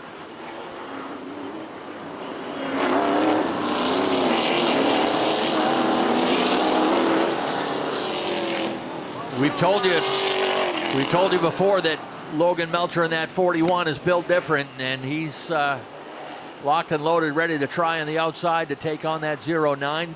And Garrett Hall looks like he came back to life a little bit with a chance to nail down a top 3. Let's try it again. Pace car in, green flag out.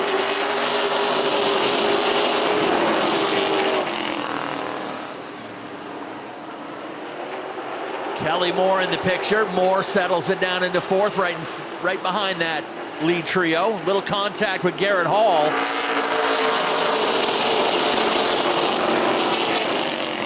Ripley settles into the lead. Melcher 2nd. Right now the side-by-side race back there for 5th between Daniel Harding and Troy Patterson. Patterson, he's got some good momentum on the high side. Watch the 5 car on the move. Daniel Harding off the pace.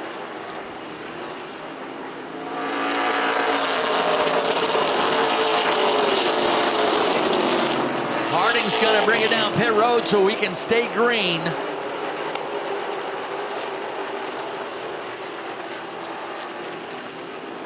Jeremy Davis back on pit road. Here comes Logan Melcher looking on the high side as they get over to turn number 2. Melcher creeping up the outside. Pulls up on the hip of the 09.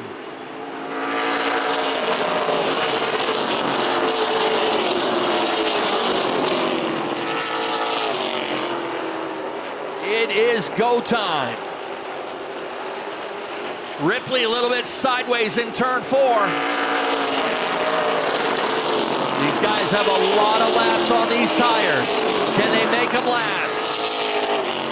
This time by 5 laps to go on the Boss Hogg 150.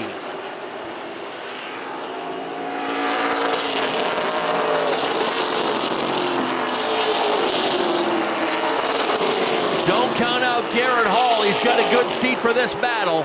And if they tangle, Hall will be there to capitalize. Troy Patterson has raced his way into 4th. Kelly Moore 5th.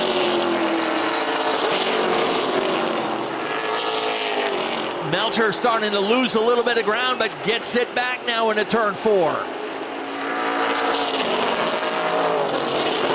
The interval just 1/10 of a second.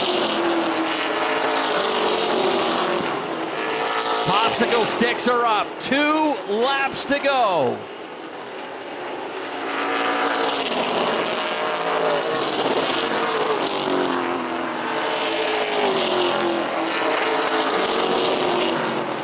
Melcher's gonna back it up and look to the inside. Some contact in turn 4. White flag is out. Wheel to wheel, fender to fender. Melcher makes the pass on the inside. Ripley puts the bumper to him in turn 3. Checkered flag waves. Logan Melcher will get the win.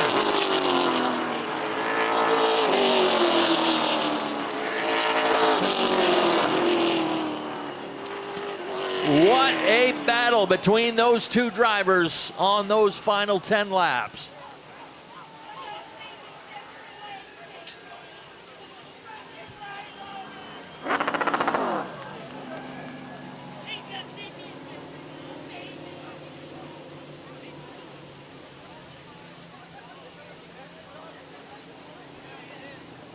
Melcher, Ripley, 1-2. Garrett Hall, another podium for the 94.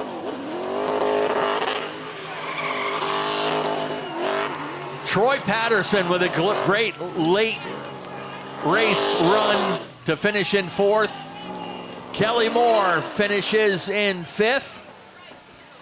Unofficially, Casey Call 6th, Will Collins 7th, Andy Gilbert 8th, Brian Lancaster 9th, and Ben Tinker 10th. Again, that is all unofficial, pending post-race technical inspection as we set up shop in Coastal Auto Parts Victory Lane. I tell you what, for those regulars here at Wiscasset Speedway that have seen Logan Melcher celebrate for just a weekly 40-lap feature win, I think he is ready to burn the house down here with a celebration of this victory.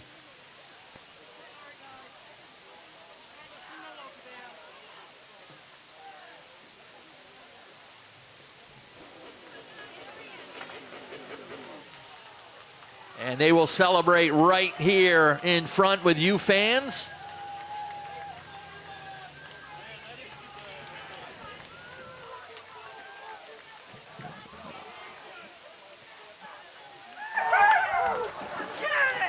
I tell you what, folks, hang on.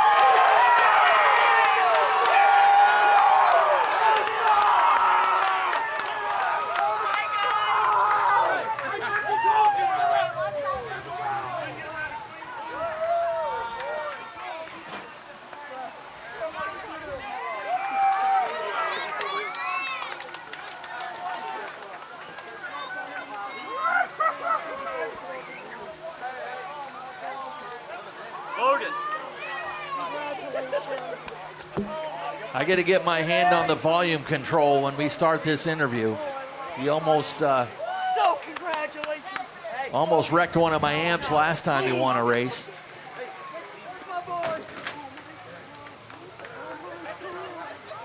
Nick, are you ready?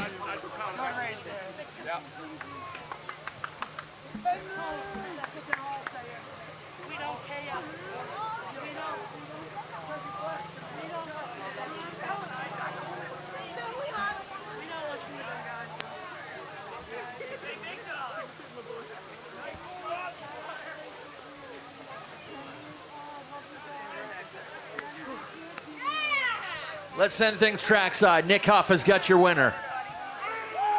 Ladies and gentlemen, are you not entertained?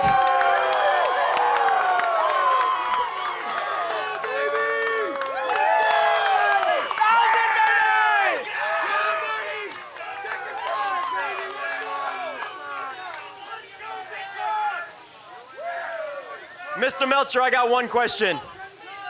Are you built different? I am built different, Bulldog champion! Yeah! Let's go! I hope you guys like that. Me and Silas were wheeling hard at the end, and I was just digging with a couple laps to go. You reverse the roles, you do it the same way. I don't know what to say. I'm the man of many words. I'm the man that doesn't shut up. I don't know what to say. We just won the Boss Hogg 150. $10,000! Let's go! Dude, my dad, Larry, this is all for him. He told me, yellow come out with 13 to go, my boy Hank winning. I'm like, dude, I'm cool finishing third to Hank. Let's end this thing. And then on the restart, I'm like, guys, I'm not good restarting on the top right now. My dad, Morton, our spotter, they're like, dude, you're gonna win. You got the best car, you're the best driver. You're gonna win. I was like, all right, I'm either gonna wreck it or I'm gonna win it. I almost scuffed the wall in the backstretch a couple times. I was bouncing off the chip pretty hard, driving in deeper than I ever thought I could, but I kept dialing rear brake to it and I kept working more and more and more and more. And oh, I need to sit down and lay down, but we're champions! Logan, can you just tell us about them last 10 laps or so, trying the outside and a crossover move? Well, I was trying the outside and trying it. He was running me good. You know, he pitched me up high once. It was nothing dirty. It was just hard racing. I still had room. I didn't wreck. And I'm like, my only move here is crossover. So I'm hitting the chip too hard, but I'm really going to gain some space. So every time I gain in the corner, I can't keep it going down the straights. I'm on the chip. So this man, his name is Dave Greenleaf. He taught me this move on iRacing because he did it to me 1,000 times, where he battles on my outside for 10 laps, and all of a sudden I look in my mirror and he's gone, and he's going right under me. Now Dave Greenleaf can do it, Logan Melcher can do it. We did it, and we won. And I just hope you guys enjoyed that, and you got $5 worth of entertainment out of us. That is certainly worth $5, folks. Real quick. Logan, I know you thanked your dad. rattle off some other businesses that make this 41 car happen. Oh, definitely my wife. She puts up with it. And then we're working late. She's taking care of my son, Henry. And now he can grow up knowing his dad just won the biggest race of his life. I got to thank Nick Morton spotting me every week. Does a great job. Bob Willett here every week. Anything I ask. Randy Schmidt, day in, day out. I pick on him. He's the nugget. He's my guy. Guppy was in the pits with me today. Big Smoke, Matt Vienot was with me. Doug Coombs is here. He's always been a big help. I love having him here. Hilltop Collision Center, they bought us a set of tires this week. Thank you, guys. T&L Automotive, the boss, he's been with us racing since the very, very, very beginning back in the 80s. Danny Giuseppe's here. The Fat Man's here. Tammy Steve Beelan's here. Oh, Darcy Murphy, he bought me a rubber. It's on the right rear of the car, and it was a hell of a rubber. His mama's here. Trudy's Garden, Trudy and Jeff Marshall, they're supporting me. Ashley, the boys in the stands. I got Carson Jarvis, he's a stud. He's gonna be the next up and comer, you just watch. And dude, I'm out of names, I'm out of breath, I need a water. Somebody get this man a drink. Logan Melcher, one more time, ladies and gentlemen. Love him or hate him, make some noise, whatever it is. All right, Silas Ripley. What are you thinking about right now? Tell us your take. I don't know, we had a good piece all day. I'd like to thank Team Horner Day, Made the Concrete, my mom, dad, Ryan Ledbetter, all my team here, Joey Dwyron, and just, we'll be back. You good, Silas? Nothing else to say? Not really, I don't tuck into people's right rears.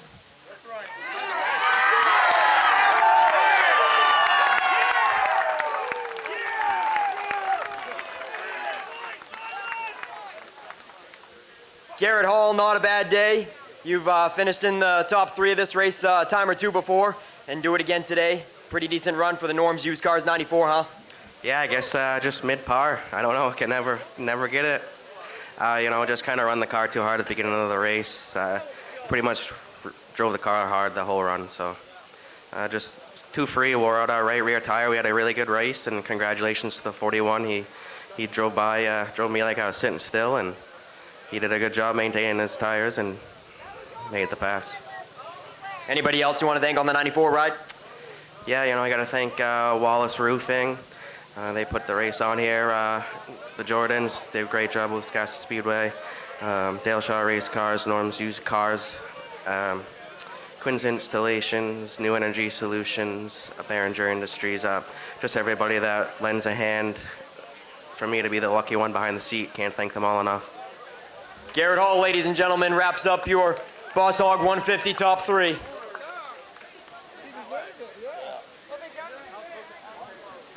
Garrett Hall, Silas Ripley, and Logan Melcher, ladies and gentlemen. The 2025 Boss Hogg weekend is a top-notch entertainment piece once again. What a stellar show. Whether you liked it or hated it, you were not sitting at the end of that one. Ken Minot, back up to you. All right, thank you very much, Nick Huff, and congrats to our top 3 down at Victory Lane. A big thank you again for this awesome hardware from Mainly Awards, Steve Perry and his crew, Brick and the gang. And yeah, definitely an exciting finish to this one. Between a couple of talented young racers here at Wiscasset Speedway, and Garrett Hall becoming a fixture in Victory Lane, but much like Ryan Phillips and the Mods, still searching for that elusive win, and we know it's coming. We appreciate everyone. We appreciate our presenting sponsor today, Wallace Roofing and Home Repair. Support the businesses that support Wiscasset Speedway. All of our great lap sponsors today. You can find them on our Facebook page and on the website. And if you've got a souvenir program today, they're listed in there as well. Thank you to all of them. Thank you to our amazing staff here and all their hard work this weekend. And, of course, you race fans for packing the house. We always love it. Like I always say, don't mind us. We're doing our own thing over here in the corner where the establishment put us, and we are having a load of fun.